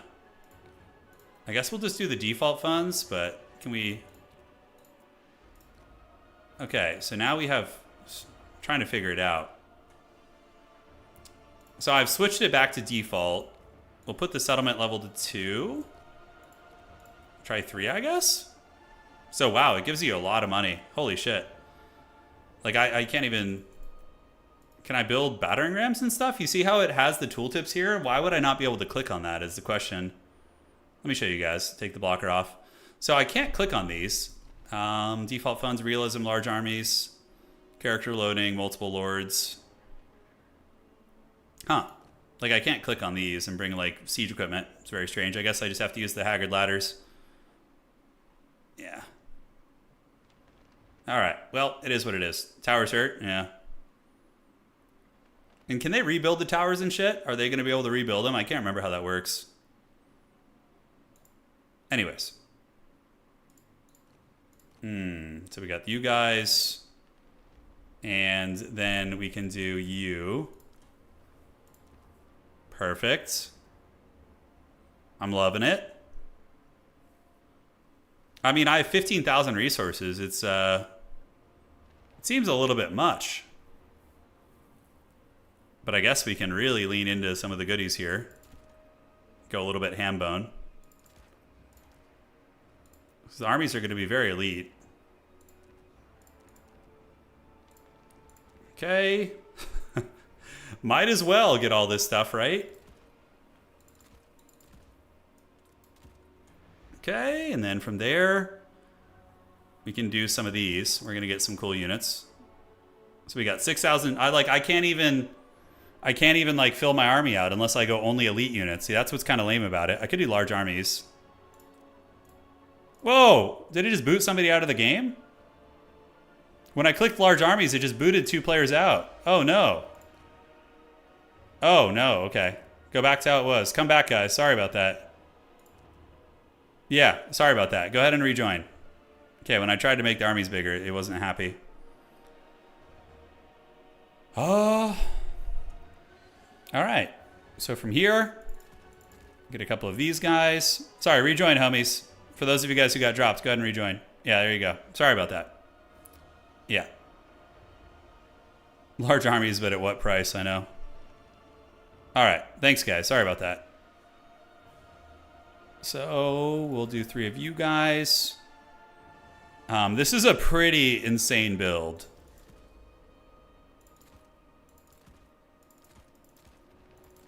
I mean, that's a perfect spend, basically. Yeah, it's pretty good. The siege battle is going to be nuts. Hopefully it doesn't lag. You can usually tell if it's going to lag before the game based on when you're clicking on things in the menu, but yeah, I got a pretty heavy metal empire army. Yeah, like my allies have like 6,000 resources and they're just trying to figure out how to spend it. Just bring everything, I guess. Yeah. Turin, can I bring max siege equipment? Should I give... I can bring max siege equipment? No, just bring some, I guess. I don't know how this is gonna go. It's just maybe CA forgot some. Yeah, I don't know what they were up to, but this is gonna be very fun. It'll be epic. This is the Empire, the High Elves, and the Lizardmen, a last alliance of men, elves, and dinosaurs. Lay siege to the black fortress of the Dowie Tsar, who have their beastmen minions baying at the gates. Yes, the flavor battles are on. All right. I thought about recording some siege battles, like trying to figure out like the most balanced outcome, and recording some just for fun. But yeah, we'll see. We'll see. I'm excited for the computer to explode once we load in. Oh, don't say that. Stop. That's like, for anybody who isn't coming from Total War, one of the big issues we have with this game is, despite it being literally Sega and Creative Assembly, 2 of like the biggest game studios and publishers in the world, they do not give us dedicated servers. So we have to raw dog it with peer-to-peer connections. It is so rough. All right, the enemy team's all ready, so I'll just take the blocker off. You can see my, that's the Elven army. Definitely dragons are OP in siege battles because they can breath attack things on the wall. You know, it's so rough, Hoopside, dude. It's suffering. Peer-to-peer, no, dude. I've been covering competitive Total War since 2016, and it's just such pain. Oh my God, it's awful, dude. No. They don't have servers. You know how like other RTS games don't lag that much? It's because they have dedicated servers for the players to play on. But with us, we don't have it. I love Heroes of Might and Magic 3. That's probably my top 5 favorite games of all time. The soundtrack, I have it on vinyl behind me. I just put it on when I want to just chill out and paint some minis. Oh, it's so good. I play the Inferno. They're so terrible, but all right, Iron Eagle, it's time, dog. Just bring Dread Saurians, and that'll be enough. Yeah. Yeah, I have the Heroes of Might and Magic vinyl. Yeah, it's the soundtrack. It's really cool. You're my old bro, yeah. An old soul, that's right. Hom 3 Inferno all day, dude. Just the Haggard Ifrits flying across the map. Or the Djinns, I think is it? Yeah, it's the Ifrits or the Djinns, I can't remember. And then you got the Devil. When he does like that finger animation, it's like, come to me, precious. Okay, Ion Eagle had to rejoin here. Ready up, everybody. So the new Heroes game doesn't have it doesn't have Inferno, but they have like demon insect creatures, which is interesting. And then they have basically a castle. They have a rampart. They have a necropolis. They have a dungeon. And then there's a couple new factions. There's like an eldritch one. I love Tower's so fun too. Oh, you should, Hoopsai. It's gonna be fun, dude. It's gonna be so fun. Do you know they have a friggin' spectator mode for it? For the new Heroes game. Hom 3. They have a spectator mode, which means you could like watch your homies and you could even like cast like mini tournaments and things like that. Yeah. I know. The max points things makes the armies... Wait, you guys are rich too? Oh, God. Better. I love Iron Harvest. I was just talking about to Orange Pest about that. I was like, if Iron Harvest had a spectator mode, I would be grabbing high-level RTS players and just putting on like show matches for decent money. You know, I was like, I love Iron Harvest. Its spectacle is so good. You know? Let's get in there and do it. So we're sieging the dreaded Black Fortress of Doom. Look at this city. How cool is this? It's like got that like Babylonian Assyrian aesthetic. There's like gears. Creative Assembly makes beautiful games for sure. Like look at that. You got like the Hashit bull up here. It's so freaking cool. All right. Well, anyways, where the hell is my army? Okay, we're loading in. We're waiting for Ion Eagle. Oh God, please don't lag. Please don't lag, Anakin. I'm too weak. I wanted to do some like best of 7 show matches in Iron Harvest with some top players, you know, from other RTS games. Just get like, you know, whoever was interested really that has RTS experience. Is it better than I really like Iron Harvest. I love the aesthetic though. I'm also very biased because my wife is Polish and I love seeing the Polish culture represented there. It's really fun. Yeah. It says I am waiting for you lot. Bob, are you Ion Eagle? Because you may have crashed. Do you have a good internet and good PC and stuff? I think you might have crashed, Tommy. Oh, hold on. I believe in a thing called love. Just listen to the rhythm of my heart. All right, so... Oh, here we go. Oh, yes. It's just time. Yes, and it's not laggy. Oh, Sigmar, preserve us.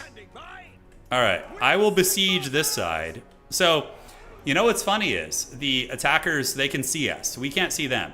So in order to win the siege, we have to get these victory tickets, which obviously supply the towers. So we have the back one, which controls everything, major locations. So we have to decide where we want to siege from. I'm thinking of doing a more head-on siege at the front gate over here.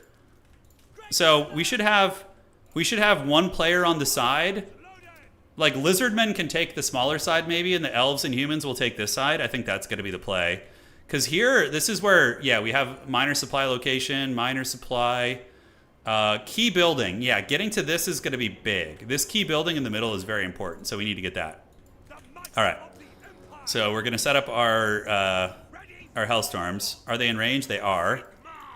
How freaking cool is this? Epic siege of the Black Fortress here. So metal. All right. And the elves can spearhead the siege, yes. Okay, so there might be a little bit of lag. We'll see. Hopefully not too much. The halberdiers will be at the front. And we have the Nuln Ironsides at the ready, by the way. So we're going to be the artillery commander. We're going to have our guns protecting. We have 3 cannons. And we're going to get the cannons, and cannons. And then we have a tank commander and an engineer. So we have a master engineer who's going to be tending to the artillery equipment. We have another engineer so we can restock ammunition. And the Ironsides are going to basically sit here and protect because they can sally forth with flying units too. You have to remember that. And they can try and shut us down. All right, so 2 and 3. We have the Demograph Knights in group 4. And we have the dreaded land ship. Yeah, look at the land ship. Let's go. That's another cannon.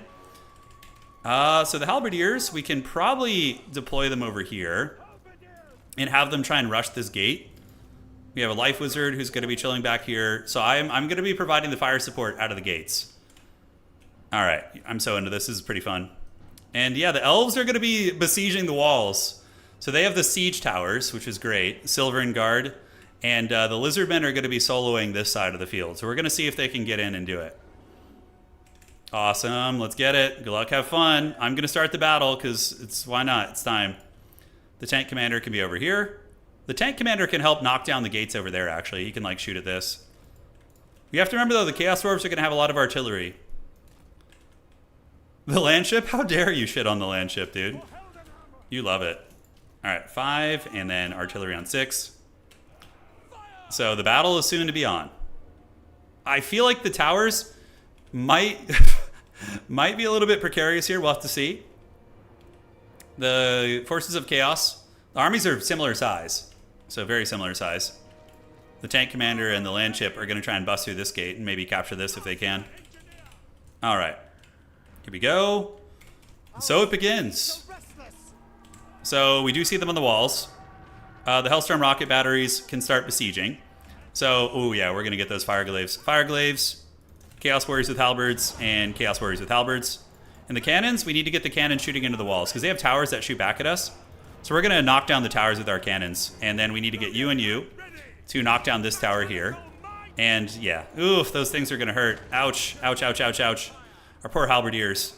But the cannons will be able to knock down the walls eventually. It's going to take a while, but we'll get there. So that one tower is going to get it. You can see the Deathshriekers are unleashing on the infantry on the walls, but they have decent little parapets there. And the Halberdiers might want to just run. What's the range? Man, those cannons, they have crazy good range on those. Ouch. I'm trying to knock down the towers to help the homies out. That tower is almost down. And the rocket batteries are doing some good work. But the elves are about to land on the walls, so we want to switch the firepower here. Switch to these guys, and then switch to these fire glaives right here. So we're going to do that. Great. So they're going to move. Relocate their firepower. The Halberdiers are weathering the storm while the towers get hammered down. That tower is almost dead, which is going to take some pressure off the Elven assault. The elves are going for it, man. They're going for the walls. All right, that is going to get it, so that's going to be nice. And then we'll knock down another tower here, which is going to help us. That tower is down for the count, so we're going to siege this one now. And yeah, thankfully we have restock. So when we start to run low on ammo, we can restock our big artillery. The dragons and important assets are hiding in the back. It might actually be prudent. Let's see how the fight's going on this side. So the dinosaurs are just unga-bunga blitzing the gates against Tzeentch. They don't have too many options. They're going to have to just move up and fight. All right, so how are we looking? Yeah, that one's almost down, and the artillery is doing good work. It's definitely shelling these bad boys. Yeah, the elves have gotten on the walls with the ladders now, and the gatehouse here is also getting it. Another tower is going to pay the price. Okay, so that tower's down for the count, and we could try and knock down one of the walls here. Let's actually knock down this breach. We're going to create a breach in the wall where our Chad Sigmarites can, and the land ship can blitz in. And then the demis, we want to keep them far back. Ammunition replenishment, who's low? Sunmaker's running a little bit low, so we want to keep that thing stocked up. We want to be reevaluating where we're going to be attacking here. So yeah, you into this is good. And you probably shooting into the actual city is going to be better. Yeah, look at the Sunmaker melting. Oh man, all those units there. That's money. He's trying to run away with those. So we're going to scoot up and shoot these Unga-Bunga Raiders back here. And now there's going to be a breach in the wall soon. And when the breach in the wall is ready, we're going to move forward our tank commander as well as this guy. And we're going to move forward and... Okay, there's a breach in the wall. Good. So the walls are faltering. We need to get this tower offline with our cannons. The elves probably having a bad time, but now the dragons have assaulted the walls, which is going to be nice. Demogryphs can move over, but not until we're ready. And the land ship is coming. Okay. Full power. All right, let's get the land ship in there, start bombarding. Sunmaker is going to be hammering, and we've got to make sure we're shooting cost-effective targets. The elves have actually taken a couple of the wall segments, which is good. Let's go ahead and get you there. We need to get this artillery piece to move up and shoot here. Into you, probably, and you are just going to shoot into these guys right here. All right, so the artillery is in full effect. The land ship is parked, and our siege tank commander is going to come as well. The tower is getting it. So now we can rotate the Demogryph Knights over here, and we can start sallying forth with the those units. Null and Ironsides, it doesn't look like Chaos is going to try and play against us here, so we're going to move out, and we're going to go and push with our army here. All right, the land ship is rampaging in enemy lines. Look, oh yes. Let the land ship feast. We need to get that freaking Infernal Guard online here. All right, so land ship is fighting. They can just sit there and fight. Tank commander is going to call in the pigeon bombs, which is going to do good damage there. Here comes the halberdiers. This isn't campaign. No, this is a 3v3 multiplayer siege battle. All right. Over here, the dinosaurs are making some progress. They're getting in there. The demis are here for the second phase. And the tank is here. The elves coming down from the walls to help the Sons of Sigmar is very epic. And I think we got to get our armor out of here. This is without infantry support, it's really tough. Okay, so the cannons are offline. We can knock down another breach in the walls to make it a little bit easier to get in. So I think we're going to do that. We're going to knock down this wall here. And our land ship needs to get out. Do we have our Harry Potter? We do. So one Null and Ironside is going to be back on guard duty. Ammunition, our engineer, needs to tend to the equipment. So he's going to get the Sunmaker back online here. Awesome. Yeah, let's go. Nice volleys. The walls are providing them with some protection. Okay, and okay, great. Oh, it looks like the big man's come out. All right, so we do have Morker the Shadowgave. He's come out. The Null and Ironsides will dispatch of him pretty quickly, and we can do a little Earthblood to heal you guys up. Halberdiers in the front breach. Yeah, Deathstreakers are shooting back at us. They have their own artillery. And the Demogryph Knights are waiting for an opportunity to get in while the rockets continue shelling. Okay, yes, we have an Ungor here, which would be nice to take down. You can go and get those Bestigors, and it looks like we were able to get those elites down there, which is good. So we need to kite Morker a little bit. Let's get the Null and Ironsides to start Last Samurai-ing him if we can. And we've created a bigger breach now, which is good. These Null and Ironsides can shoot him. Chaos Spawn is coming, and we're going to see if we can get him. So the Ironsides are shooting. Let's get the tank commander to do its thing. The elves are all up on the walls. That's for sure. They're fighting hard here. Morker getting blasted a little bit, but nothing too bad. And the Halberdiers can now get ready to push forward and try and take some ground. Okay, let's reevaluate our targets with artillery. The cannons, what's on the walls that we could shoot? Is there anything in the open we can shoot? We can maybe try and get that Bray Shaman. Let's see if we can target him with the cannons. So you and you.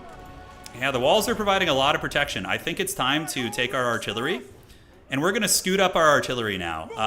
Not all of them. We'll leave the cannons more deep set, but yeah, the Spawn able to get in and do some work here. All right, so what do we got in the gatehouse here?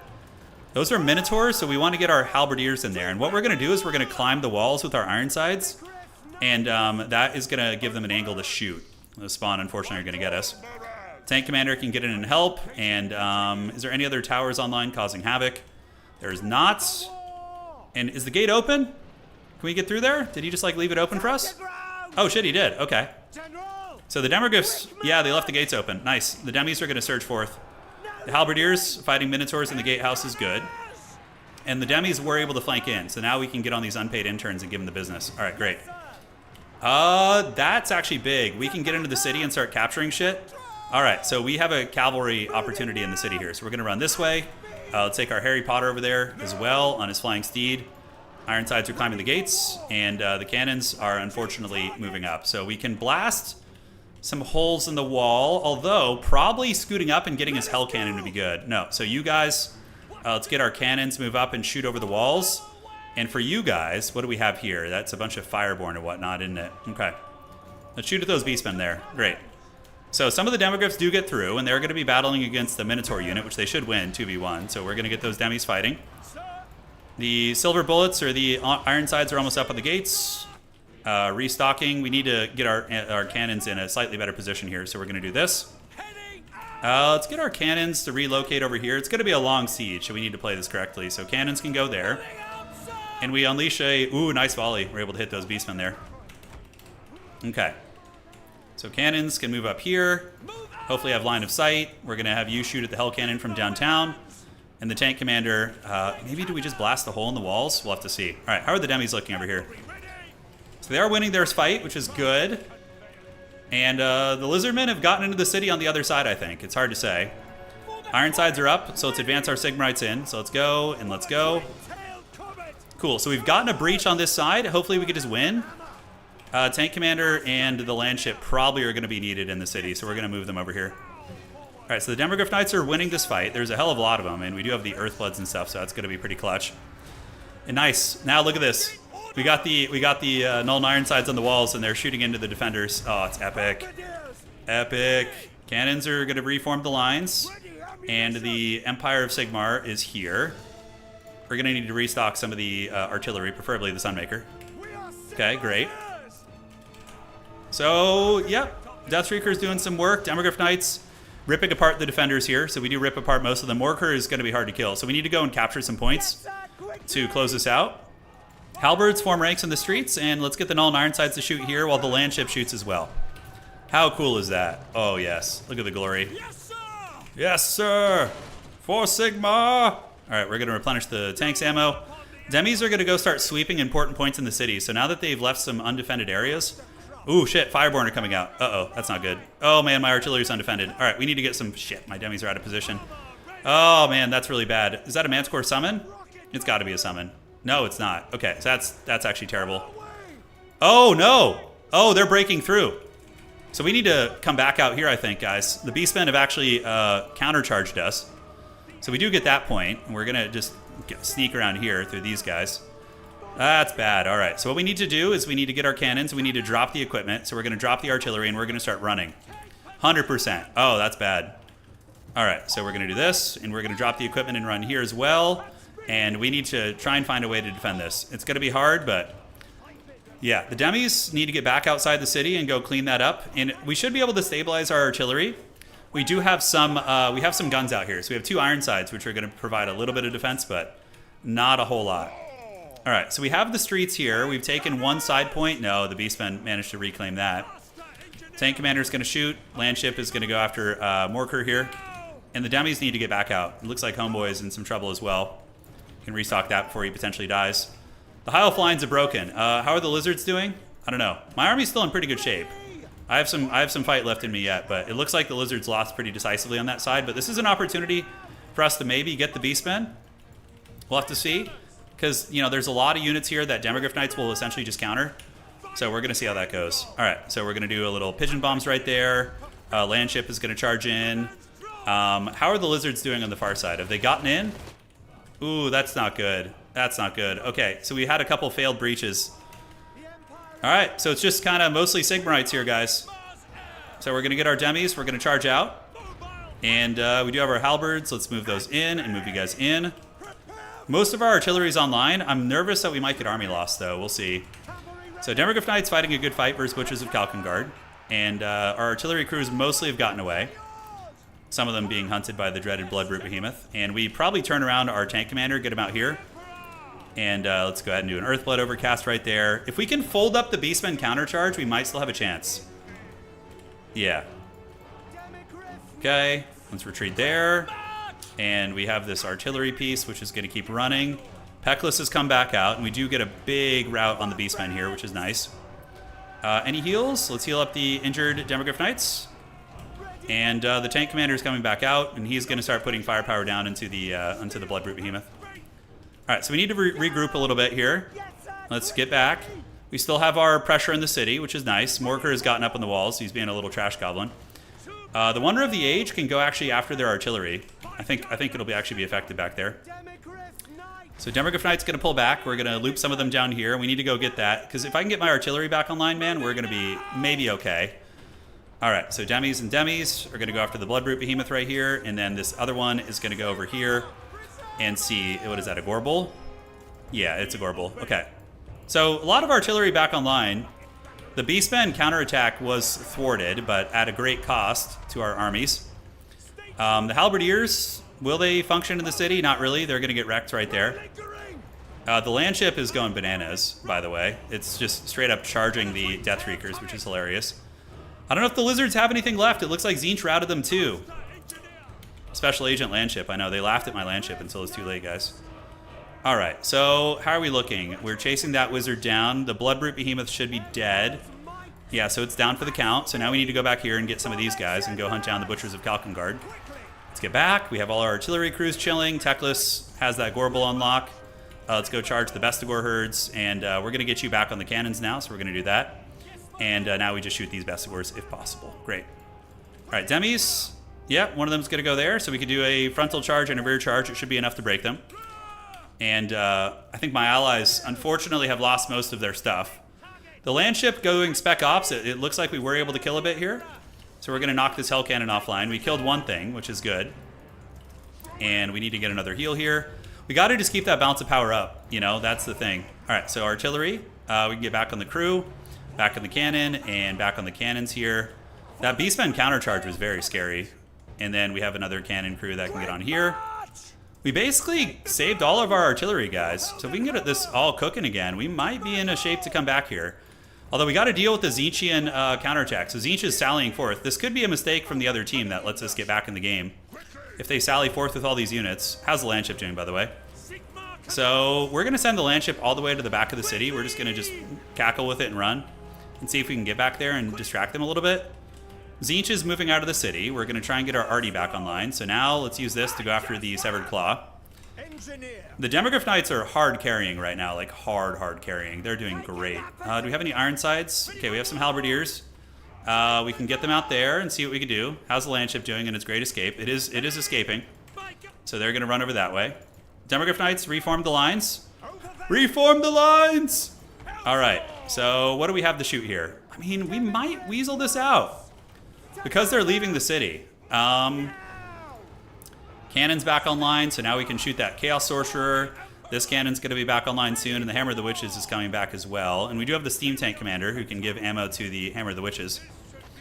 And Teclis gets caught in a final transmutation, it looks like. Ouch, ouch, ouch. We need Teclis alive. We really need him. Oh, let's heal him. And we're going to heal him and give him a regrowth as well. So we have double heals on Teclis, our ally. And we do nail the Eye of Moorsleep. All right, so now let's push in and see if the Demis can clean up a little bit, guys. The Landship is being very dreaded in the back. It's being harassed and chased by a lot of units, but Tzeentch looks like it's trying to run back into the city. If we can get that Sorcerer offline, that's going to be thick. Hellstorms, we need to shoot those Chosen. And, oh shit, did a Beastman unit rally and cut me off? God damn it. Look at this shit. Where did they even come from? All right, so those are Koroks Manrippers. So we need to get the Halberds on them, if at all possible. And let's get the two Hellstorm rocket batteries to shoot them. All right, Demis can maybe catch that Chaos character. We'll have to see. The Landship is just chortling in the back. We're going to go this way. So we're going to do full power. We're just guiding them around the city, basically. And, cool. So those guys should get folded up. The Beastmen might have some raggedy-ass shit on the edge of the map coming back, but for the most part, we should be all right. All right, Demis, we need to keep you guys alive. You're our lifeblood here. And the Elves have sallied forth a little bit. I mean, are we in a position where we can come back here?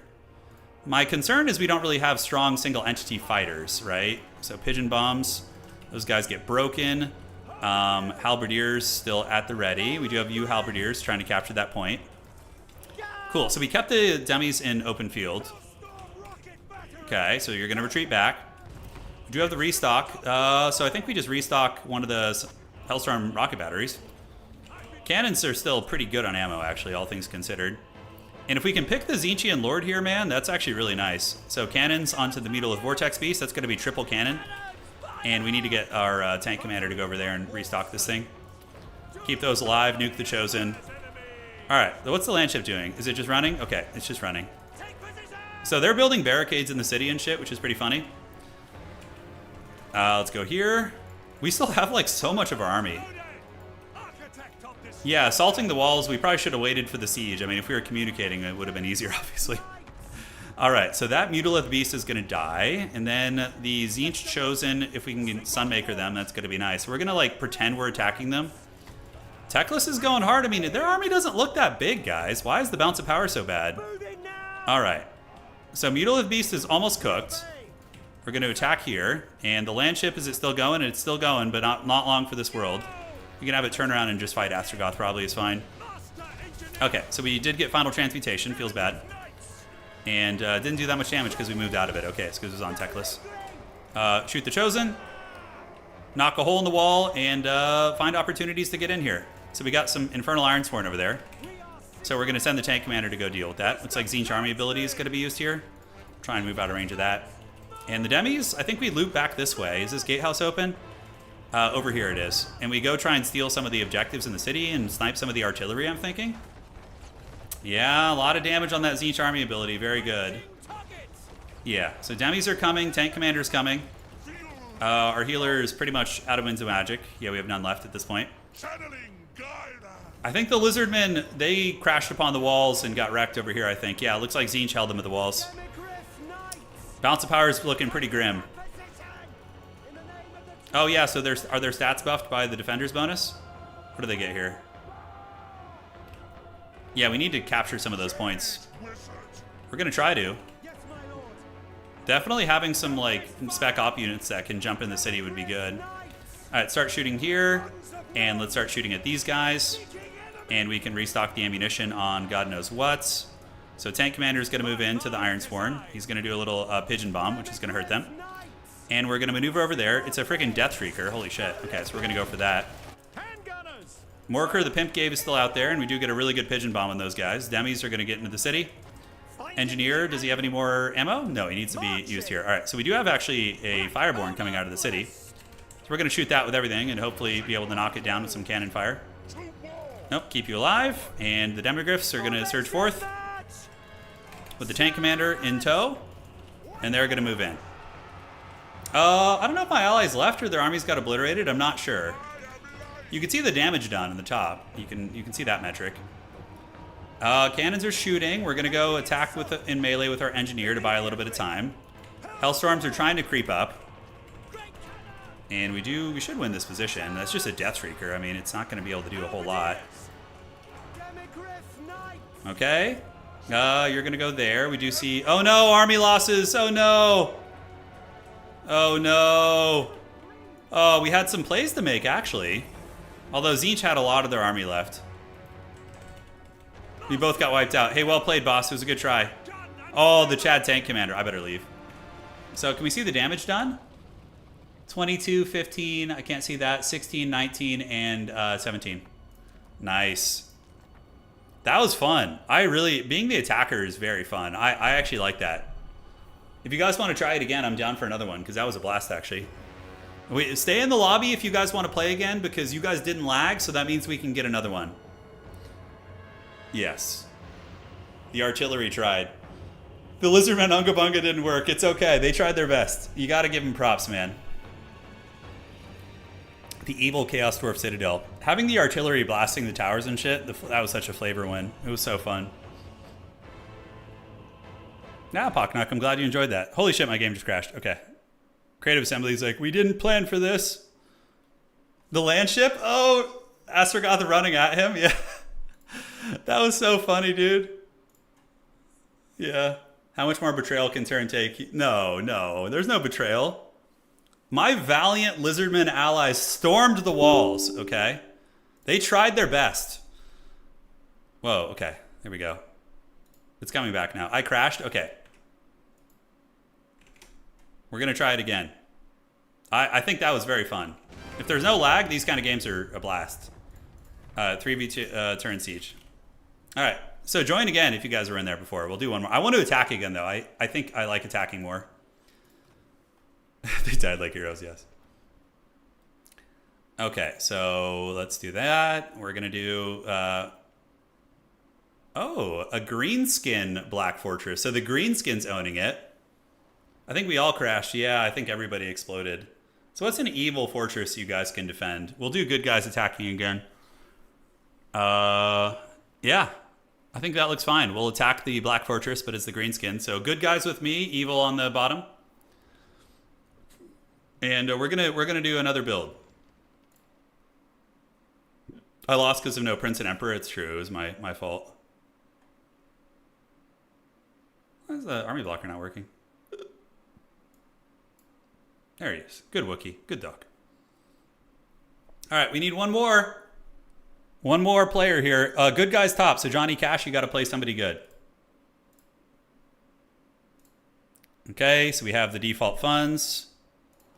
And they have their level 3 towers, which is pretty good. Should defend with vampires. That would be pretty funny. The Chaos Dwarves and Tzeentch are actually pretty good defenders because Chaos Dwarves have they give artillery to the evil guys, which is big. We're going to try a different build this time. I have some fun ideas. Oh, okay. Yeah, we're playing with the Total Tavern maps on. That's why you probably had trouble joining.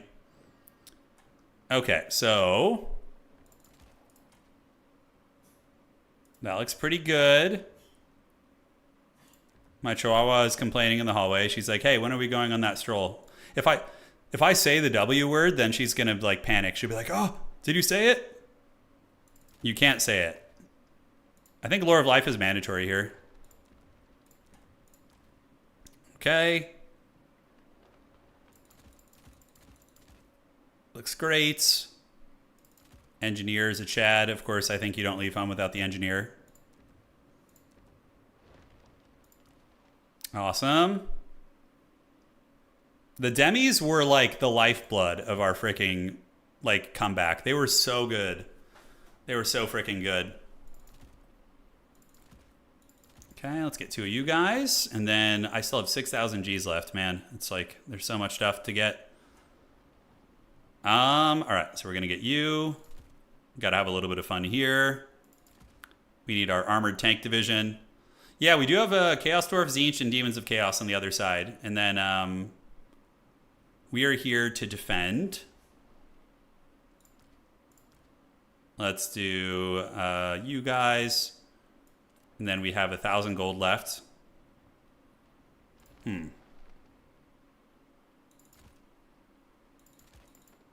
we get more range units? We cannot. Okay. The game is punishing me for my sins. So Tzeentch, Chaos Dwarves. Okay. That leaves us with 1,700 still, so we want to upgrade you to the Griffites. I'm literally just trying to spend my money, and I can't. It's like... Yeah, I guess we just bring all the abilities on units, right? Just like everything, just bring it, bring it, bring it. Sure, why not? Now we're in a good spot. Okay. Awesome build. Oh, this build's rules. Yeah, this is the same fortress, but it's the one that's when the greenskins take over. So it won't be quite as like Chad as the Chorf one, but yeah. All right. Oh, we have Kislev this time too. So we got Kislev, High Elves, and Empire versus Demons, Tzeentch, and Chaos Dwarfs. Double Mortis sighting. The evil Double Mortis is coming. What spells do I want to bring? Yeah, we should probably bring something at least. There we go. That's actually a fun idea. Okay, I just came up with something that I think will be pretty cool. But you need the restock, man. I want to bring Theodore Bruckner, but the hero composition I have is just... Oh, dude, I just got the most Chad inspiration ever. All right, hold up, guys. Oh, yeah, this is the way to do it. How was I not thinking of this? That's brilliant. That is freaking brilliant and a half. Hell yeah, let's go. Oh, dude. This build freaking rules. Hang tight. I'm going to go see what my dog needs. Well, you need to go outside, sweetie? It's not dinner yet. Well.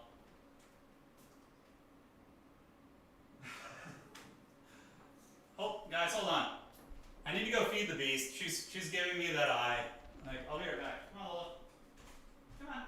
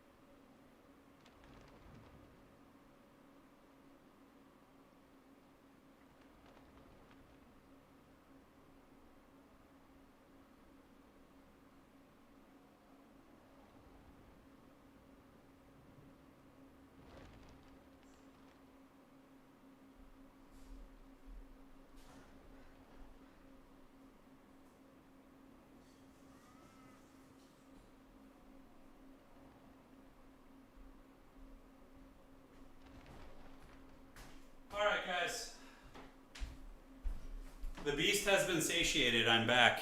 Sorry about that. Okay. Waiting for the Emperor Karl Franz. It's a cool build. You're gonna like it. You're gonna like the way you look. I guarantee it. I need some like spec ops units, some like invisible stealth boys to creep around. I could get a couple huntsmen to move around the city. Yeah, the Chihuahua, my dog was standing in the hallway and she was just like literally grumbling at me. I was like, oh, give me those buggy eyes. All right, here we go. Loading into the siege battle, the Black Fortress. It's not going to be as nice as it was when the Chaos Dwarves had it, but you did like commandos last time. I have the ultimate siege tech this time, guys. The ultimate siege tech. You're going to love it. The beast can never be satiated. That's right. Let the Nurglings feast. Okay, so definitely a little bit less pretty when the Chaos Dwarves lose the city. The Greenskins had their way with it. It's kind of cool, though. You got these like various levels to fight on. This is a cool siege map. This is actually really cool. You could see the used to be dwarves, I guess. Thunderbarge, somebody playing dwarves and having a Royal Dowie Air Force fly over the walls would be the funniest thing ever. Oh my god. Give me a Khorne stealth army. That's not very Khorne-like. It's not very Khorne-like. Oh, you guys are going to love it. I got quad mortar wagons. What's the best way to siege a city? Well, if the mortars are having problems hitting their targets, you just give them wheels. You know, modern historical problems require modern solutions here. I have siege displays takes an eternity. That's fine. That's what I like to hear. That is what I like to hear. So it begins. Ion Eagle loading in. And check here. Okay. And we are just about to get going. It's like a little shadowy valley over here. Kind of interesting. Do we all siege from one side? Is it just this side or is there two sides? Ah, looks like there's a siege over here too. So somebody will be fighting in the darkness. It's okay, Bob. Don't worry about it. As long as you didn't lag last game, it was fine. So internet and computer fine. Then you're golden. Don't worry about it. You're all fine. This will be it. The most glorious duel to ever duel. Yeah, some mortar wagons, a couple other tricks. I'll take the solo side this time, maybe? I don't know. Yeah, it's tricky to decide how we want to siege this. I mean, we could all just go on one side and siege it together. All right, so this one has a minor supply location here. That is the key building. Okay, so I'll just be over here. This is fine. State troops ready. So we need our cannons to blast the freaking walls. So yeah, we want to be like at maximum range so we can clear a way for our troops to advance. Because we don't want to go until the towers have been defeated, right? So we got the Sunmaker back here. We have the dreaded Mortar Wagon Corps. So Kislev, I wish I could... Oh, it's so stupid how you can't type. We have Elspeth. We have our Life Wizard back here. Great Swords are going to be in Deep Reserve. We have the Demogryph Knights in 3. And then we have the regular Cavalry in 4. And Silver Bullets are just going to be on guard duty here, basically. So, Johnny Cash, I don't know if we should rush the walls. I think we should soften them up first and not be like Unga Bunga like we were last time. At least I was. And yeah, the mortar wagons are going to do this. Elspeth will be very good for picking off characters. That was a big weakness I had last game. Yeah, those towers are nasty, the frost towers and stuff here, but the cannons should be able to hammer them down. 5 and then 6. Yeah, so I'm just going to methodically clear out these cannons on this side, and that's going to be how we get in. And then we can fight our way over there. Give them the full frontal. I know. Sieging with Empire is so fun. Just their style and everything. All right, I guess I'll put the timer, although he's setting up still. So Little Groms, yeah, we need to kill their towers because those towers will obliterate us. Here we have the elves. Ooh, man, elves. If anybody should siege alone, it should probably be Kislev, simply because they have siege, right? So we have siege attacker here. So Kislev, if you guys are listening, I think Johnny Cash and you and the elves should probably switch spots. Because you can solo siege with Little Groms, right? Although, it's fine, whatever. We're just going to raw dog it. We're going to raw dog it. I'm going to ready up. Oh yeah! There we go. Elspeth is going to be here, and she's going to go look for freebies on the walls. Yeah, sieging with Gorn, yeah. Be careful with your little Grom positioning here. So maybe move them like over here or over here. Because the little Groms are going to... we have to communicate with drawings here, watch. Can draw wieners, there we go. That's how we can communicate with Creative Assembly's advanced technology. Let's move that there, move that there. I think he can see that. Because he might be obstructing my cannons, I'm not sure. The little Groms must move.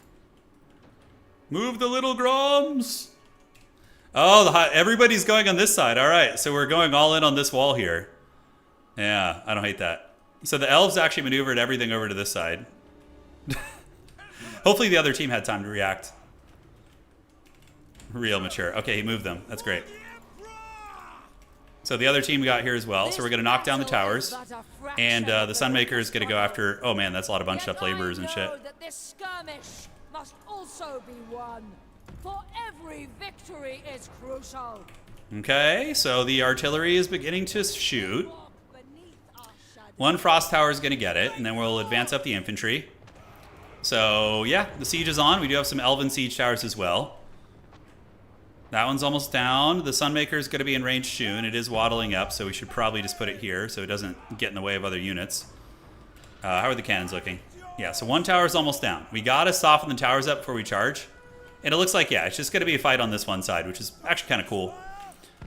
So forget the other side of the city. Although, ooh, maybe doing a spec ops operation. So we're going to do this. We're going to go all the way around there. Can you actually get through over there? You can. Okay. So these cav are going to ride hard and fast, and they're going to go try and spec ops on the backside, and we're going to see if they notice. All right, so that cannon's almost down. And the artillery, we can move it out here. And that'll get a better angle. And the tower is almost down. So we need to kill the towers. That one's about to be destroyed.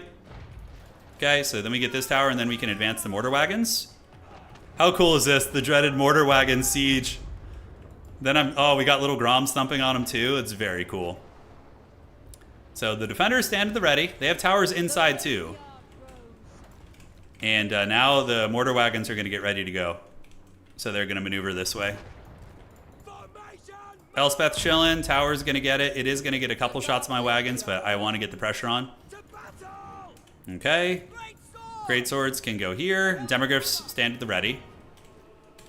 Ooh, man, that shit actually hurts. What the hell is hitting me? Is it really those towers? Man, look at the arc on those things. Holy shit. Okay, never mind. I take it back. That was a prank. Oh, we need to kill all those towers first. So these are like cannon towers. I thought they would be like anti-infantry towers. All right, so we're going to do that. That tower is basically dead. And now we need to knock that thing down. God damn, that thing hurt, dude. Because I need these mortar wagons. We need them alive. So we're out of range now, which is good. We have... Oh, look, Dreadquake mortars are defending the city. Oh boy, that's going to be something when we get in there. All right, you guys go to the other side. Elspeth can rush in. We have to see what this looks like here. Are there any guns? There's a Lord of Change. Okay, so that cannon, that tower is almost dead. Okay. Blazing Sun Knights stand to the ready. And the mortar wagons are now going to start sieging the city. Yeah, that's down. That tower should be dead in like one more volley here. All right, so Sunmaker, we can move it up and start blasting into the Zangors or Pinks. Probably the Zangors are a fine target for now. What? How are they hitting me?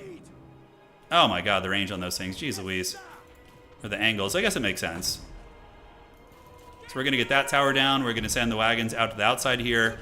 That should be out of the range of those. And then we're going to start sieging. All right. Now we're going to siege proper. Let's get Elspeth coming up to defend them. And we're going to shoot into the Pinks over here. Great. So let's go there. Shoot the Pink Horrors a little bit. And yeah, now the mortar wagons are going to fire. Awesome. All right. So that last tower is down. The defenses have done some work. Oh, look at... Wow, he's following me. Salty Scarab's following me with those units. I love it. Oh no, they left some Chaos Dwarf warriors to defend these walls. All right, let's go get the gatehouse. Although we should probably get our vigor back before we go. Okay. So the mortar wagons are shooting. Elspeth's getting it a little bit. Sunmaker can shoot Yeah, we want to shoot into those guys if at all possible. The walls are coming, and the besieging efforts are going to get ready, so we can start moving up the greatswords. Oh, dude, the Dreadquakes. Oh, God, that hurts. So Elspeth needs to go spec ops and get that somehow if she can. All right, the towers I think are down, right? Yeah, we need to get that tower down, and then we can start advancing, and then we can start punching holes in the walls here. So that tower is down for the count, and I think we just got to get all the towers. Okay, so Lord of Change is coming. Elspeth can fight it, potentially. I need to get to those Dreadquakes on the high ground. There's an Exalted Flamer over here. I wish I had another flying character. That would be really nice. All right, let's get the wagons up. Demogryph Knights are at the ready. Great Swords are advancing. And these guys are going to replenish their vigor right now. Oof, that's still a bit of firepower. Okay. So what's shooting me here? Is it the blues on the walls? Yeah, it is. Okay. So we can get the Sunmaker to start hammering these guys, and let's get our mortars to start hammering them as well. We don't want Elspeth to take that kind of damage. It looks like the elves are coming in to press the walls with me, which is nice. I'm afraid to move my greatswords forward too much because of the Dreadquakes. And do we have anything we want to replenish the ammo of? Not yet. I think we're good. I think we're chilling. All right, so that last tower should be getting hammered here. The mortars are going to be hitting into the guys on the walls. Yeah, nice. So the damage is adding up. And there is a greater chicken guarding the walls. So with our Air Force, we should be able to get this. All right, so they're retreating. Mortar Wagon's doing some heavy lifting so far. All right, so Elspeth is going to move. I need this Life Wizard to get the regrowth on Elspeth. We need her, like, healthy when she goes into the city. Okay. So mortars are singing. These guys are getting worn down. We have Chaos Warrior Halberds ready to defend the walls. And with the Air Force advantage... Oh, no. Look, the Dwarfs are defending with their guns on the hills. Oh, they're not going to let us get that. That's for damn sure. But you know what we can do is we can start shelling the Chaos Dwarfs in the high ground. So we're going to start shelling them right here with our mortar wagons. And hopefully we can get through and start to breach the walls. That frickin'... that Dreadquake is very dreaded, guys. And I got to be careful. Oh, look at the dragons attacking on the flanks. Yeah, elves are getting some work done. Oh my god, one of those white lines of Grace just got pounded into the Shadow Realm there. Alright, so the walls are basically down. So we're going to knock down a breach in the walls here. Elspeth is in, and the mortar wagons are doing work. I got to be careful here. It looks like a chicken is coming after me. I don't know if I can want to fight the chicken, you know. Yeah, I mean, I can win, but I'm trying to save my breath attack for that Dreadquake mortar to take it offline. Yeah, we got to get back. Where's our Harry Potter? Okay, Harry Potter's nearby. We got to be patient. Okay, so can the cannons get there? Probably not, and we do have this thing moving up. So let's see what we can shoot now with it. And there's some big blobs over here. Blood Crushers of Corn, we have blues. We'll just shoot into them. All right, so Elspeth, we got to be really careful with her. He's very, very important here. Oh, God. Oh, no, Dreadquakes. Oh, he's shooting at my mortar wagons with the Dreadquakes. So the Chaos Dwarves in the high ground are getting the business a little bit. Defenders are cackling. Let's finish off these blues if we can. And how are our sneaky guys? I think it's been long enough that they've probably forgotten about it. So now we're going to go in. And you know what? I'm going to take the Blazing Sun Knights over there, too. I should have done that a long time ago, but we're going to do it now, so... All right, be careful attacking in, guys. They got some pretty nasty defenses. We can shoot... Oh, the Immortals. All right, that's a prime target. These are the ROR Dawizar Elites. Yeah, so we're going to be able to shoot into them. And the mortar wagons are clutching it. I think we just restock our mortar wagons. They feel like the most useful here, honestly. The Dreadquakes are hurting, though. They're hurting pretty bad. Unpaid interns here. They're retreating off the high ground. Elspeth can think about landing over here now. Ooh, there's the Herald of Nurgle and a Soul Grinder of Tzeentch, which we could probably kill. I'm gonna go after that character there. See what we can do against that. And look at the Immortals getting pounded. That's really cost effective for us. Chromatic Abomination's a great target. Elspeth is going to drop a Spirit Leech on you. And then we're gonna go ahead and get a Coruscating Blast, and we're gonna... Oh, that shit, those are the Granite Guard. Oh, God, that sucks. All right. So we do get the Laser Beam of Doom, and we almost kill it. Oh, it's so close to being killed, but if we dive in, we're gonna get shot by the Granite Guard. We can't do it. Can't do it. Damn. That was like really... Is he disintegrating? If he does, then that's quite clutch for us. All right, we're going to shoot the Granite Guard now, and we're going to get back. And the Great Swords are going to make a play for it. They're going to run. We're going to try and get them in. Demogryphs can just wait in the wings for now. We can move our guns up, too. And how are the Knights doing here? All right. Oh, look at this. The Dragons are rotating to the weak side. That's going to give us a lot. But Nurgle's coming down with some Toads as well. Mortar wagons are doing good work. Granite Guard on their way in, but the Sunmaker has zeroed in on them, and we do have the Exalted Plague Bearers as well. Elspeth battling a giant chicken, so we're going to use Death's Timekeeper on it, which should help, and I think that's... Oh, it's Fizzres. Nah, it's not going to help. Oh, well. Okay, Dreadquake Mortars are hurting, and the Blazing Sun Knights are going to come in. If we can breach this side, that's going to be pretty massive. Are we in? Did we get in yet? Not yet. Okay, so we're trying to get through. We got the chicken fight up in the sky, and there are some goblins shooting at us here, so we're going to try and get on these pinks on the walls to help us out. That Exalted Flamethrower guy is still alive, which feels bad. Brutal. Oh no, Tsarina Katarine's going to die. Ah, that's rough. Do I have any healing for her? Let's go see if I can save her. So we're going to go try and get an Overcasted Regrowth on Tsarina Katarine. We can't afford to lose her. We need the battles. There's still a lot of fighting to be had. The graveyard rose. Unfortunately, it will take away some of our healing on our character, but it's not the end of the world. Bloodletters, Exalted Plague Bearers, we can shell them. Sunmaker's doing some great damage. The Black Rose Knights have gotten in on the other side. Oh, look, the elves climbed the walls. The Shadow Warriors. All right, the stealth Shadow Warrior plays. Holy shit, what the hell is that? God damn. Tzeentch army ability, I guess. Thankfully, it's just cannons. They're our least useful of the artillery we still have. But we do have some guys in open field we could perhaps hammer. So let's shoot into the walls here. Try and knock those down. Sunmaker, did he get our Sunmaker? What the hell killed our Sunmaker? Really? The Tzeentch army ability killed it? For reals? I don't even know what killed it. I guess the Tzeentch army ability did. Holy shit. Greatsword's getting obliterated on the charge, which probably should have held them in reserve a little bit longer. They're having a terrible old time. Elspeth's trying. We're going to get back. And on the other side, we are officially in the city. So, are we in? Do the Black Rose Knights get in yet? Damn, that Tzeentch army ability gave me the business, guys. Alright, so cannons are still going. We're trying to knock down some of the walls. And we still have our restocks. So we're going to restock one of the mortar wagons. And, yeah, you guys are in just about. And do we get through? We do. Nice. So now we can go start capturing shit in the city. That's going to debuff the enemy. The Dreadquake killed the Sunmaker. How did it get in range, though, is my question. I don't know. I didn't see how that happened. All right, great swords. You guys are basically getting karate chop. Might as well get in and fight. Elspeth can creep around and try and finish off that Exalted Flamer. That would be really nice. Mortar wagons are shooting. The armies of evil are, you know, there are some dragons causing havoc in the city as well. And the Blazing Sun Knights are about to get in on the other side too. So that's actually very clutch. It's very, very clutch that we're going to get that. That'll give us one of these, which is going to give us a little bonus. All right, how are the mortar wagons doing? What are we shooting into? The Exalted Plague Bearers? Pretty good target, honestly.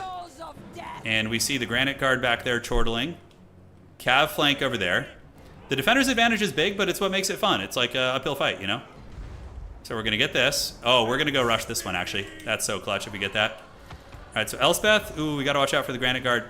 Yeah, I didn't see them still there. I could pop the Daywalker, which would help. But it's really important I don't lose Elspeth. So let's take down the Granite Guard, actually, with our mortar wagons. That's going to be very, very good. Okay, Great Swords have rallied, and we do see some witchcraft out here. So what the hell? There's a giant Tzeentch monster out here? Oh, we did actually end up saving Katarina with that regrowth. Hell yeah. All right, teamwork, baby. So we're going to give you the business here. So we're going to take you down. So we're going to Spirit Leech you. And then we're going to do the breath attack right there first, actually. There we go. So that's going. Cannons are shooting. That does some good damage. Not as much as you would like. That actually was kind of a limp connection there, but looks like he's going to get back in the city. Cannon's still going. Mortar wagons. Since when does that do so much damage against like monstrous stuff? Wowza. Okay, we thankfully got the heal up. Tzeentch using all sorts of foul magic against us. Elspeth can't quite get there yet. Our wagons are still fighting. And there's still witchcraft afoot. Yes. Tzeentch forced back into the walls. Cannons are still shooting at that Tzeentch character. I do have Death's Timekeeper. I really would like to go for it, but we need to get the Granite Guard offline first.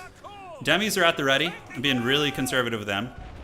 And it looks like we do get a fight here, actually. Okay, so we are stealing the high ground. We do have Pox Riders of Nurgle. And I think we win this fight. There is a Kadai Destroyer there, but we have Dragons and Phoenixes coming in. So I think they're going to be able to clutch it. All right, let's get you back. The Granite Guard are just about to be offline from our mortars. The Demis thinking about moving in. Let's get some Great Swords to push the city. And when they break, we charge. Okay, a couple mortar shots hit him. The mortar wagons being super Giga Chad. Let's restock the ammunition. Happy one leadership, and we need to get that Tzeentch Sorcerer offline. He's going to be generating like infinite winds of magic, so he needs to go. And how are we looking? Are those Granite Guard offline? They are running. Great. All right, so now we go for it. Oh yeah, now you better run, dog. We're coming for you. All right, so demis are here. Oh, the dreaded Dreadquake. Oh, still causing havoc, boys. Let's get our cannons to reform the lines. And we're going to use the Death's Timekeeper on you too. The dreaded double Spirit Leech. And the Blazing Sun Knights need to get up to the high ground and help with these Battletoads. Otherwise, the Battletoads will beat my Black Rose Knights. So we need to go there. And it looks like our High Elf Force is doing good. And now we do have the momentum. So Vigor is going to be replenishing. Elspeth is taking down this thing. We need to make sure she doesn't keep pumping it and actually attacks it. Okay, we'll see if that works. Haggard Total War Jank. We do have Blood Crushers coming out, but this is why the brave Sigmarites have been so patient. Okay, we're going to heal Katarine. The regrowth, she's going to love that. That's going to be nice. Teamwork makes the dream work. And Great Swords can move in and fight those halberds. And do we get the kill? We really got to get this Sorcerer offline. We can't let it live. All right, so Battletoads up here getting wrecked, and that's going to give us another victory point on the backside. Cannons are reforming. Demis are chasing. Yeah, it's worth chasing, I think. Those Blood Crushers are overextended. Okay, whatever. If we have to escort them off the battlefield, that's fine. It is what it is. So you guys go there. They're going to have to relocate some forces to get here, for sure. And that's going to give us a second victory capture point. Mortar wagons. What do we have to shoot? Dreadquake Mortar is actually like getting in close quarters combat here. Okay. We're really having a hard time connecting here. Need to get ahead. Ooh, Elspeth's getting just hunted by a bunch of rockets and shit. This guy needs to die, though, because he's generating the infinite womb. Okay, so demis need to get back. A little bit of a messy fight here, so we're going to get them back here. The Blazing Sun Knights and company have secured the high ground, so now we go take this critical location. Looks like those are the Infernal Ironsworn RORs. We'll get it one of these days. Holy shit. So let's actually just land on the ground. Yeah, and we're going to attack here. And we can hide. We can hide. Yeah, taking points reduces the defender's buff. That's right. So on the ground, she should be able to connect. Oh, look, she joined up with the other attackers here. All right, now Elspeth is attacking properly, which is good. We got pinks and chromatics. We're going to take our cab charge and flank. Okay. Yeah, that Tzeentch character is getting attacked by like a million units. We're just going to let the elves deal with it, and we're going to take our guys and sally forth. In the meantime, the mortar wagons, do we have any more restocks? We do, so we're going to restock the one that has the most models. And we're going to go ahead and keep sieging. Mortar wagons are clutching it. We're going to hide Elspeth behind this pillar. And the brave cavalry of Sigmar and Mimridia have gotten down and gotten into the demons, which is going to be good. Demis have not found a way in yet. I could cannon another breach in the walls. Probably not a bad idea, so let's create a breach here. It's going to be the best bet for our cannons anyways.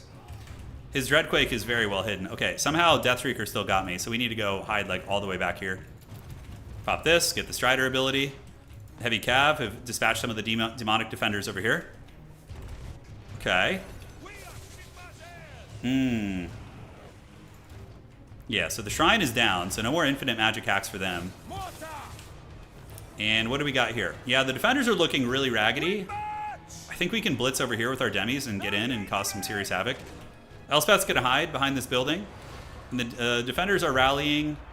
They have some halberds, so that's actually kind of hard, but I think the dragon can still defeat them. So the Dreadquake Mortar is charging into melee because it's basically out of ammo, so it's just raw dogging it. We're gonna get some demis on that thing. Get you over there. Mortars are still going strong. Cannons are gonna knock down that wall. I like how our Lifecaster is best friends with Katarine over here. That could have turned the tide of the fight. If we lost Katarine or any of our big lords early on, could have been dodgy. All right, so that's going to go to us. We are successfully hiding. Our Cav have dispatched of their defenders over here. Now we have some Nurglings, which shouldn't be too much of a problem. And the demis have gotten into the city, so what we can do now is we can rush our Demogryphs. Ooh, some of them do get trapped there. These ones are probably doomed.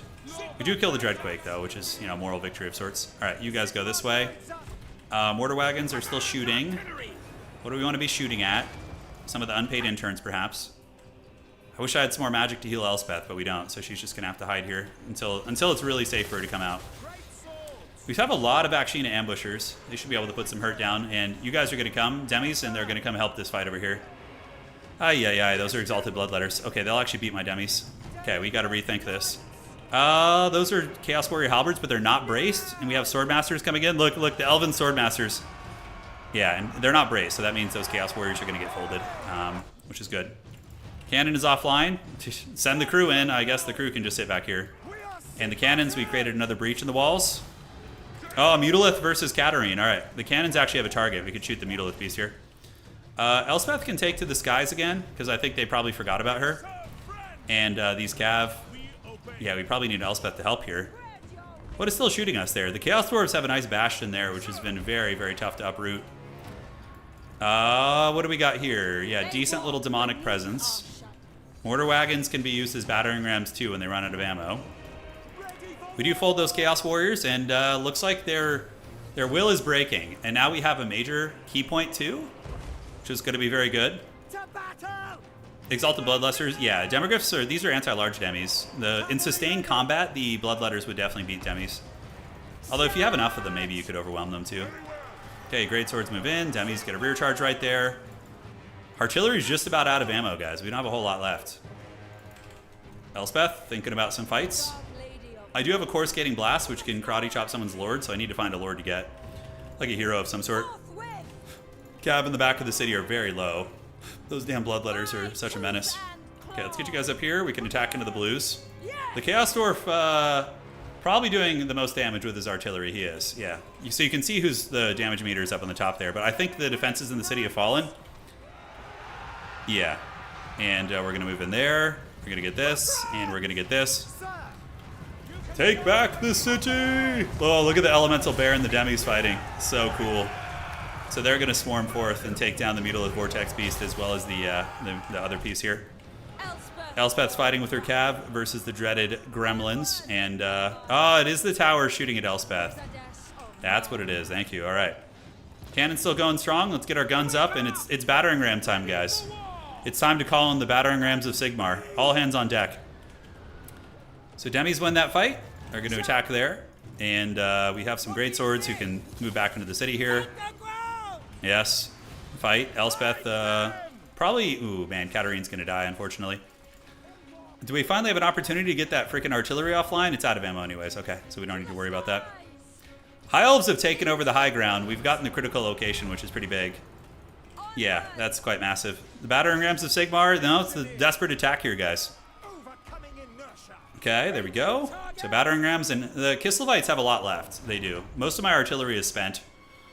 I don't have any restocks left. I do have one restock actually, so we could restock something. I don't know what. We'll see what is needed here. So we got to make sure we don't fly Elspeth over some Chaos Dwarf guns and throw, but it looks like they're going to get hit with army losses anyways. So yeah, army losses kicked in. All right, victory for the forces of good. We were able to retake the city once more for Sigmar. Hootie, thank you. Thank you for subscribing, brother.